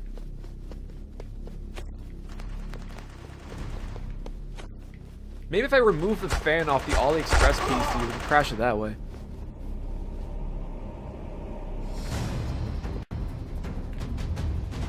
So R4, I know they had a patent for the system. I don't think WB has any intentions to do anything with it because Monolith, the guys that created that system, are no longer a thing. Unfortunately, may they rest in peace. So, I hope so, but who knows? Batman games could really benefit using the Nemesis system.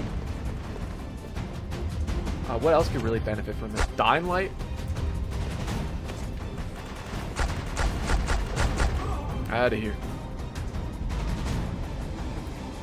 That's fair there, Adrian. Serious Sam 3 Spirit carries on with not being able to hear your weapon shoot. Yeah, it's oddly quiet in this game. We gotta play Serious Sam 3 again there, Alex. I'll try underclocking the PlayStation 3 next time to see how that goes. Anyways, guys, I want to say a big shout out to BLX and Nintendo for playing. That was awesome. Speaking of which, man, welcome. But time for some PlayStation 3 there, guys. First game is Killzone 2 with the downloadable content installed. So make sure you guys have that installed because we're going to be playing some Killzone 2. Anyways, GG's there, guys. I'm going to change the thumbnail real quick. I'm going to go unplug the PlayStation 3, and I'll be right back. Hold up.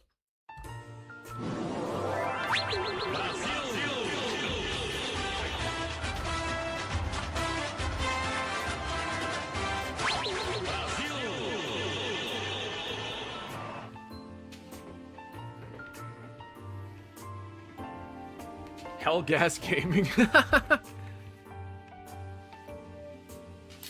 Monster Hunter. You know what? As a matter of fact, I don't think I've ever played a Monster Hunter game on stream before. And I'm actually kind of surprised because I know how big it is on the PS2.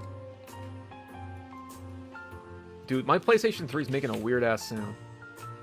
It sounds like something's grinding. And the disk drive's not running. I don't know if that's a hard drive or what it is.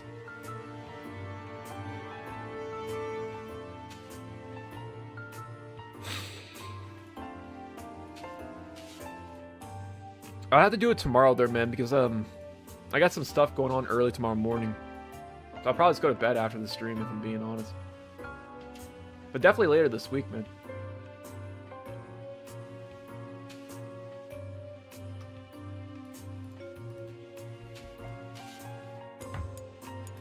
No problem there, man. Appreciate you stopping by. I can't get over the fact that I found you earlier today, dude. I thought I was tripping for a second. I thought it was glitched. Alright, guys. Killzone 2 time, though. Now, guys, in order to play Killzone 2, make sure you change your DNS. That is very crucial, or it will not work.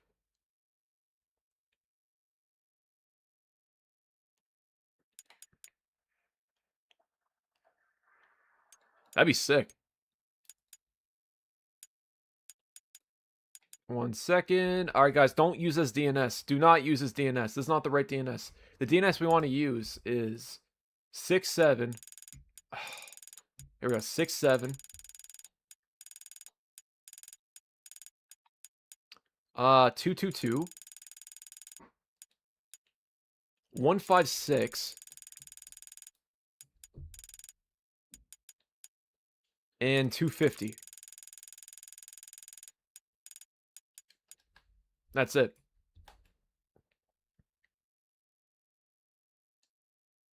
It didn't work due to region locking. I appreciate you trying to show support there, Miracle, man. You being here is more than suffice. I appreciate that regardless, man. I don't know why they region lock gift cards, man. That's ridiculous. Jerry, I don't know. I think that a lot of the Monster Hunter games on the PlayStation 3, correct me if I'm wrong, I think they were mostly in Japan. And I don't know if anyone has actually played them and has confirmed whether or not they still work. Be a cool thing to check out, though. I'm not going to lie. Alright, Killzone 2 time, baby. Let's go. Okay. Beautiful. Done like dinner. First game is Killzone 2. Crash 50 Cent. I should, man. Falcon, it is playable on the PlayStation 3. However, hackers, you're going to encounter hackers one way or another, man, unfortunately. The Call of Duty community, Legacy, is, man, it's just toxic. There's no other way to put it. They love ruining the fun for everyone for whatever reason, man. Son, it's not as bad in the PlayStation 3 in comparison to, like, the 360, but you will encounter it. Dawu, what's going on there, man? I wish Dawu would come back and make cars, bro. I'm telling you that right now. I think of Pineapple Express whenever I think of Dawu. Here we go. Alright. Warzone, guys. Let's go. Let's get it. That's 256 gigs. I'm pretty sure they're Battlefield Nerd.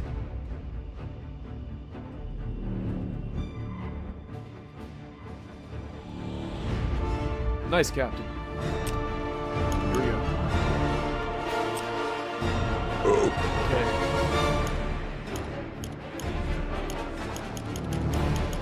Alright, let's see if we can find the DLC here.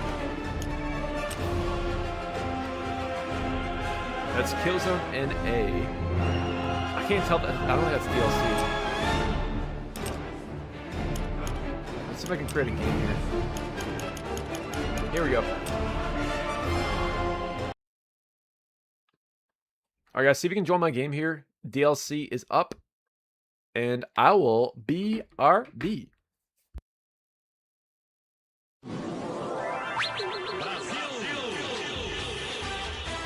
Thank you.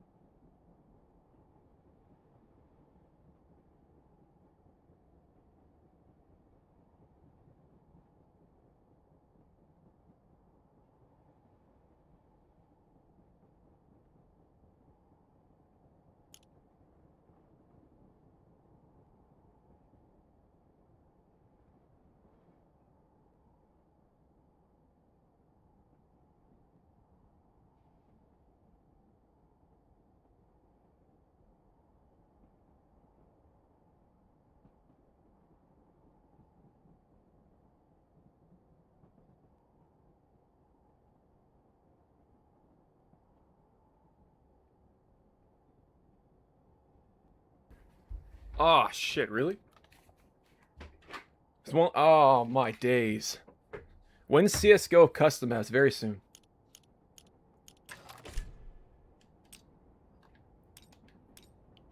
So wait, alright, so Serenity, do you have to like select maps in concession? Oh, there's sound, it's just really quiet there, guys. No, we got sound, baby. Trust me.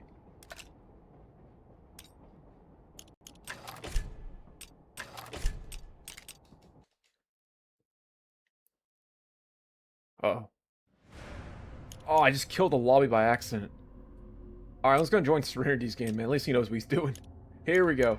DLC maps, guys, choose that. Do not do steel and titanium pack. Here we go.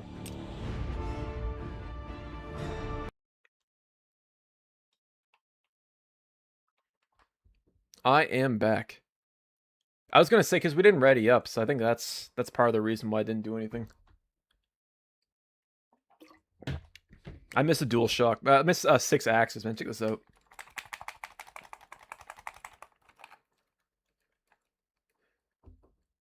What do you guys think? Do you think the 6 axis was dumb, or do you think it was mostly gimmick? Or do you think it's a gimmick, or do you think it had a purpose being the PlayStation 3 controller? Personally, I've always thought it was kind of gimmicky. But I'd like to hear your guys' take on it, because I feel like Nintendo did motion controls better with the Wii compared to the PlayStation 3. It definitely felt gimmicky. I felt like a last-minute concession because they knew they were in like that dispute with DualShock at the time. I think the controllers I mistakenly buy are ass. If you ever buy a DualShock controller, 6-axis controller that are salty, man, it's one of the worst feeling PlayStation controllers that you ever use in your entire life. It's so light. It feels like a Fisher-Price toy. One thing I was really happy with the DualShock 3 is that the motors add weight to the controller. It gives it more of that premium feel.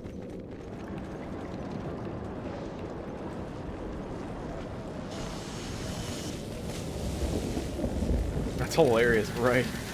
Those AliExpress controllers, man. They also make playing any first-person shooter a nightmare.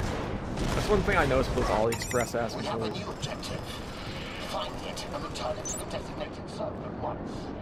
Definitely.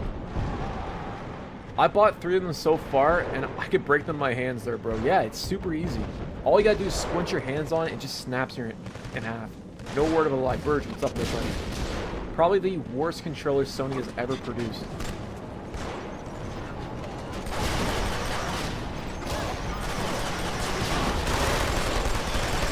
And quite honestly, I can't think of a good use case for 6 axes anyways.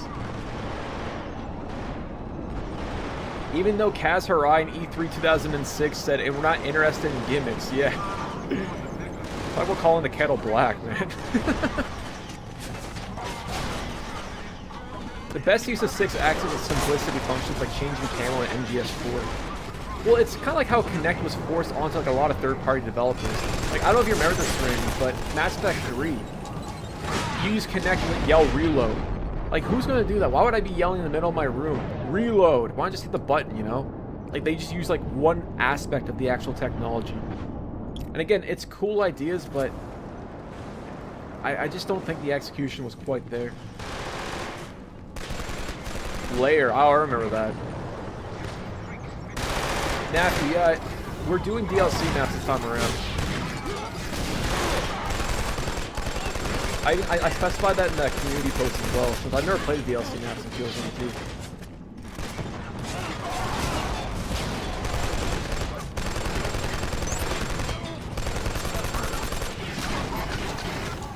I forgot you could do bots in this game.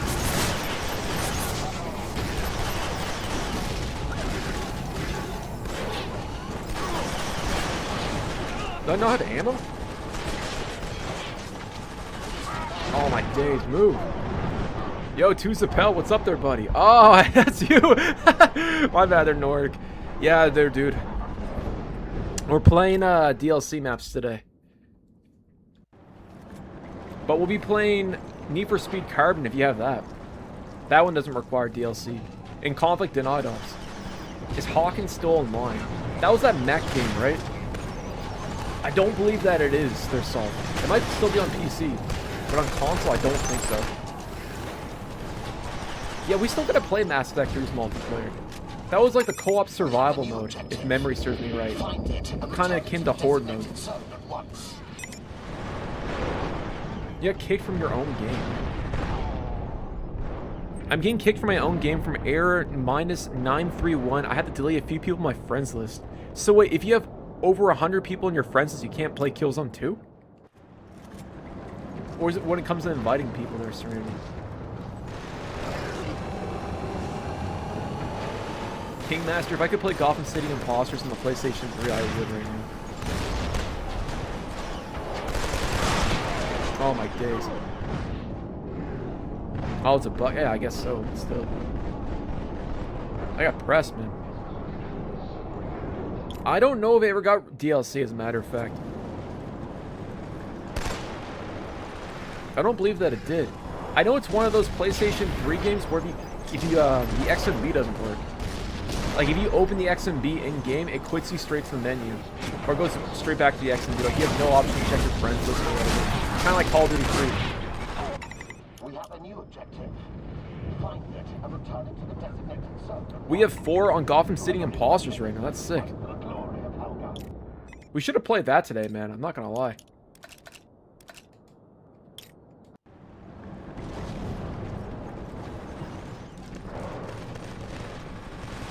TF2 had a similar issue with 42 friends.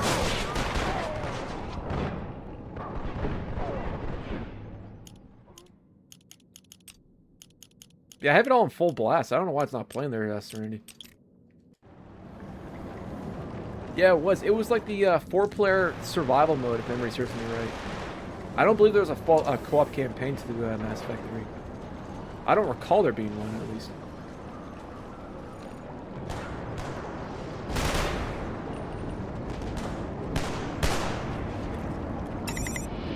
Oh, yeah.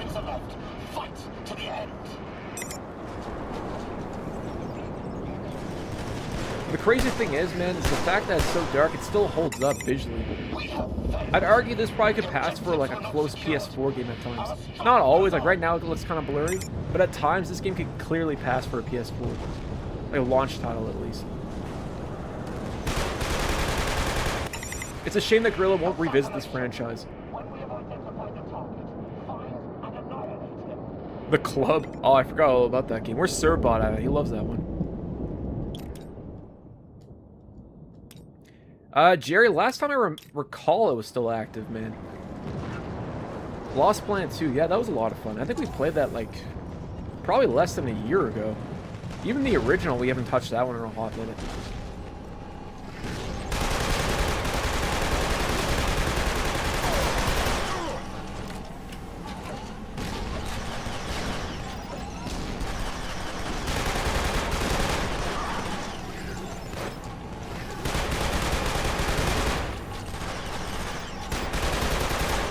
Yeah, me too. The only thing that sucks about these games is the controls are kind of bored. It's so weird, man. It takes some time to get adjusted to. Hold up, let me get adjust the controls in the options. Alternative 1, let's see. Swap weapon, fire. Let's try standard 4. I think I was just using that there. Oh, God, I made it worse. Yo, Star, what's going on there, buddy? Guerrilla has your feedback there. Please announce another New Horizon game.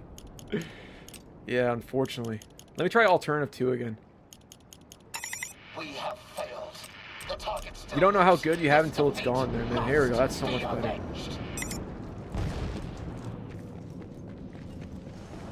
Star, man, what's going on there, bro? A Lego Concorde. Don't give him ideas. I still can't get over the fact that Concorde had its own dedicated episode for that TV show and only lasted less than like 2 weeks. They're really hoping that thing would be like the next Star Wars or whatever. Enable zoom hold. Alright, let me see.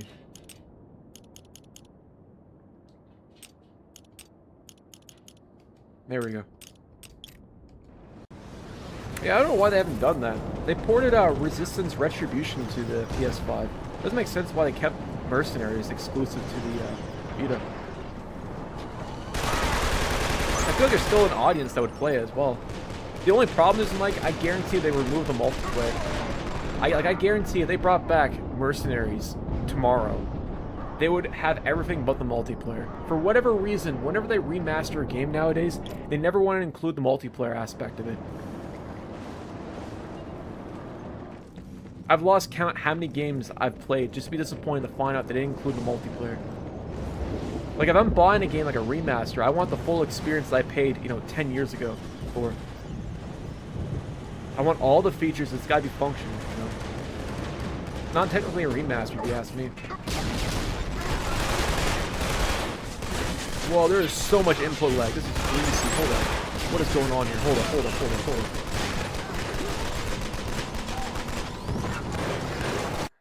Exactly.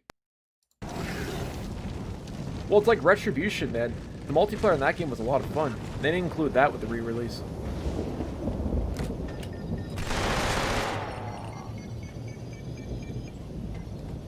I think a lot of it has to do with the fact that the Lost Planet series doesn't have as much notoriety compared to other games that we played. Like, I know a lot of the OGs will remember it, and like the guys that love Capcom games and whatnot, but it's not nearly as popular compared to something like Battlefield. Or even like Spec Ops The Line. We had more people playing that than we did with Lost Planet, funny enough. Exactly, a Battlefield nerd. You get what I'm trying to say. And the thing was, Uncharted 2 had a really good multiplayer, and even Uncharted 3 for that matter. Hell, even The Last of Us. Holy moly, I have so much input delay. I gotta move the PlayStation in a second, guys. This is greasy. It absolutely still is, my friend. Oh, dude, I'm not even doing that, man. That's all the controller. I gotta go find a corner to hide in. Give me 1 second. Hold up. Exactly. I think I can rectify this.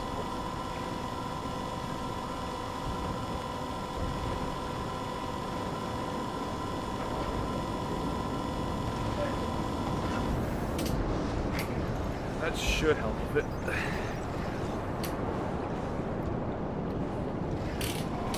I never even realized I had a commentary on the Iraq War. To be fair, I never really played the campaign. I just stuck to the multiplayer field. I think the only campaign I played for was Shadowfall. Yo, what's going on there, brother? How you doing?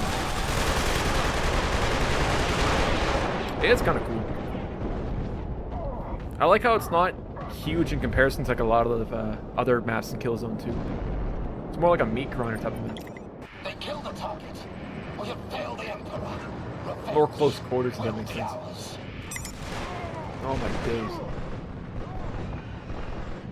Oh, you're telling me. Like when they remastered Crysis and Mass Effect and they include multiplayer for both, exactly. I would argue that Crysis 2's main claim to fame was its multiplayer. It was surprisingly solid. And I get that, Crysis 1 never had it, and that makes sense because that was on PC. I guess there's more limitations for multiplayer in that sense. But Crysis 2 and Crysis 3, like, there's no reason why they couldn't include multiplayer in this game. For the remasters, I should say.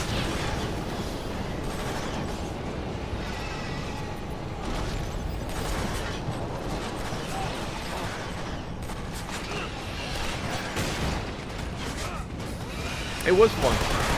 In an era with tacked-on multiplayer there, Mike, it was cool seeing something that actually worked. It was kind of like Bioshock 2 multiplayer, where it sounds really bad at first, but at least the developers made it work within the canon of the actual series itself.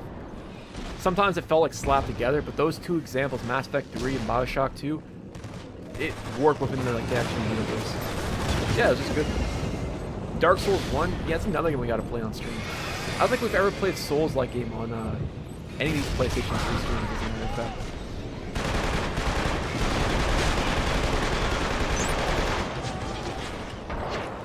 Full Spectrum Warrior. I've always heard about that game, never played it.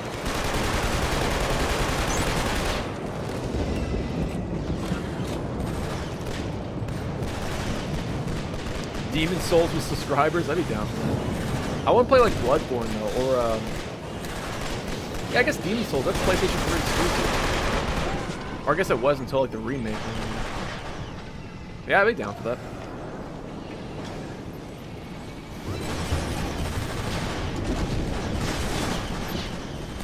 Does anyone have like a care package or anything like that, or a ammo box?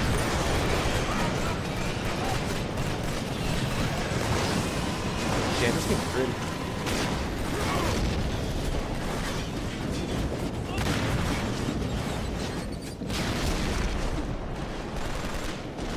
Tekken 5, yeah, we have revisited a lot of those Tekken games. I think we played Tag Team Tournament 2. I made an ass of myself. I haven't played it since then. Starman, it was nice knowing you, bro.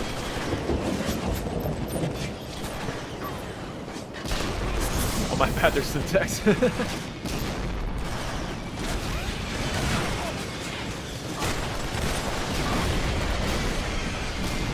give Sony an inch, they take a mile, I mean, that's all I'm saying.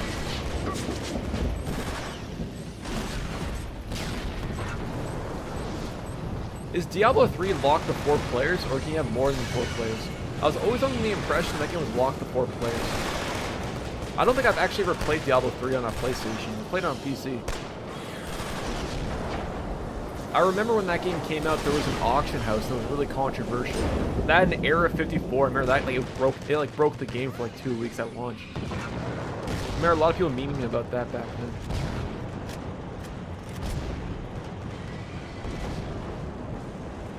See if we can sneak up on these guys.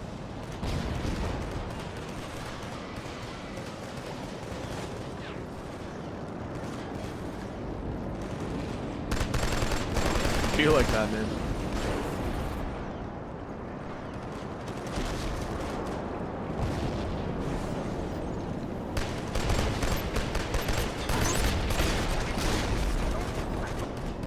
Mike, that's all they need to do. The problem is they're too far gone with the whole like ditching physical media. Microsoft was one of the first people to ditch physical media out of all three, to be fair. So for them to do like a 180 on it, I don't think they're going to do that. This could have been like their saving grace. And that's kind of crazy now I think about it, man, that this could have gave Xbox a leg up. Like, Xbox has been taking L's left, right, and center. They need anything they can take. And they announced they have a disk drive and they're supporting physical media. Even if they do the whole download game keycard thing that Nintendo's doing, it actually might work in their favor. It could bring a lot of their audience back. But again, that requires Xbox to be solid, you know, to kind of go backwards on their whole pivot towards just going towards digital only. And I don't think they want to do that. And I feel like the next Xbox is designed where you can use different game stores and stuff. So I don't know how well that would work. Which is a shame.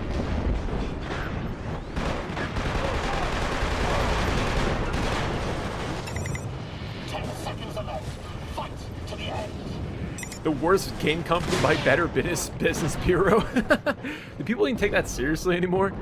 I remember that scene in like 2006. That was a big deal when he got like an A+ rating from the Better Business Bureau. And you reported to like, is that still a thing? I'm assuming that it is, but I mean I haven't heard that name in a long ass minute. I hope your Neuralink box is tapping in right now. It better be, man. Or if not, I'm screwed. No problem there, Jerry. I appreciate my friend. You and your wife have a good one, and I'll see you in the next one, my friend. Peace.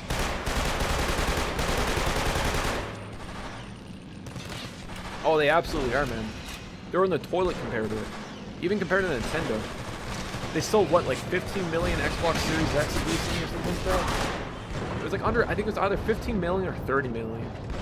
Whatever it was peanuts compared to the PlayStation. The Switch 2. Yeah, I was gonna say, those two guys, man, they were out to lunch. I think Jim Ryan, that guy was out to lunch. Herman Hollat, I think I butchered his name, but that guy out to lunch.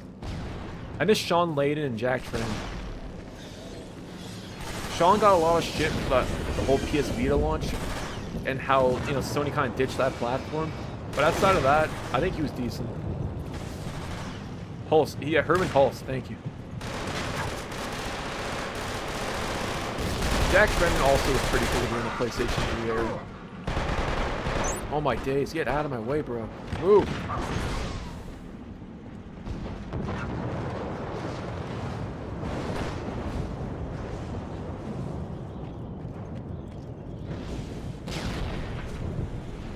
it just seemed that leadership at Sony at the time was, I think they found the balance of, you know, appealing to the business side of Sony and like PlayStation side, but also ensuring that the consumer still, the gamer still got a good deal.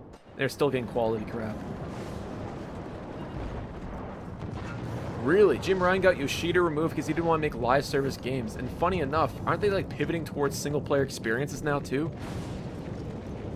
Sony died when they went Western. Yeah, it wasn't like the PS5 developed in California or whatever. No, that's a thing, man. Yoshida was another gem at PlayStation. That guy does like reviews on like Twitter. I think he reviewed the Steam Machine recently or something like that. Creative differences. The guy knew what was going on. He knew what gamers want. The guy was a gamer himself.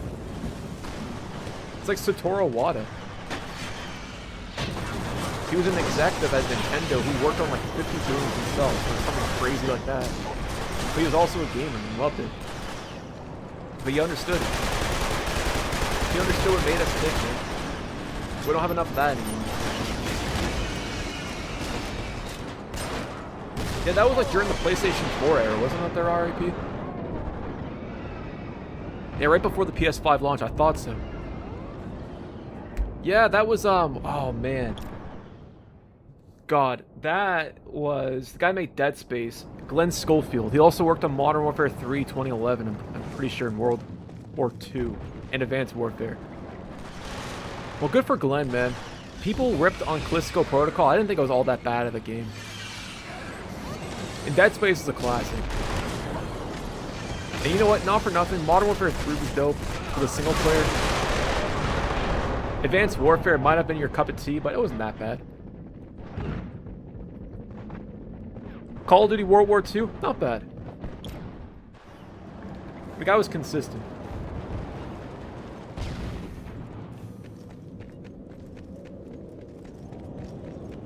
Yeah, Jim Ryan was a jackass, man.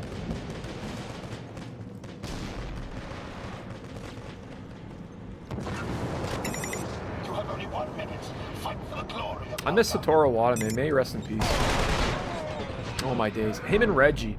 Those guys had the best chemistry. Like, it made watching Nintendo's E3s from like the early 2010s up to like 2014, 15 so much fun.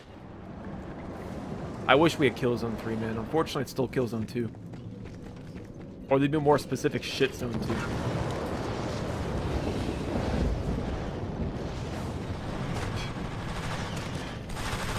Burge, I saw your comment. I forgot to mention it. You're absolutely right. The 6-axis was using Warhawk.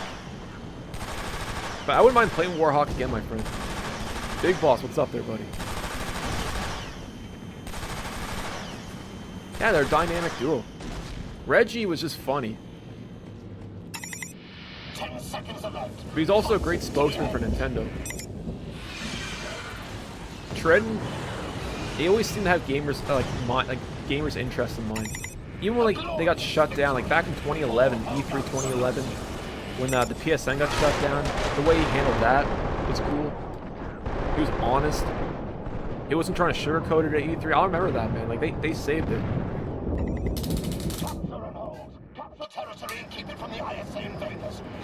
But that was a golden era. We didn't realize how good we had, man. Yeah, of course.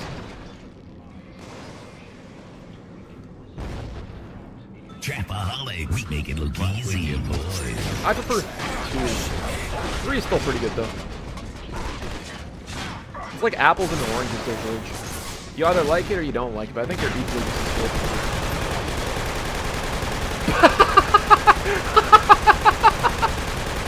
Nice. Oh, my days. We spent, what, like 50 minutes trying to crash? Freaking GTA 4, just playing Killzone 2 crash my PlayStation 3. I like how you can hear the ooze in the background.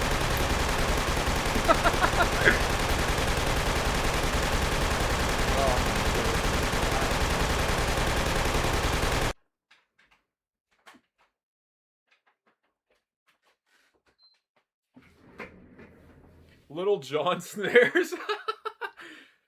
Dog shit engine. That's just the power of the cell, bro. It'd be like that sometimes. I think so. Yeah, something happened, man. I pushed it too far to the limit. That's what happens, man. Yeah, thankfully I wasn't the host. That one went kaput. Or where's my Eminem theme at? What the hell? Hold up. The doll broadbandage. Yeah, me too. I don't think I've ever seen a Killzone 2 crash before. Or I've ever encountered that game crashing.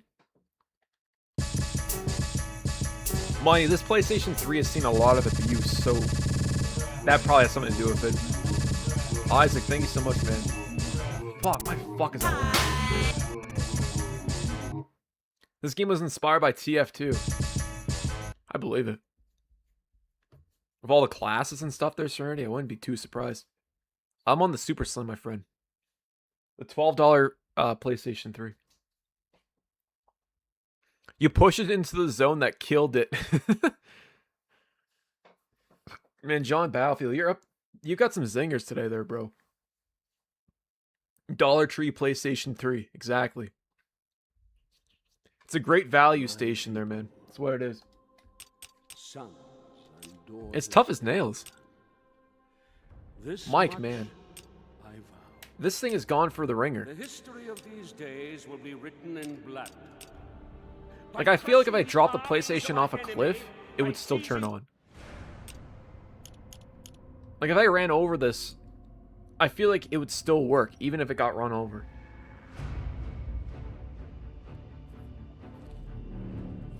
But here's the thing there are for. The reason they got humbled during the PlayStation 3 era is because Xbox actually had a lead in this competition. Now we don't have that. You have Nintendo, but Nintendo is its own entity. Nintendo and PlayStation can coexist with each other and not compete with each other. There we go. Scuff Station Mach 3 Edition, exactly. I'm like Adam the Clown, and Dead Rising 1 says, I'm a walking punchline. Where were you alive when this game came out? Yes, I was in middle school, I'm pretty sure. I recall this one dude. He's probably like maybe 2 classes ahead of me, or 2 grades. He had a Killzone 2 hat when this game came out. That was what, 2009? That was 2010. No, it was 2009, wasn't it? I think it was.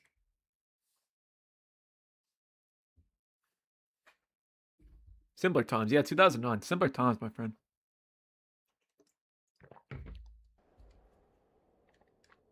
They could.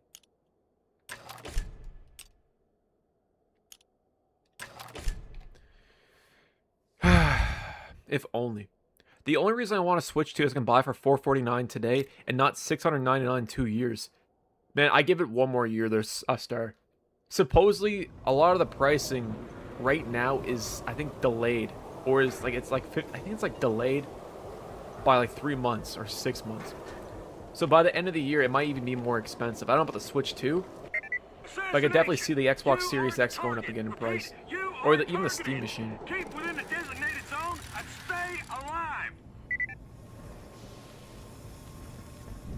Popping bottles in the crib. Meow, meow, meow.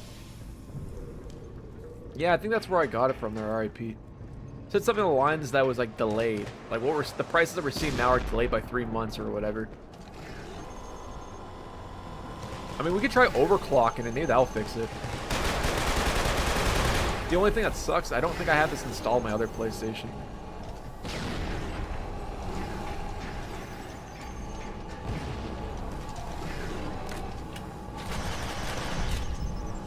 What? Yeah, I was gonna say, man. That's the first thing that came to my mind.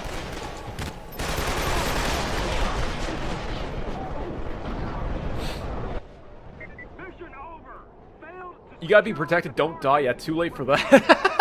I didn't realize I was supposed to be VIP there, man. I should have stayed upstairs. Yo, it's Young Boss 18. What's up there, man? How you doing? Body count. Take out as many as you can. Let's make it personal.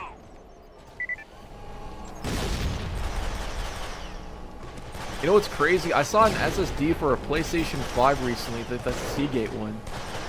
at Walmart. It was on clearance. Guess the price, man. Just guess. This is a clearance price, mind you. It was $350 for one pair of them. Like, I remember that was like, what, $100 at launch? The V in VIP stands for VIN. It does, as a matter of fact. Fuck. Bullshit. This is Brazil. Bullshit. Yeah, 350 Canadian dollars. It was originally 600. Like, what a steal, man.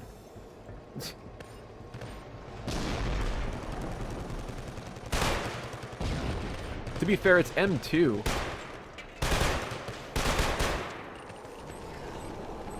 It might just be the stream stuttering. It could be just due to that, man. I mean, I ran this on a PlayStation 4, and I got like 5 bots from it. The PlayStation 3, it could definitely handle a lot more. Man, if I had $350 lying around, sure. I just couldn't get over it, man. I was like mind-boggled. I know it's been an issue for a long time now, but still, it's...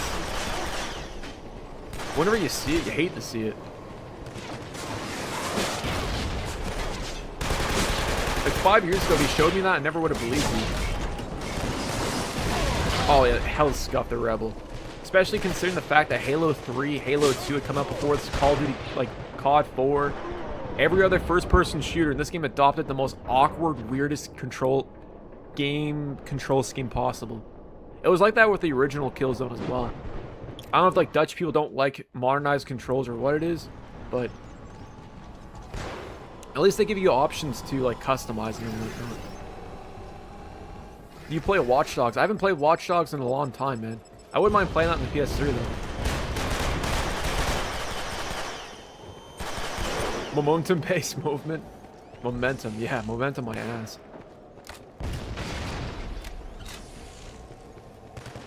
That's good. I'm sure the community would really appreciate that there, Mirko. Yeah, that was 2006. This is 2009, my friend. It's got that Eurojank aesthetic going for it, man. I love it. Oh my days. Or the control scheme, I should say. We need to make our own SSDs. Alright, we could be like billionaires with that. We gotta run an underground SSD fabrication plant there, bro. Fuck. That'd be sick. Let's get like a 3D printer. And just throw a bunch of SD cards into like a M2 shell or whatever and call it like an SSD.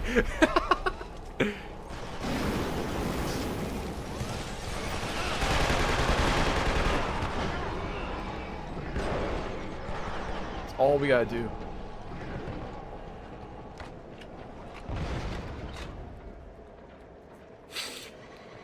That's true there, Burge.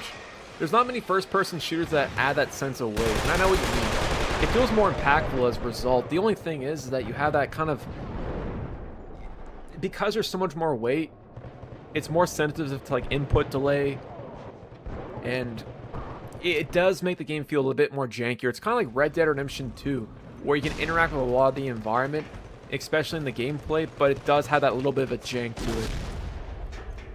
Like, it's refined to the point where it's not nearly as annoying, but the more you look into it, the more you play it, you notice it. That makes any sense.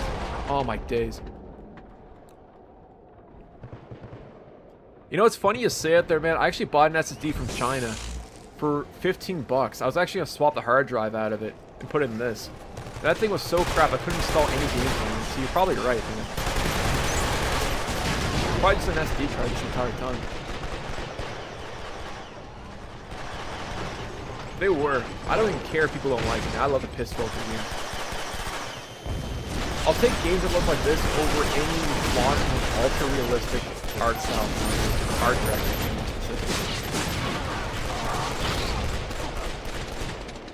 There's an inherent beauty in stuff like this. And there's no other first-person shooter on the Xbox 360 or the PlayStation 3 or even PC that graphically held up towards Killzone 2 outside of maybe Crysis. But on the 360, you didn't get experiences like this, man. Like, this really showed off how powerful the cell was over like the 360's architecture.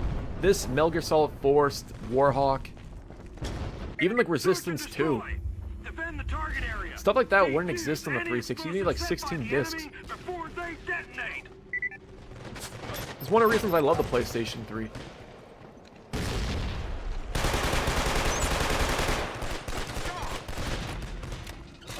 The 360 was awesome. I love going back to that console.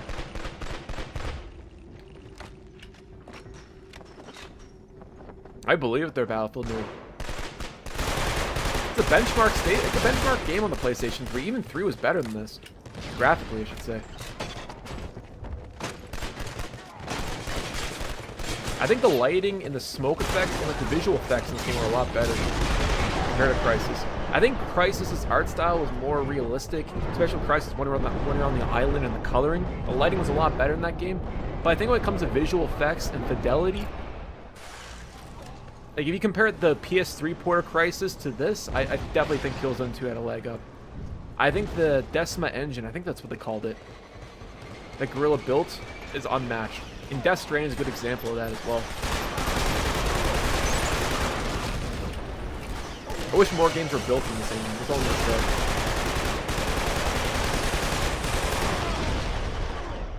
say. I read something online that I think Guerrilla Games, when they were making this, half the studio were artists. Like there was more guys that were like part of the art team than there was like I guess gameplay engineers or whatever you want to call that title. Software engineers, etc. Which might explain why this game is so artistically inclined compared to other PlayStation 3 exclusive games. Like, just look at the light in there, guys. There's something about it, man. Like, it's so atmospheric. It reminds me of like Alien Isolation or some shit. I love it.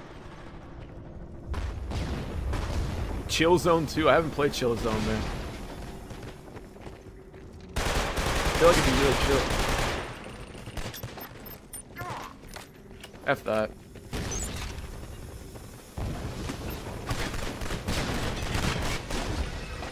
Dystopian filter, exactly.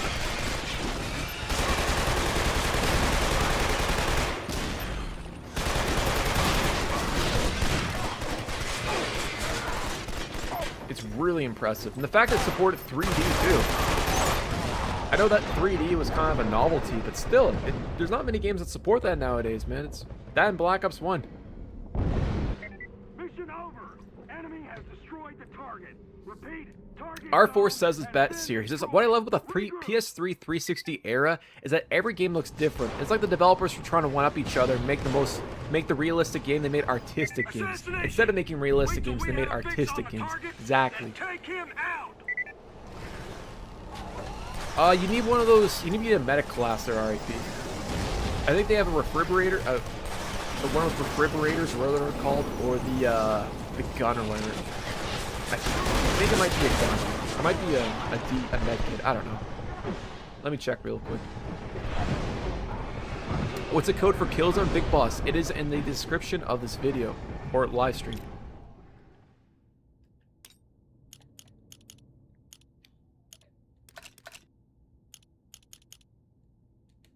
Change class. I don't think I mean change classes here. No, it'd be like that sometimes. Appreciate you, my friend. I always noticed that their aging. Whenever I bought an SSD, if I bought it for like 1 terabyte, it was always 965. But I feel like Windows probably allocates like partitions part of the hard drive for whatever reason. I don't know if I was just being scammed. I was just a Windows thing.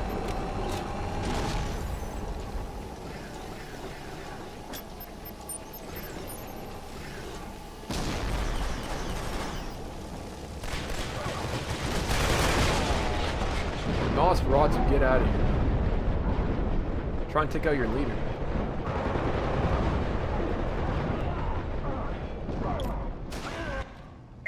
We ran out of time. Repeat, this mission is over. Await exactly. Orders. One thing I really appreciate with the HD era of gaming, you can tell it's like Halo 3. And that game came out in 2007. I'd say visually it still holds up for a game that came out shy of 20 years from now. 20 years ago, I should say. You look at BioShock, also came out in 2007. The original Mass Effect, at times it's kind of dated. But I'd say for the most part, it still looks good.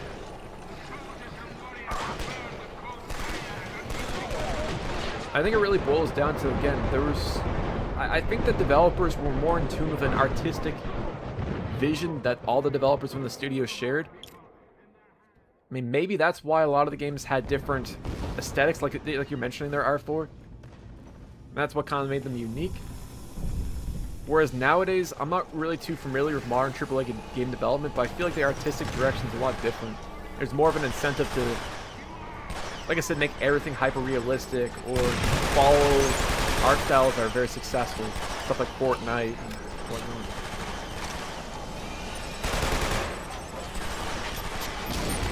Another big problem, though, there, guys, is that games have gotten so expensive. Shout out Big Boss for covering Mind's Eye. Yeah, man.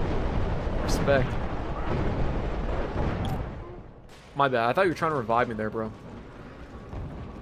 Again, I think video game budgets have just gone so bloated to the point where publishers and shareholders don't want to take the same risk they did 15 years ago. We're at a point where one game can take upwards of 7 years. And there's a good chance that even that game is successful, the people working on it are going to get laid off. It's such a volatile time for the industry, man. And I don't know if a reset is required to fix that or what.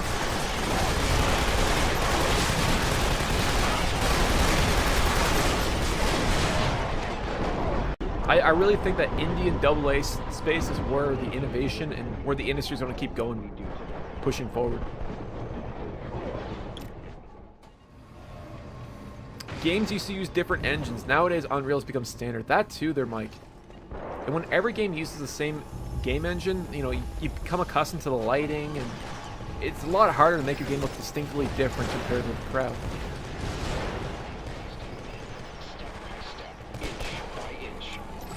I mean, you had the Infinity Ward engine with Call of Duty, you had the Bungie engine, where that was called. You had the Source engine for Counter-Strike, TF2.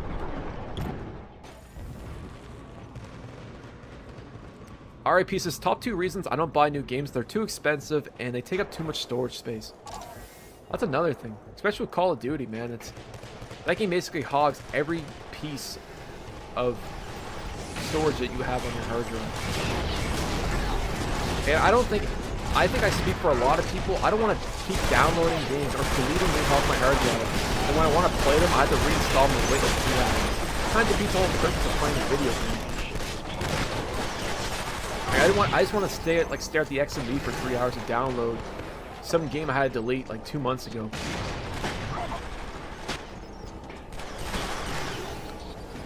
Yeah, I don't know if that's intentional or not, their RIP, but they've gotten bloated in file size. And if you have an internet cap too, like, have fun, man. You ain't playing shit. My hard drive is dreading GTA 6. That's probably one of the reasons, you know, that's a great example, man, because I feel like allowing people to preload that a week in advance tells you everything that you know. I know that's you there, Nork. I know that's you there, bro. To Zappel. I appreciate you there, man. I got you. Here we go.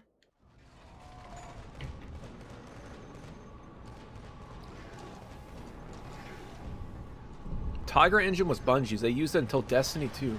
I didn't realize Destiny 2 is a different engine. I thought I used the one that was from Destiny 1.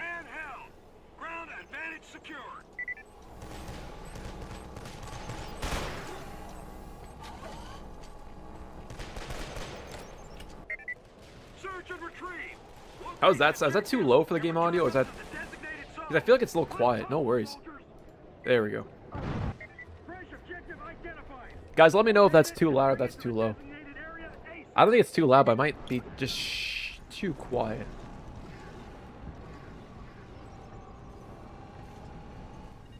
Oh yeah, no worries, Artusapel. We'll be playing Need for Speed Carbon next. Here we go. 1 second. I think that sounds good. Here. Much better. Beautiful. To Zappel, make sure you change your DNS in the description.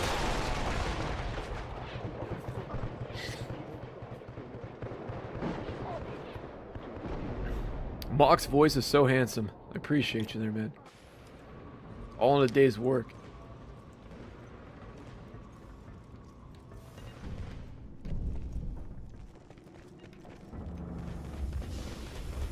I wouldn't be too surprised there, guys, if EA re-releases Battlefield 3 on the PS5. Kind of seeing how much money like Activision's making off the Call of Duty ports. I wouldn't be too surprised whatsoever. They do the exact same thing. Season passes and all that bullcrap. Actually, as a matter of fact, I feel like in the next 12 months we'll have a Battlefield 3 on the PS5. Calling it now.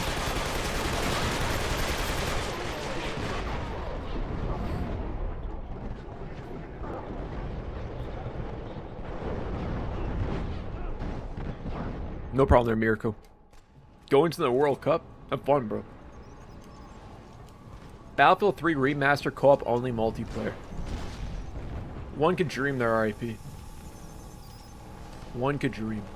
I hope that they do bring it back. It's an actual remaster, not like the whole port thing that Activision did with Black Ops 1 and 2.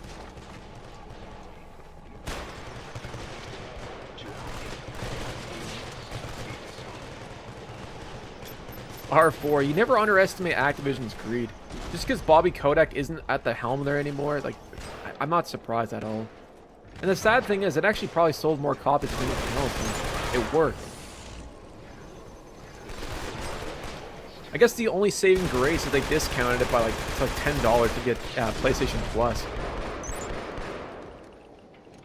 But again, it's still the practice is greasy, man. I'm with you on that.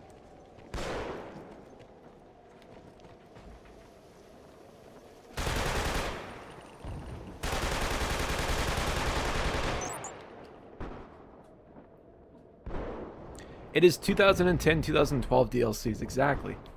The thing is, those are still full price, I believe, on the Xbox store, if memory serves me right. Or at least they were. I don't know if they delisted them recently or not. At least, like, using the Xbox Series X for, like, backwards compatibility. But still. Full price now. Yeah, I'm not surprised. It's like how they charge Call of Duty World at War and things. Still, like, full price and... I don't know, it's greasy. It wasn't initially. Huh. No problem there, film imports. I'll see you in the next one, my friend. Adios, cinnamon toast.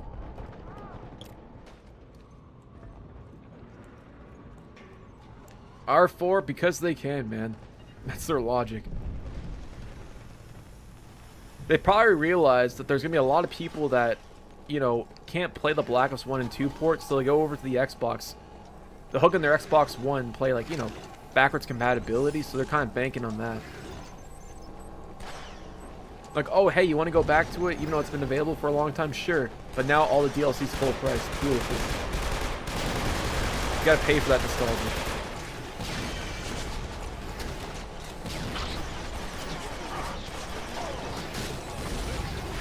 Alright, we got this.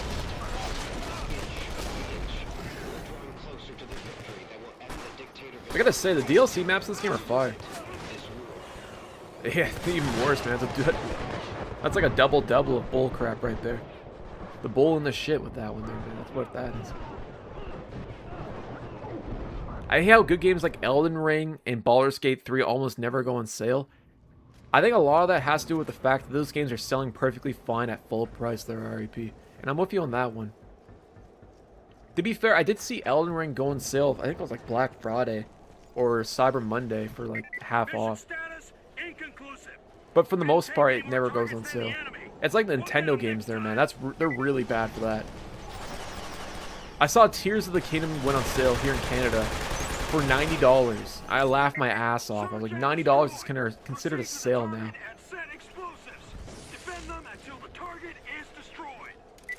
I definitely can see that there, man.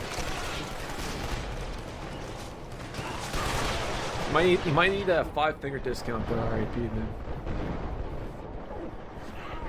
It'd be like that. That's all I'm gonna say. It'd be like that. Oh.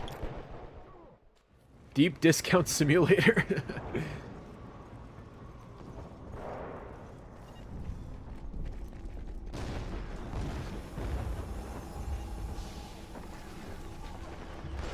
I think it was you, Battlefield Nerd, that mentioned that this game was inspired by TF2, and I could definitely see it. Mostly in the map design. Not necessarily in the combat. But like the whole classes and The way these maps flow, it kind of reminds me of something ripped out of TF2, I'm not gonna lie.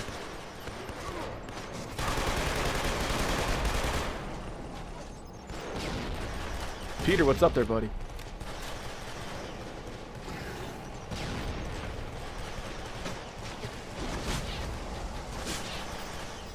You win some, you lose some, as the old saying goes, man. Out of here.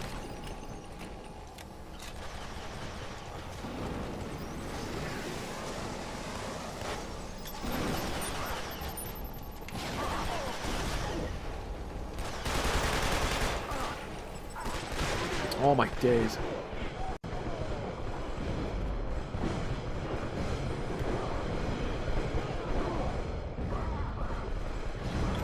Being a noob in PS3 online games with viewers live.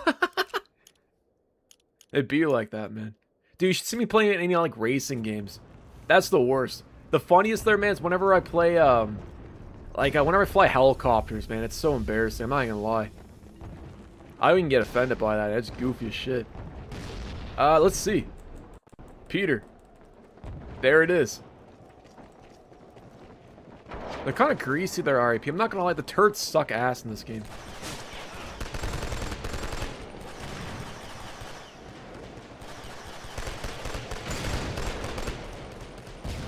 Mach 3's exposed. Cancelled. Womp womp womp.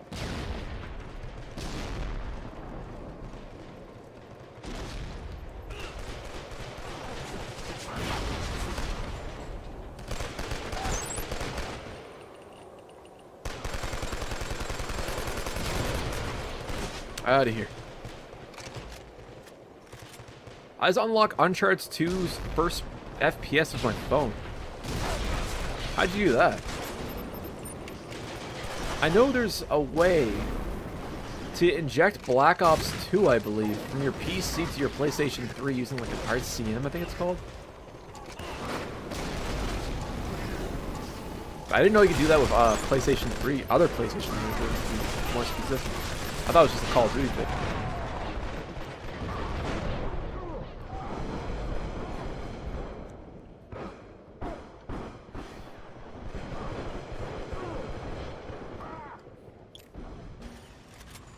That ISA rifle looks better. It does. It shouts Killzone. I love the holographic sight too.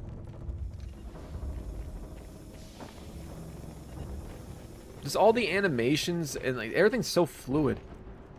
It just feels natural, and it's got such a style to it. It's one thing I love about Killzone 2.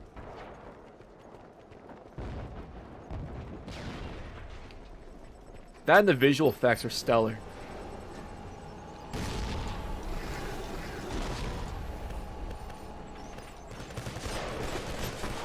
I like how the hollow sights double down on the piss filter. Exactly. It's not afraid of it.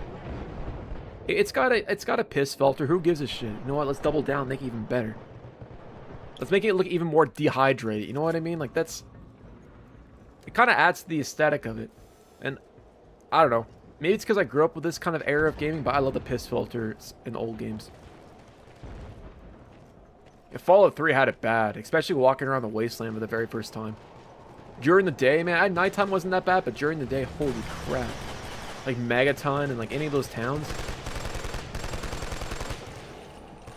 It got greasy.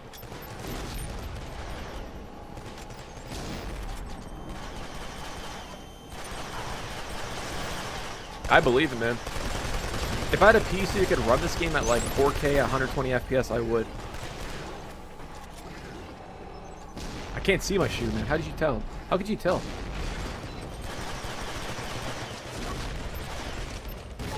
I think a lot of that has to do with the fact that every publisher is jumping on the multiplayer trend there are for. I saw your message. Like, a good example of this is Spec Ops: The Line, a game that doesn't need multiplayer. Like, it was very strong with a single-player proponent, but because at the time the market demanded that people like multiplayer games or multiplayer experiences, a lot of single-player games got multiplayer shoehorned in. Sometimes it was great. BioShock 2, great example of that. Sometimes it was alright. I don't want to say Spec Ops: The Line's multiplayer is bad, but it definitely wasn't the reason you played that game. That's one thing I didn't like about that generation.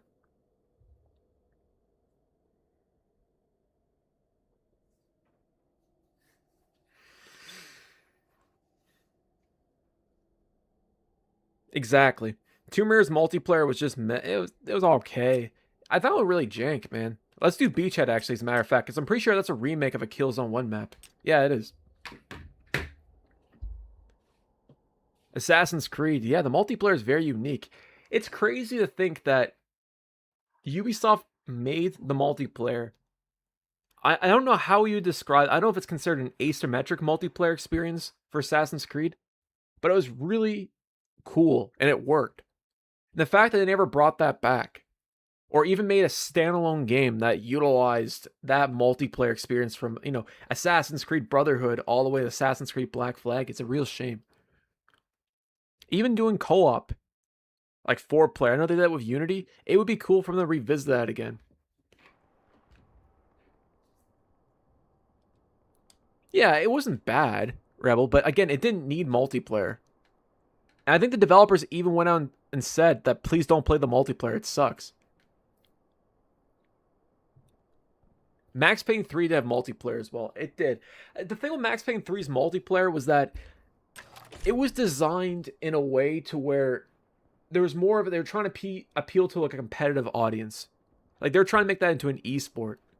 And there was actually a lot of depth in Max Payne 3's multiplayer, like full-on progression system. A lot of the maps were taken from the single player, but reimagined for multiplayer, like an arena setting. And it was solid. Like it's really good.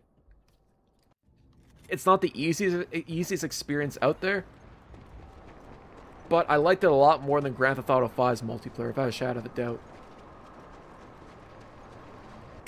Search and destroy. Find the target area. I think the only examples I can think of there, Serenity, where it was kind of a mistake was stuff like Turning Point, Fall Liberty, and maybe Legendary. But I got what you mean there, man. It was cool being able to play for a single-player game like Dark Messiah, Mights and Magic, just to find out that it actually had like a kick-ass multiplayer mode too.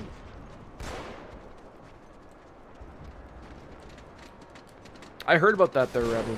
I feel like it's a skeleton crew working on GTA Online. I feel like it's all full steam ahead for GTA 6. Let's be completely honest, man. I have a funny suspicion they're going to discontinue GTA Online within a year after GTA 6's multiplayer is out.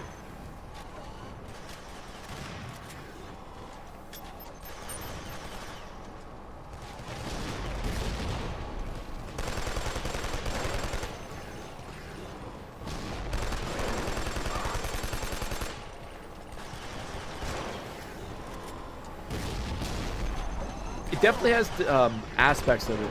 I would say that Red Dead Redemption's multiplayer shares more resemblance to what GTA Online will eventually be, because GTA Online and Red Dead Redemption's multiplayer have a lot more similarities. Max Payne, I think the combat definitely had some influence in the GTA 5 or even Red Dead Redemption 2, but that felt more competitive. It felt like they're going towards more of the, I don't want to say the Call of Duty crowd, but more of an arena competitive experience, whereas Red Dead Redemption 1's multiplayer was an expansion on GTA 4, where it added like posses, progression, being able to buy crap.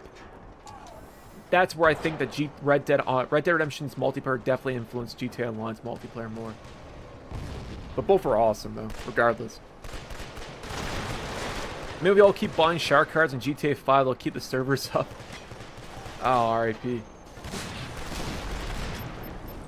No, it's greasy because even people were buying them, I can still see them shutting it down. Like just basically forcing that entire player base over to GTA 6. I wouldn't be too surprised if they pulled that off.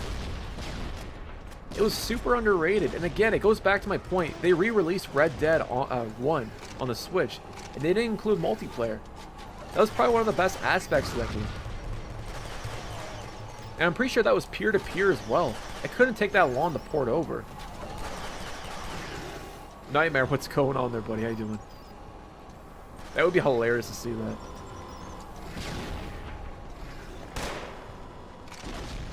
One of the reasons I don't want GTA 4 to get remastered is because I know they won't include multiplayer. That's almost a given at this rate, which is a shame.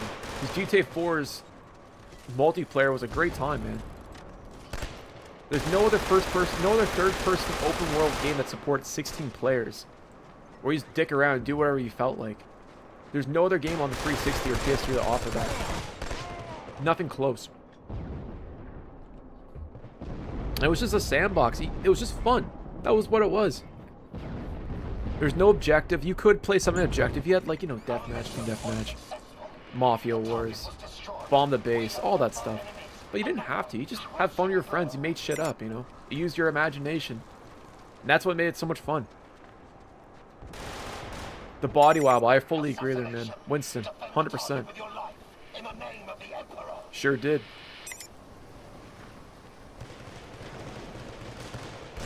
They're gonna try to fix Nico's hairline fuck-ups Aurora. Yeah. The hairline's on point there, man. I didn't notice. Apparently they butchered his Serbian accent there, RIP. I guess a lot of people that live in Serbia said that they did, like, it wasn't nearly as good, like, it wasn't that accurate.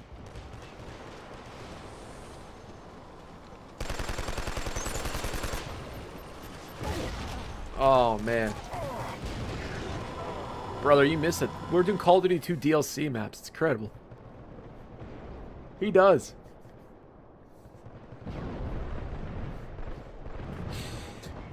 He really does, and I think most people that I talked to thought he was Russian.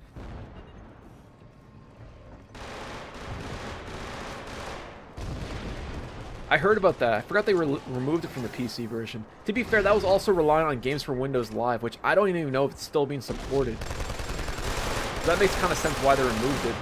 But still, they could have just released a patch that removed the requirement and just made it peer-to-peer. Or even use Steam's server, like dedicated servers. I'm not too sure how that works, but that's even possible. But still, there could have been a solution outside just removing the multiplayer altogether. I wonder if Grand Theft Auto 6 will have that signed personal card to each character where you have to buy and choose your personal vehicle. I could definitely see them doing something akin to how in Red Dead Redemption 2 you have your horse. Whoa, did this get like tactical nuked or what happened there? That's got disintegrated. The fuck? Nice. Oh, without a doubt, it's like the Red Dead Redemption port nightmare on the Switch and PS4. That didn't include multiplayer. And that was peer-to-peer.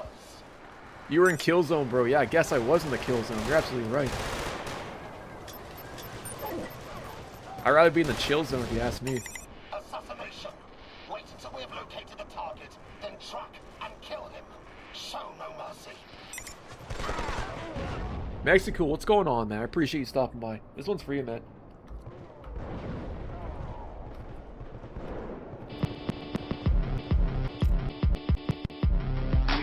What's up, bitches? I think so.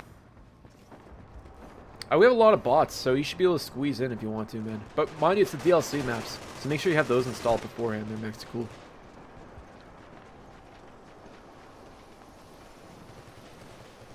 I think a lot of people are comparing Grand Theft Auto 6 gameplay can be compared to GTA 5 Enhanced Edition, but in reality, Red Dead Redemption 2 is the blue point. Yeah, I think it's more fair to compare Red Dead Redemption 2 to it. Again, we've only seen screenshots and, like, gameplay footage from last year. We really haven't seen much. I know a lot of people are saying there's like a graphical downgrade.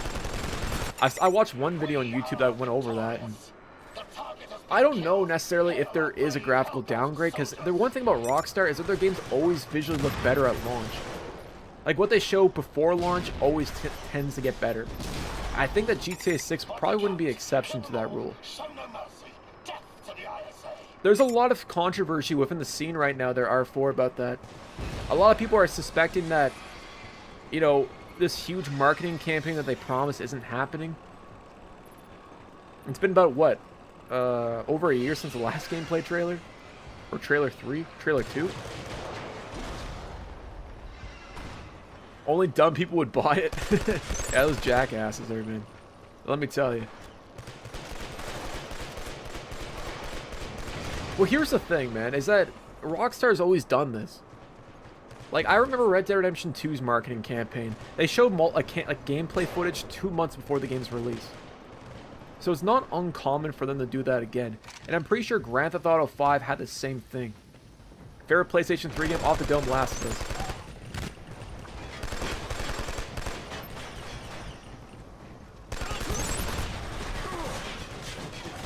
But again, things have changed at Rockstar since, you know, Red Dead and GTA 5. Imagine GTA 6 turns out to be dog shit. Oh man, I really hope that's not the case. I'm running on a lot of copium right now, I'm not gonna lie.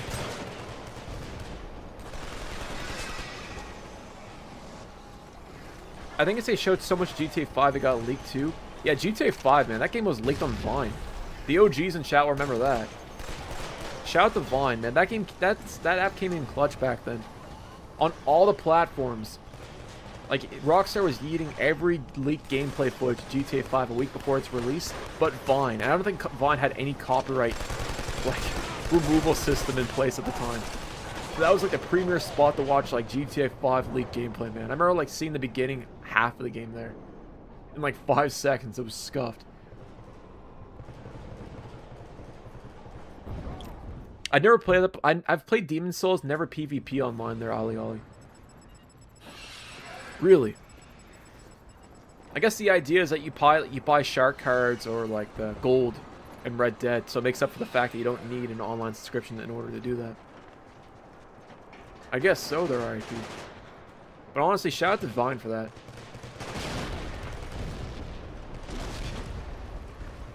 I know what some of the writers on GTA 6 worked on GTA 4.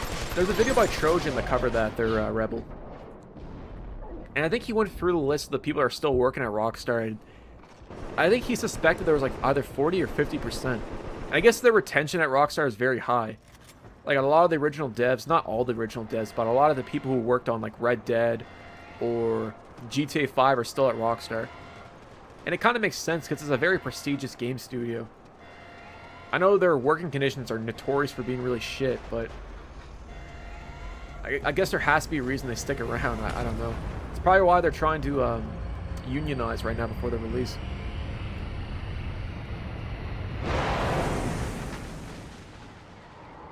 I look at it this way. Oh, god damn it.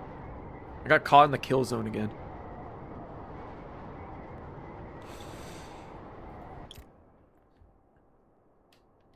I've never seen leaked gameplay of it, of Red Dead Redemption 2 on 4chan.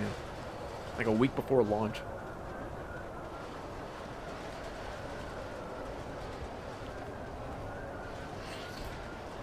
But like I said, I don't know if GTA 6 will encounter those leaks. But you got a good point there, Asylum.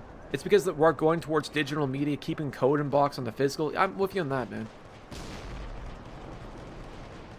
It sucks because I'm super excited for GTA 6 there, Asylum, and I've been waiting for this game for like 13 years. And there's one game that I play a lot of is Red Dead Redemption 2. So I'm under the impression that, you know, this game, GTA 6, is going to be just as good. By the same token, I see their business practices and what they're trying to push leading up to the release. And I see the slippery slope that those kind of actions entail. Or the president of that sense, right?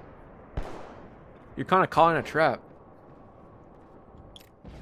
Oh yeah, 100%. When those leaked financial records came out, it makes a lot of sense why they did that, man. It's like the nuke in Modern Warfare 2, I was gonna say. It's a kill zone there, bro.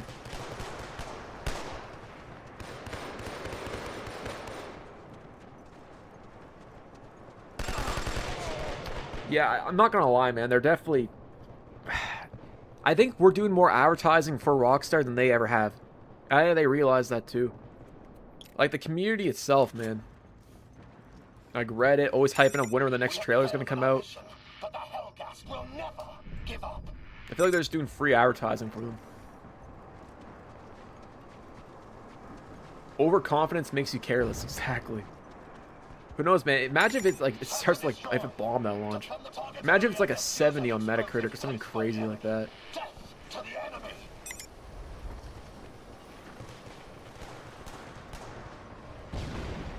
Sony has started a campaign in the United Kingdom in leasing PlayStation 5s in preparation for GTA 6. That's how bad the price is. That's ridiculous. I noticed that Xbox, when they announced a new price hike, they introduced Karna. Like the 4 payments, like displaying the payments or whatever. And that's kind of crazy in there, man.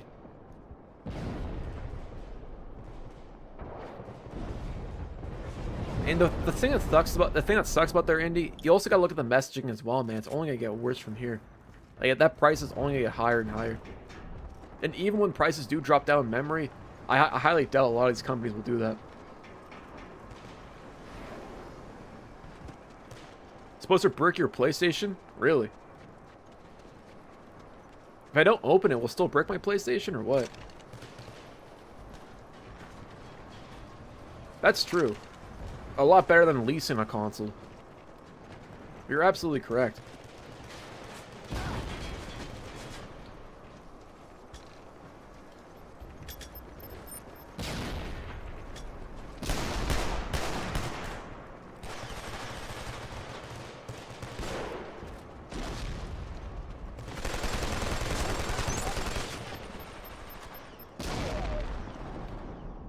Spain and Argentina are going to go for penalty kicks. Oh, man.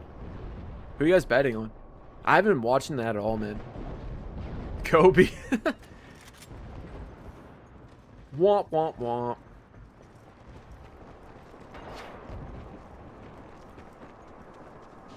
I kind of wonder if the PS7 is all going to just be like a streaming service at this rate. Like, hardware is going to get to a point where not even anyone can afford it, so they just like push the whole streaming as a service. You want to own your console? No, you stream it from the cloud.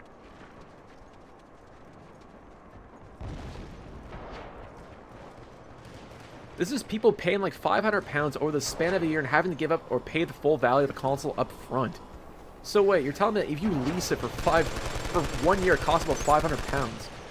How much is like the PlayStation 3 costs or PlayStation 5 costs normally in the United Kingdom?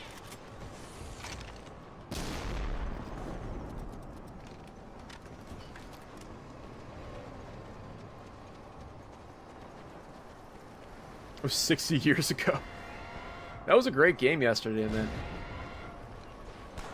I thought France was going to pull through the latter half.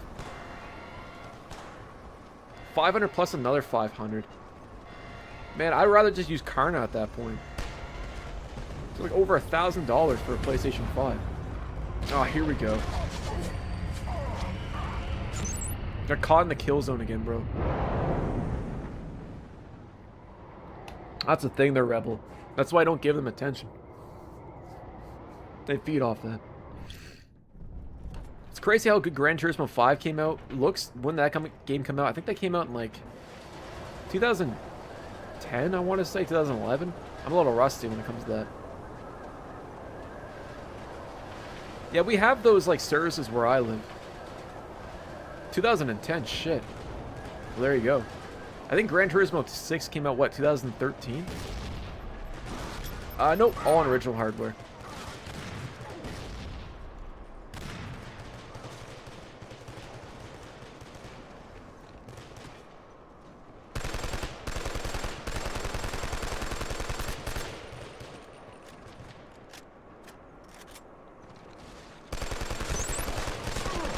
Pretty damn impressive for 2010, if you ask me. I could never imagine renting a console. You know, things have gotten dire to that. I think after this round, we'll swap over there, Rebel. Really? I would have thought it came out at least a year prior to the PlayStation 4's launch. I didn't realize it came out that close. I never really got into like the Gran Turismo series, if I'm being honest with you guys. Will, man, I'll be there after this round there, homie.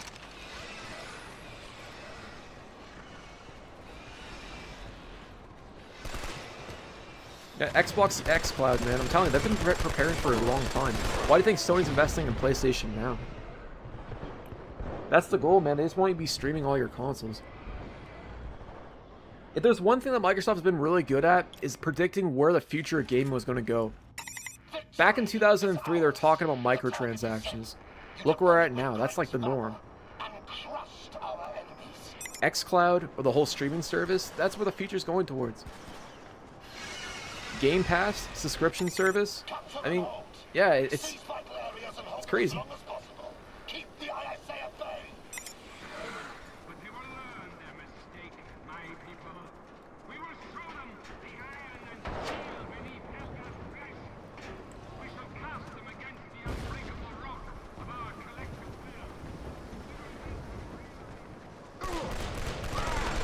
Oh my days. GTA 5 and the PS4 release, yeah, it was only about 2 months. I think it came out in September and the PS5 launched, or PS4 launched in November.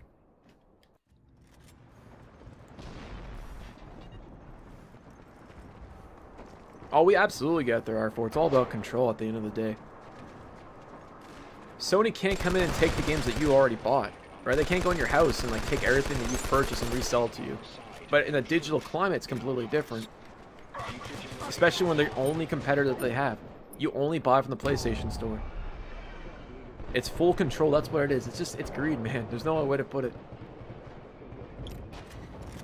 They can argue that's consumer trends. They can do all that, man. They can justify it that way. But at the end of the day, it's all about greed. It's all about just monopolizing the marketplace. It's greasy.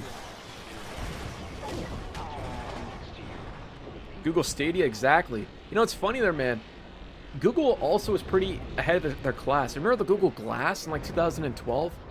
They were like, what, 14 years behind? Smart glasses are now a thing and becoming more and more popular. Google Stadia, a full-on streaming device for gaming. OnLive, exactly. I mean, I think it was Jeff Bezos talked about this, how they kind of envision where PC personal computers will be something that you rent rather than that you actually own. And with the rising costs of like memory and hardware as a whole, it definitely seems like that's kind of the direction that a lot of they're trying to push the industry towards.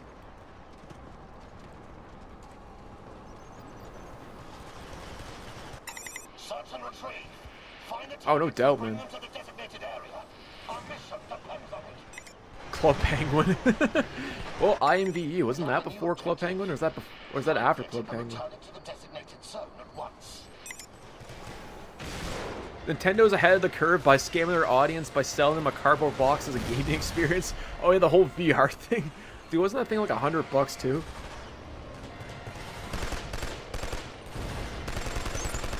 And I've heard a lot of people glazing Nintendo for being the most ethical right now this generation, but people forget that Nintendo's history has been like, they're not like Mother Teresa, man. They have a lot of skeletons in their closet when it comes to treating their consumers like that.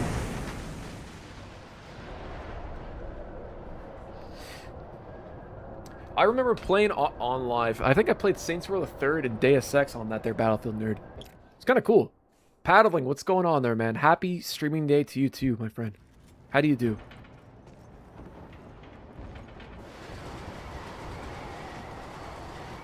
Let's just sell something made out of cardboard to kids. I'm sure that will last a long time. And the crazy thing about their REP is that it's not just kids buying it, man. There's a lot of adults. Like, Nintendo has a huge mark with it when it comes to casual gaming. It's crazy. That's one of the reasons why the Mario games keep selling despite the lack of innovation. There's just a huge audience for that. It's like I can't remember who said it, but it's like the adult version of Disney. Mario is basically like the adult Disney. They do some things that are innovative from time to time, but for the most part, it's kind of predictable. And it works.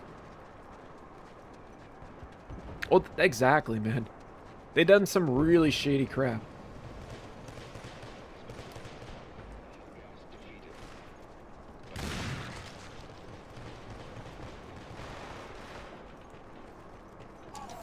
So who knows, man? Spare count, man. Shoot. Real, I'm not too surprised. The Yakuza or whatever.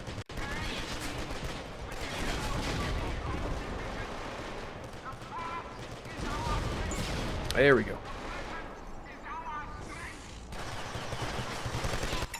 We have a new objective. Find it and return it to the Nintendo is a Disney of video games, 100%.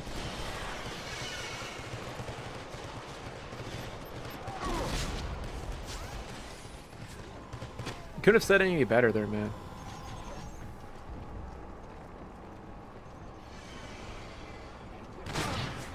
Nothing better than that, man. All I like to do after cutting the grass is get like a Corona of a wine. Or a Modelo. Modelo slaps in the summertime.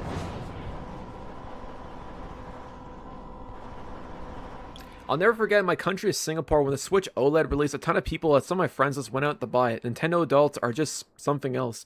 Like I said, Nintendo's a very loyal fan base. It's kind of like, I don't know if you guys ever met like a Toyota owner or like a Subaru or a Honda owner. They just stick with them. They have a lot of brand loyalty. And I feel the same way with Nintendo. Like, they'll release anything and people will buy it. Even the Virtual Boy, like re-release or whatever. But the Virtual Boy wasn't even that great of a console, but people still bought that in droves. Or scalped it, for that matter.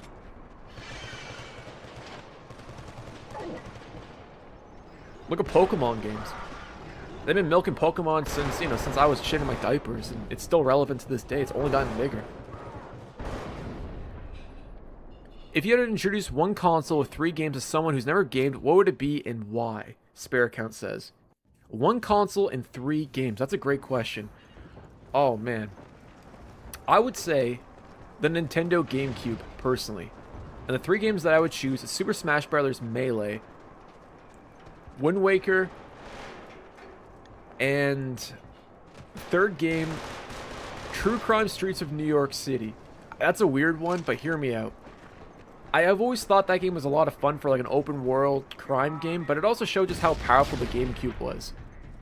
Like the fact they could run almost like a full-scale NYC represent like on the GameCube was really impressive for its time. It didn't have GTA on the GameCube, so that was the closest thing to it.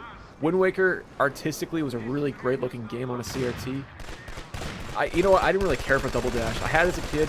I never really cared for Mario Kart. I was more of a Smash guy.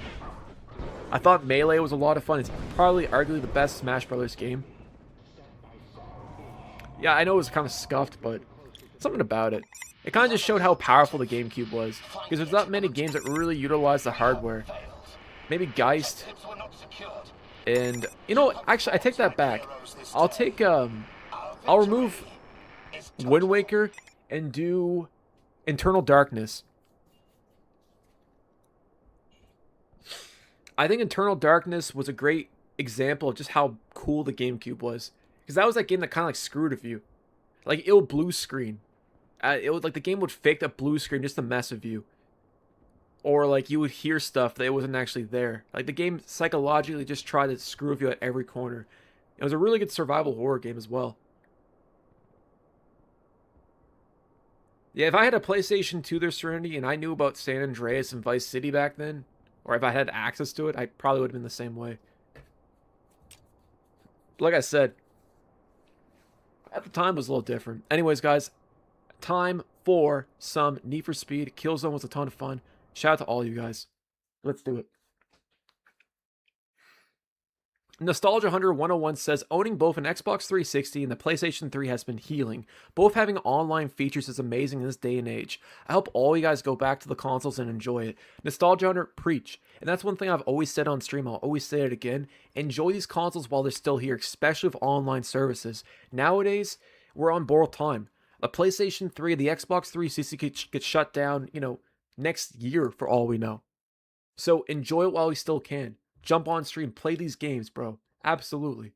I'm with you on that one 100%. Oh, in comparison to the Xbox and the PlayStation 2, yeah. The original Xbox was a lot better than the GameCube in certain elements, but I think for me, I just love the GameCube controller. I love Smash. Double Dash was great. Wind Waker, Ocarina of Time port was really cool. But like again, I think nostalgia plays a huge part in it. I used to play Nightfire, Agent Under Fire, Everything or Nothing, The Incredible Hulk Ultimate Destruction. Like all those experiences on the GameCube for me really stood out. Whereas the original Xbox, it was my first introduction to online gaming with Halo 2 and the Call of Duty Finest Hour and whatnot. But I wish I had a PlayStation 2 growing up. I'll put it that way. I definitely missed out. I would have loved to play games like Metal Gear Solid. I would have enjoyed playing that. MGS3. Oh man, Sly Cooper, Jak and Daxter, Ratchet and Clank. There we go.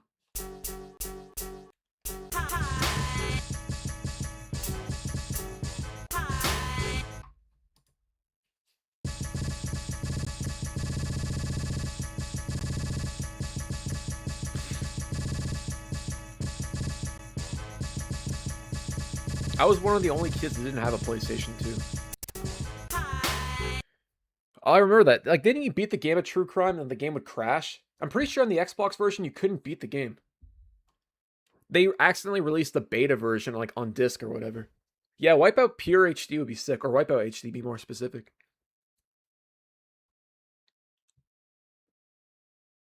Oh man, that's brutal there, Mike. It's probably one of the peak times to like get into 3D gaming.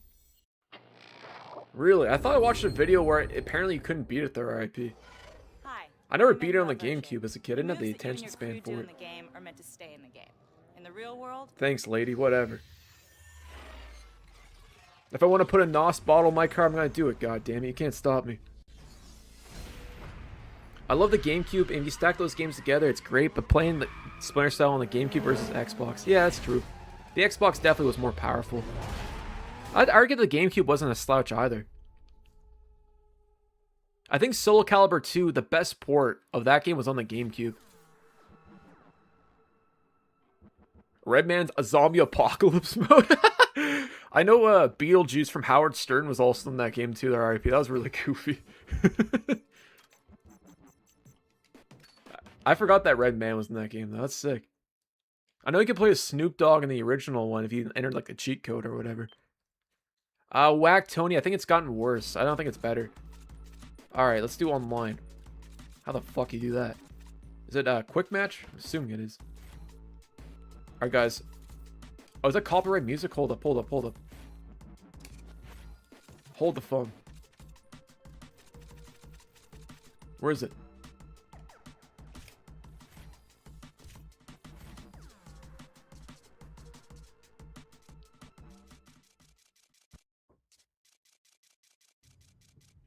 Redman's MTV Cribs episode, you can see his Dreamcast in the background. Oh, okay, cool. So I'll turn on the in-game music and keep this here then. It'd be like that sometimes in Rebel. Tell me about it. Yeah, I've watched that MTV Cribs episode. That's the one where he just showed off his house and like, his cousin was sleeping on the floor, right? He just didn't care. I respect him for the fact that he was just honest. You know, Redman's real. And I think it made that episode even more legendary.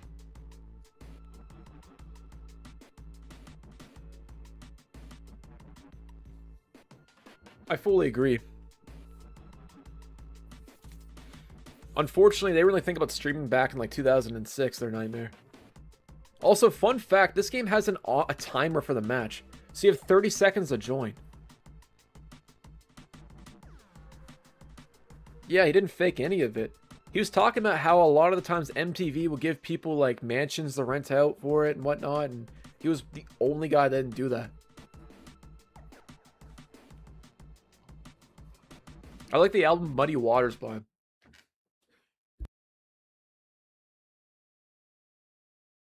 I crashed twice in the car selection already. I was hoping the servers would be more stable by now.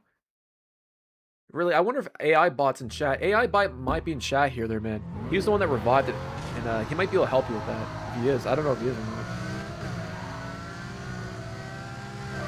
But here it is, there, guys. Need for Speed Carbon on the PlayStation 3. If you guys don't know, this game was offline back, I think it was 2020.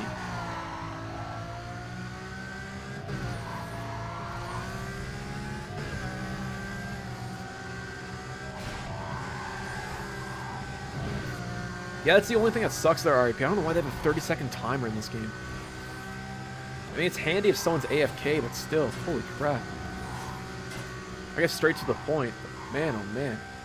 At least give you like 5 minutes.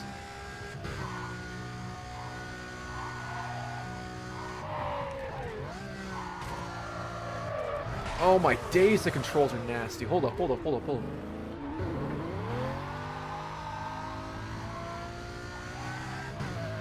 Really?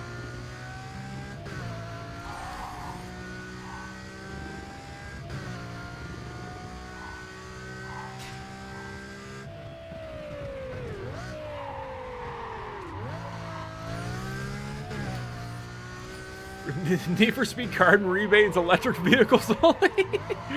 Yo, the new BYD cars look sick in this game. They're RAP, man. Yo, Keely really went hard in this supercar.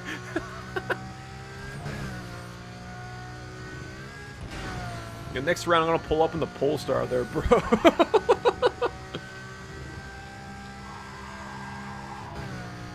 I wonder if they got the Hummer EV in this. Oh my days. Oh my lord. I don't know if it's rubber banding or my controller, but holy crap. Yeah, I was going to say, for 2006, it looks great. Pimp my GM EV1, say less. Oh, dude, I wish I could own an EV1. Didn't they make only like 30 of them or something like that there, man? Like, I thought a lot of them went to like universities, if memory serves me right. So cool. All right, let's see. Waiting for other players. Let's see what happens here. If we back out, or can people join? Hold up. Here, I'm gonna try moving my PlayStation close to my controller here. Give me 1 second there, guys. I feel like that might be a part of the reason why there's so much latency. Because there is a greasy amount of latency here for whatever reason. The Soulja Boy consoles, yeah, I remember he talking about it on Twitter, and he had the balls to put like Nintendo games on it. I don't think it ever got released, did it?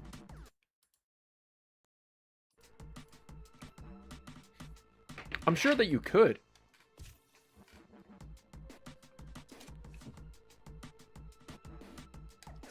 Alright, I'll try back and unjoin that one there, RIP.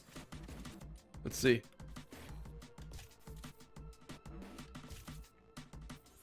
See, maybe it's rank match? Okay. Any.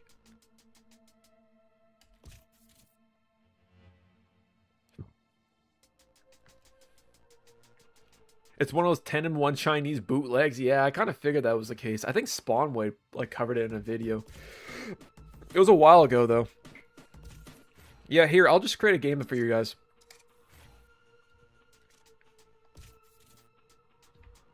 Yeah, feel free to join.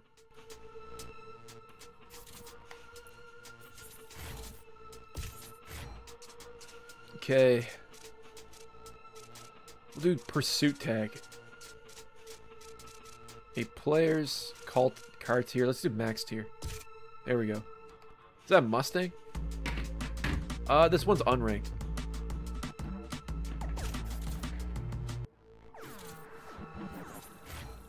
Oh, nice. Here we go. We got Indian here. We got Nordic. Tuzapel Star. Sanchez Dos. No, man. Take your time, my friend. We still got like an hour of this one.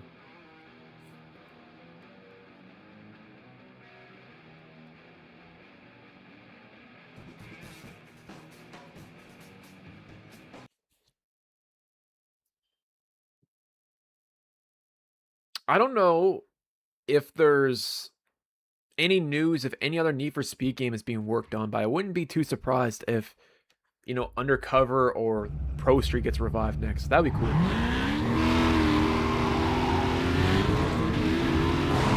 Oh, get out of here, bro. Stupid ass brother.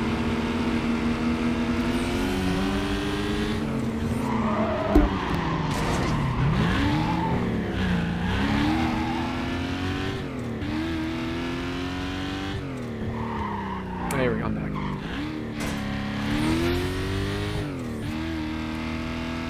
I'm not gonna lie, man, seeing like a big wing on a Mustang is kind of weird. Oh, it's a no-brainer. I think, pretty sure they're done with the franchise. The last I heard was the Need for Speed. I don't know if Criterion Games is gone or what, but I could have swore they retired it. All they would have to do is remake Carbon or re-release this game. It's money on the table.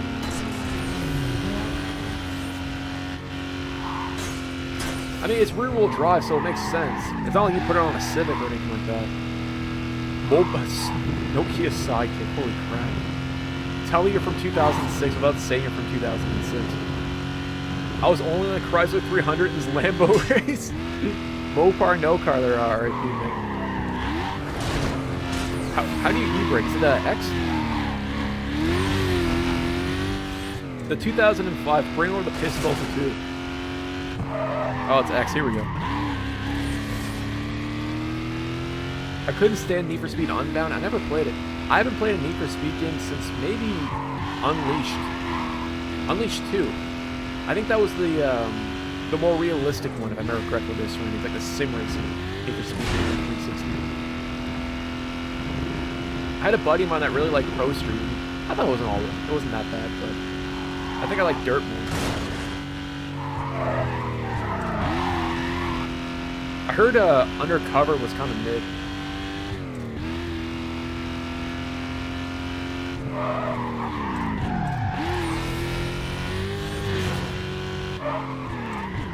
I thought so too. I'm pretty sure Criterion is now a Battlefield studio.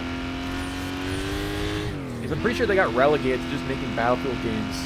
And if I'm not mistaken, I could have swore last week they announced they retired the franchise.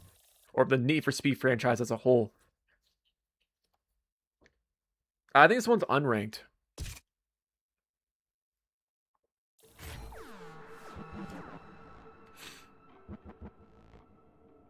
Turbo is Circle, I believe. Undercover is an embarrassing PlayStation 3 port. Man, if that ever gets revived, I'll definitely check it out. I played Unbound, beat the single player, only found that the multiplayer has its own progression, and the only way it's set up is promoted the most scummiest vehicle builds. Does it rely on microtransactions there, Rebel? I didn't know if a lot of the Need for Speed games had that issue. Oh, we got a Speed 3 in here, man. Dude, I tried to buy one of these for so long. I spent literally 6 months, man, no word of a lie, trying to find one of these. Never found one. Chrysler 300 CRT, SRT8, nice, with the Hemi.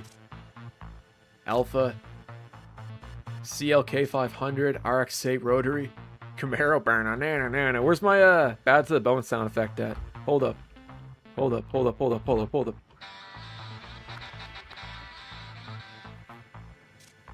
Alright, Speed 3 time, let's go.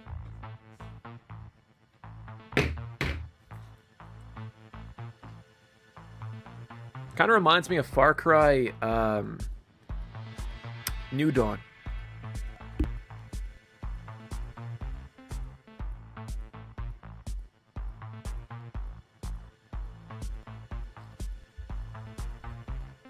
Yeah, guys, I'm not backing out of this lobby here. Our friend Fallen Blades fell into another lobby. I guess you could say he fell, man. Or he's fallen, Brother Bear. I've been loving Hen. I wish I modded my PlayStation 3 sooner. It's a blessing in disguise they're paddling. And the great thing about it is that if you ever want to play a game that requires you to have a modded console, now you can. Oh, Spain scored. There you go.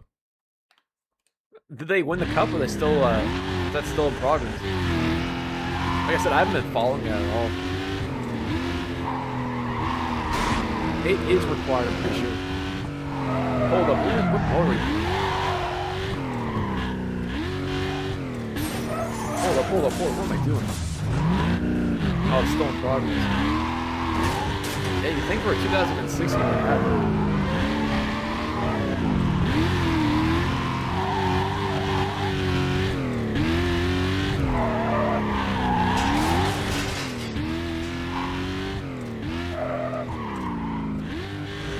This crowd big and Ford.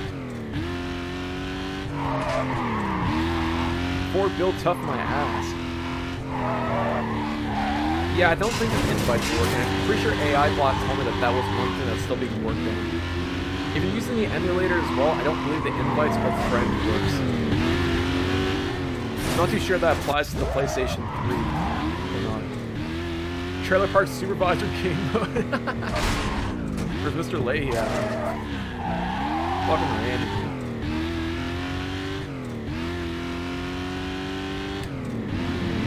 Oh.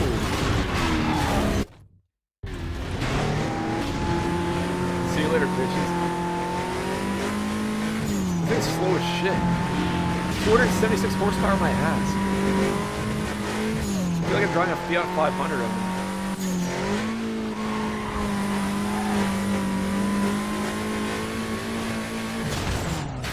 Wait, is that a manual? Hold up.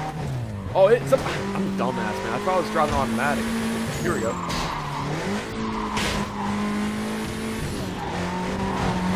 Bro, get off my tail, man. Let me drive my Speed 3.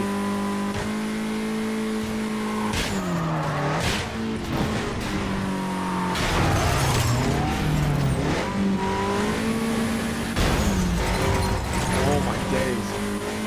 This is scuffed.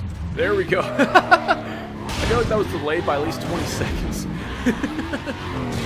Like like a bit of a grace period for me there, man.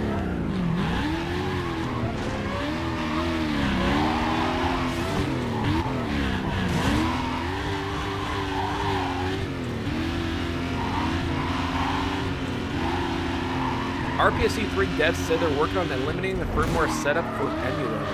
Right, because you got to install the firmware in order to use it. Like 4.93 or whatever. Oh!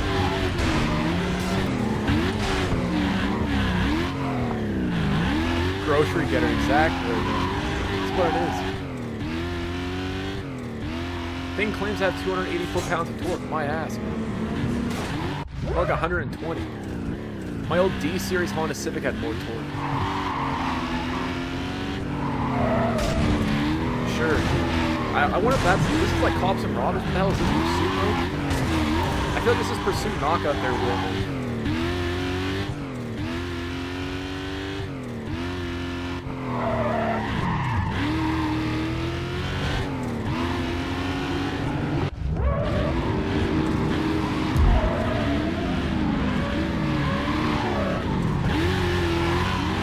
Oh, it's Pursuit Tag. Oh, there you go. Zoom bell.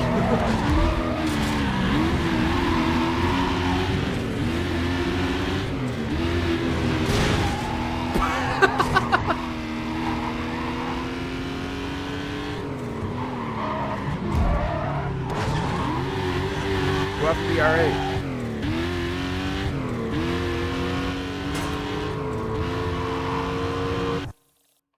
So that Dodge Viper, I can't tell. Yeah, GG's there, guys. Chris says, dude, you're playing the best Need for Speed. I love Need for Speed Carbon, but I love Need for Speed Most Wanted 2005 better. Carbon is pretty good physics. Yeah, it's great. You know what I love about Need for Speed Carbon there, Chris, is that it's a good representation of just how cool the tuning scene was for the car culture in the 2000s. Like, Underground 1 and 2 really capitalized on Most Wanted, just how awesome that scene was. And I love the fact that you got a lot of cars, like the Mazda Speed 3 for an example. Or you had like I think like in the original you had like a Honda Civic EM1 and Underground 2. You know, cars that you would modify back in the day. It's just so sick being able to drive them in game and whatnot. Or even be able to tune them in game too. Just the amount of options and whatnot, it's great. Wheelman, hell yeah there, bro.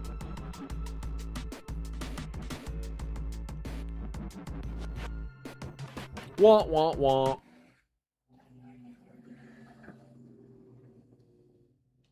My shit keeps crashing whenever I get close to connecting. I just don't get it. Yeah, I was going to say, it might be a rip, man. Because I don't think this game, you have to install anything to the hard drive. I have played Pro Street once. That came out in 2007, right? This is like right after this one. I didn't mind it. I like Dirt more, though, if I'm being honest. Mind you, a lot of racing games when I was a kid, I wasn't into cars. So they weren't my forte. I didn't necessarily go out of my way to play them.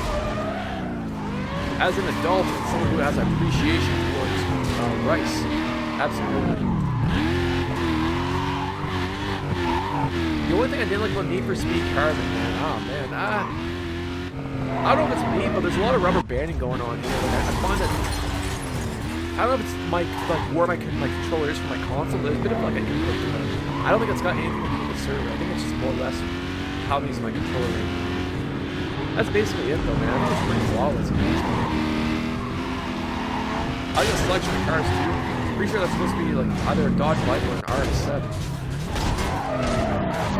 Oh my days.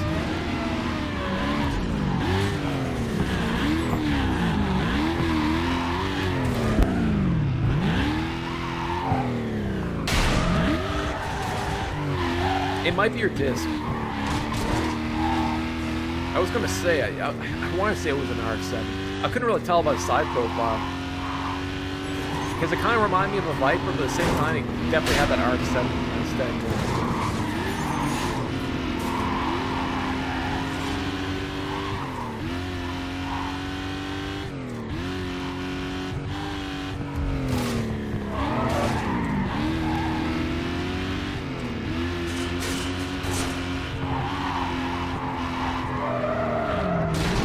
Restoral roll, nice.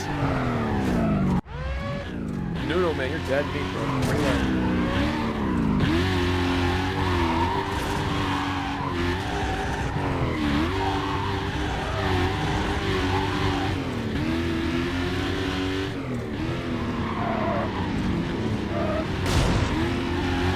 Can you make Need for Speed Carbon run at 20 FPS? Man, that'd be awesome. If I could deep fry the game, I absolutely would there, Chris. If I was using my my jailbroken PlayStation during my CFW run, I could definitely underclock it. I feel like if you underclock it, probably run at like 10 FPS. But the game's performance is kind of all over the place right now there, Chris. I don't feel like I have to do much in order for this game to run like shit. Being totally honest with you. I feel like all I gotta do is just play it for like 10 minutes.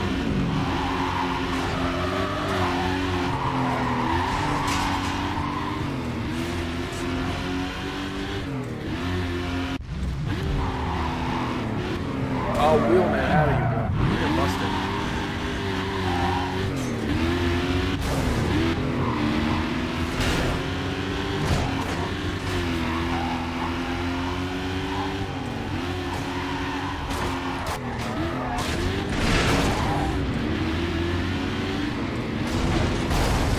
Out of you.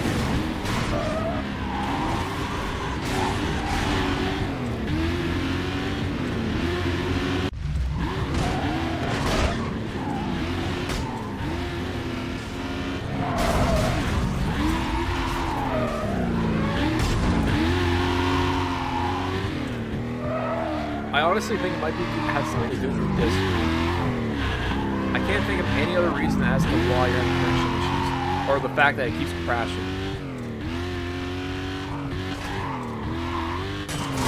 Wait, some dipshit put a sales sticker in front of the disc. Man, who does that?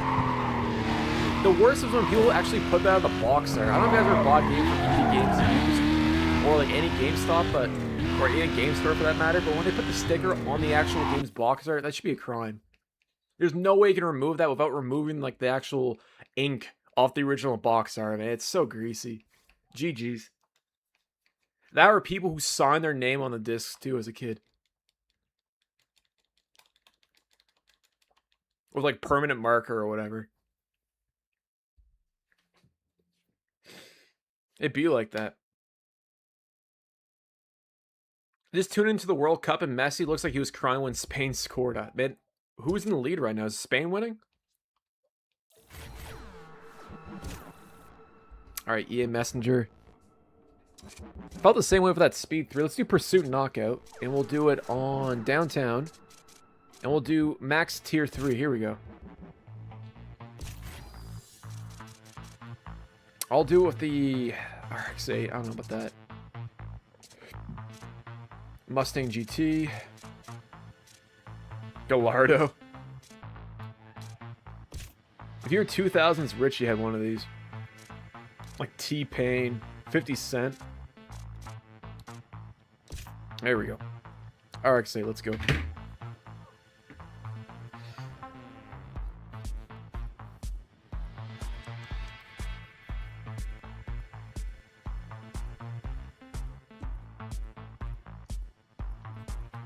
My disc might be scuffed because even the main menu music isn't loading right at times. It's probably the case, the Rebel. That sucks too, because I'm pretty sure Carbon's a hard game to find on the PlayStation 3. Oh, my bad. Subaru Impreza WRX STI. Hey, it's cool.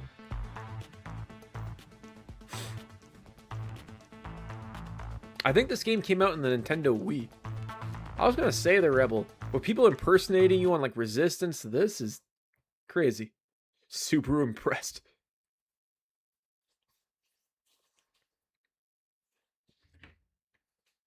This is the first time I ever played it online as well, man.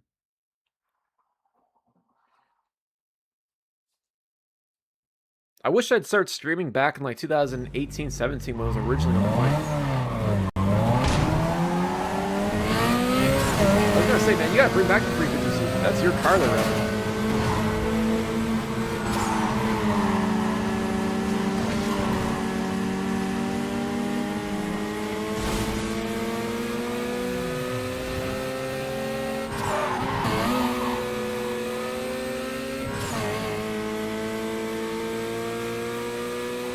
Man, I wish I had the balls to own a rotary. These are so sick. I don't know if I get an RX-8, but definitely an RX-7 with FD, twin turbo. I'd imagine owning a rotary is a pain in the ass, though. I feel like 80% of the time it's maintenance. I'm enjoying it a lot, man, as a matter of fact. It's a classic. Like, Carbon is one of those games that, you know, it was the era, like the peak era of Need for Speed. This is probably the last great Need for Speed game. No disrespect to Pro Street, Undercover, or On the Run. Or I Got the Run, whatever you want to call it. This is a classic. I love the aesthetic too. What the fuck just happened? Oh, I lost. That's what happened. I like that. Is that a C5 or C6 code? That was confused.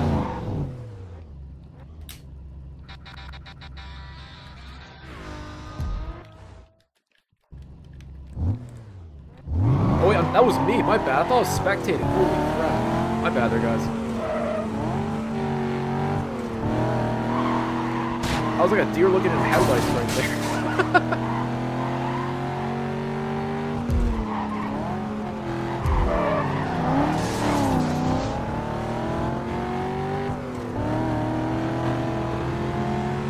Going down, RX. Hey, get out of here, RX-8.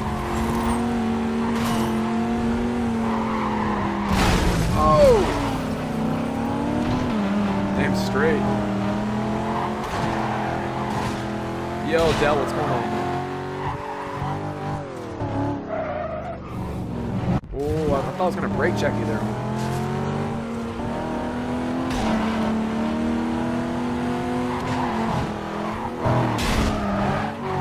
How's that considered a minor hit?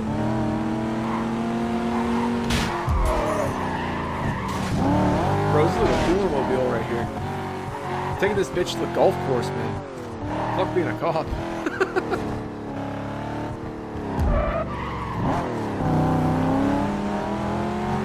Man, Jim's gonna kill me if I get a scratch in the vet, man. That's all I'm gonna say.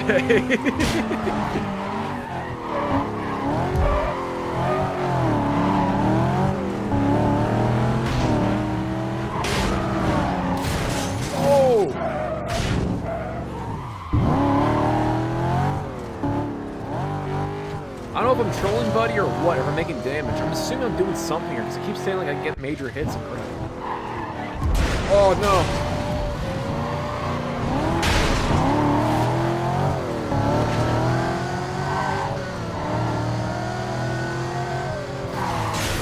Balls.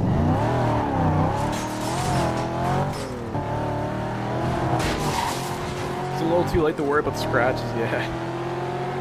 That ship sailed a long time ago, the Rebel.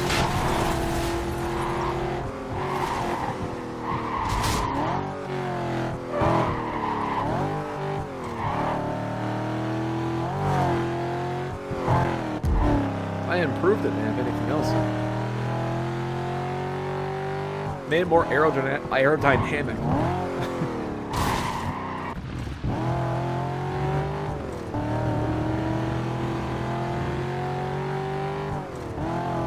It feels like the game's geeking out there. What the hell happened there? Oh, was the camera or just the car itself?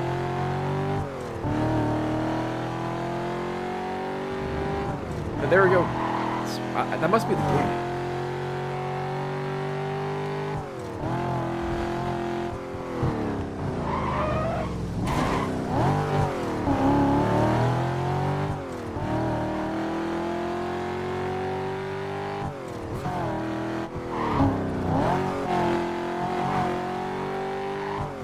Wait for it.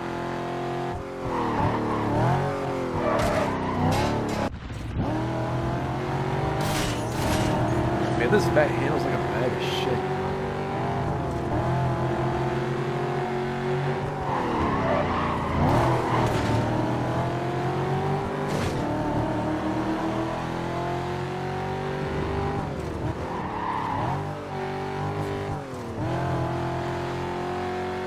Wait for it.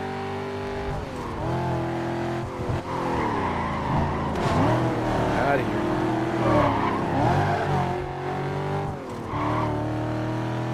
What would you guys say was better, Underground 2 or Carbon? I've heard a lot of people say like Carbon was slightly better or Most Wanted, but I've always thought that I liked Underground more, or Underground 2 to be more specific.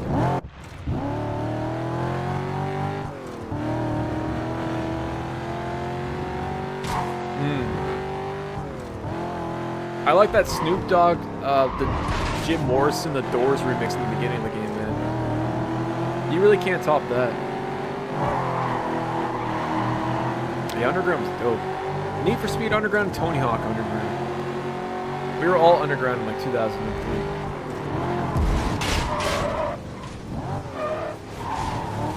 Awful pacing, really. I used to play on my buddy's Xbox. He had everything unlocked. Like, I think his older brother played it back in the day, so I never actually experienced the campaign. But I'll take your word for it, they're Nightmare. You tend to know a lot about it.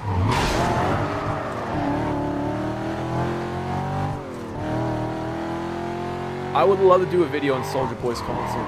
There's also a bootleg system called the... I forget what it's called. The FIBO. Not FIBO. There's a system in Brazil. But it had like an RE4 port for it. I don't want to say it's bootleg. Spain just won. That's crazy. A shout to Spain, man. Messi must be pissed right now. Not the Voos, no. It's... I don't know what it's called. But it's hella expensive. Like, we're talking... It's like $900 an import or something crazy. But I'd love to explore one of these things. I really want to check out what, like, the RE4 port looks like. It was a console made exclusive for the Brazilian... Can't remember the name of it.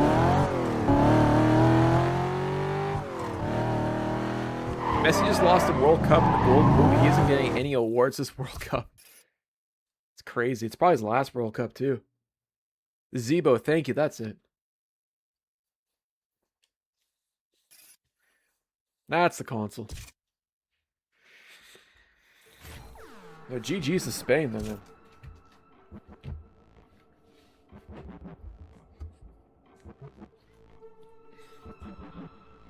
Rebel, you might want to get buffed. There's certain game shops where they have those like disc clean things where they like put it on a conveyor belt and they buff it. That might help. I don't think it costs all that much either there, man. It's like maybe like $10 or whatever. Geeked up watching World Cup all day. It'd be like that, man. This one's for Spain. Hold up. Playing Xbox all day. I'm gonna use the Speed 3 again. When are you gonna play Def Jam Icon 2? What if I told you that I might be working on a video where I'm playing Def Jam Icon 2? Not the original Icon, Icon 2. But I would love to play Icon again. I don't think you can though, unfortunately. I'm pretty sure EA shut down the servers for both the 360 and the PS3 version of that game. That's the one that you can play as like Lil Wayne. I think the game as well, Little John. It was an interesting game. I think I like preferred Fight for New York, but Icon was cool.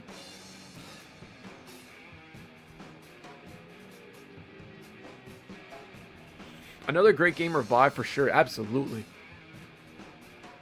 You know what? Icon 2, Winston was so much better. Like Icon 2 was a lot more faster paced, and it seemed like they were like, kind of correcting the mistakes of Icon 1. I didn't think Icon 1 was all that bad. I just didn't like how slower... I just thought that the combat was a little clunky at times.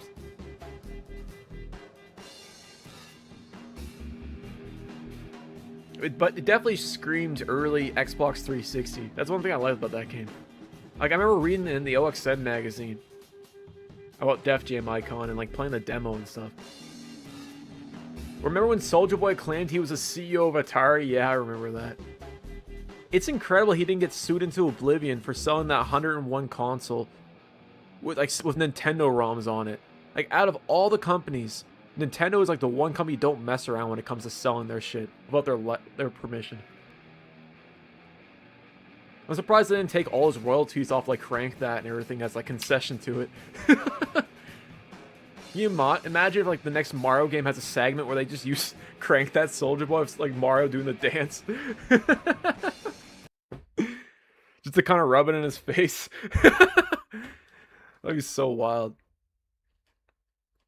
Sorry, but Jesus Christ, Argentinian players are yelling at Spanish players and they're actually crying on the field. That is crazy, man. Football is a very emotional sport. You might be doing it too fast or Nightmare.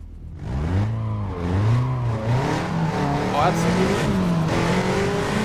Like I said, the sequel really corrected a lot of the original mistakes. The combat was a lot more fluid and more fleshed out. It felt more arcade.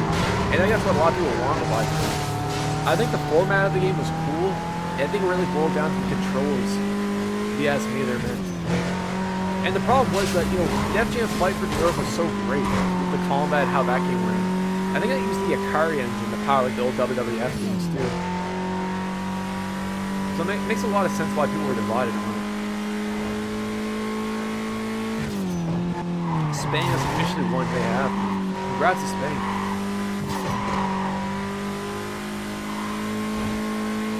Well deserved.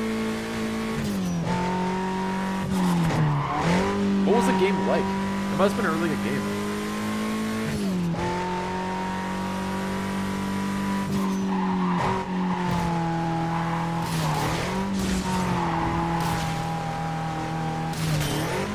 Honestly, dude, look into using toothpaste as well, Rebel.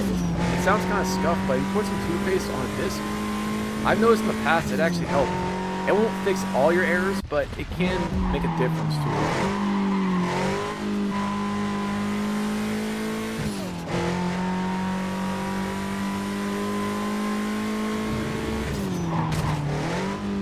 Bro, I feel like I'm pushing a Geo Metro right now. This thing is slow as shit. 100 miles per hour in my ass.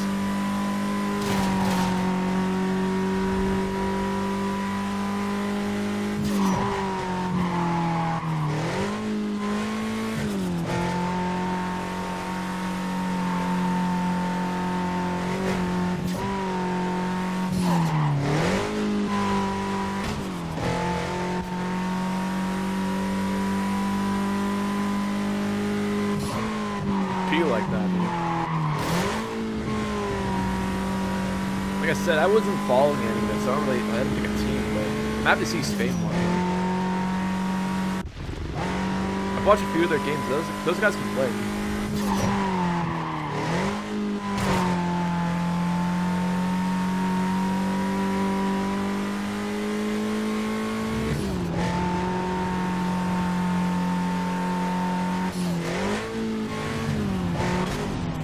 Out of here, man. Stop bullying my speed 3. Oh, shit.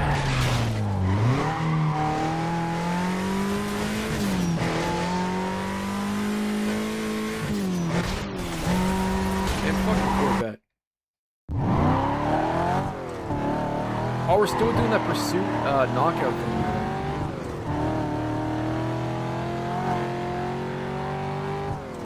For a minute there, I thought I was just doing laps for the hell of it.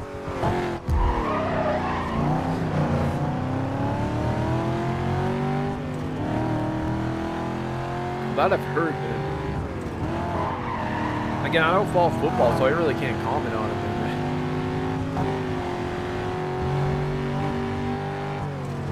If that's true, it sounds like that's true. That's crazy.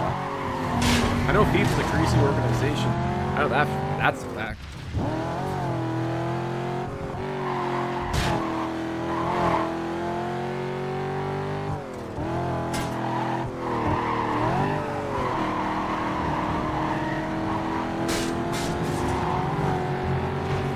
If I saw cops chasing me in this car, I would stop instantly. Yeah, I was gonna say, I don't know, man. I think my old Fiesta could give a vet a good run for its money.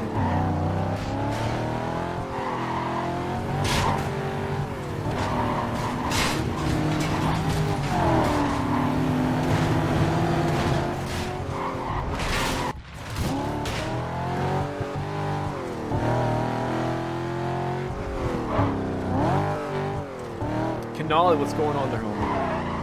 Yeah, it's full right now, but you might be able to get into the next round or whatever. You gotta be quick, though, because this game has a timer. If you're not here in 30 seconds, you can't join on. Pretty sure that's how it works.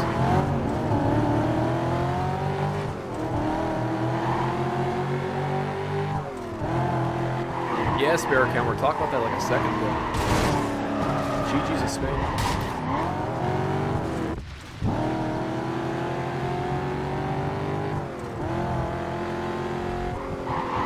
When was the last time Spain won a World Cup?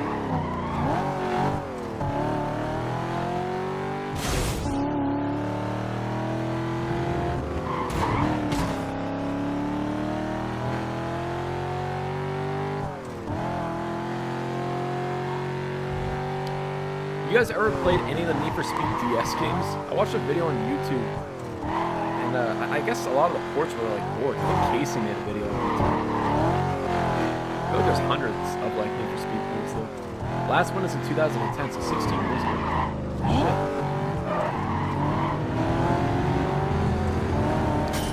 In Barcelona, they encourage street art. That's pretty cool.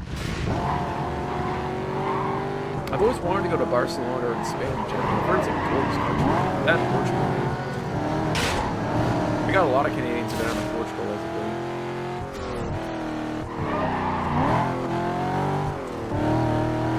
Yeah, isn't he only 17?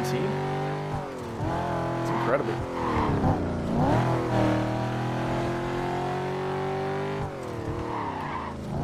The best way to do it, though, I don't know why I'm driving automatic right now. It feels wrong.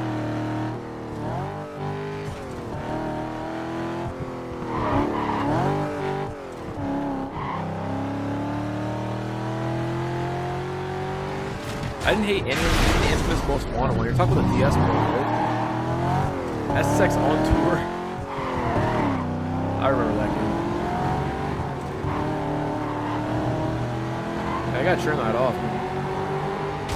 They need to port this game. It's kind of crazy to retire Need for Speed. I don't think we're ever gonna get another Need for Speed game in a hot minute. They're spare. It's money on the table if you ask me, especially like Need for Speed Most Wanted.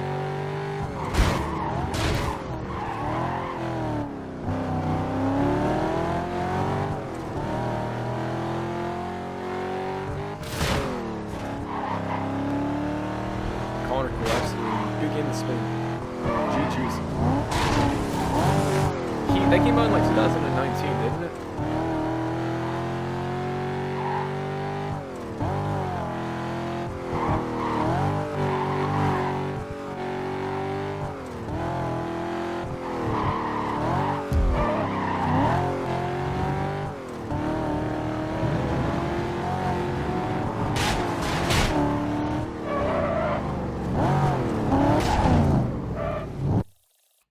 GG's. I love my local broadcaster so crap. They're showing the World Cup, but they're listing servicing.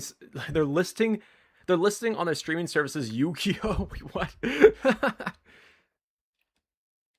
The fact that you're watching I guess Yu-Gi-Oh was on TV. Yeah, that's good. That's a good point. I still watched that as a kid. What am I saying? I got you.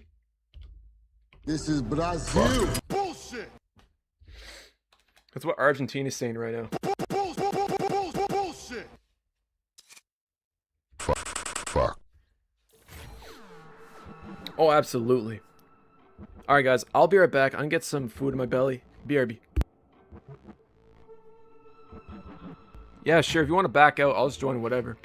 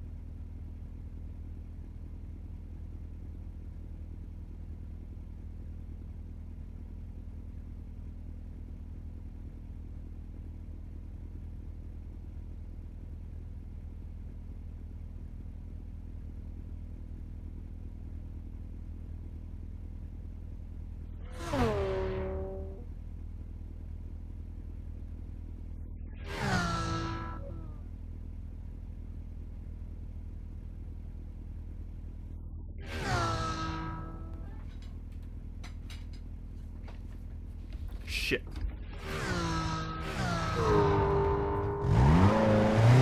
Come back.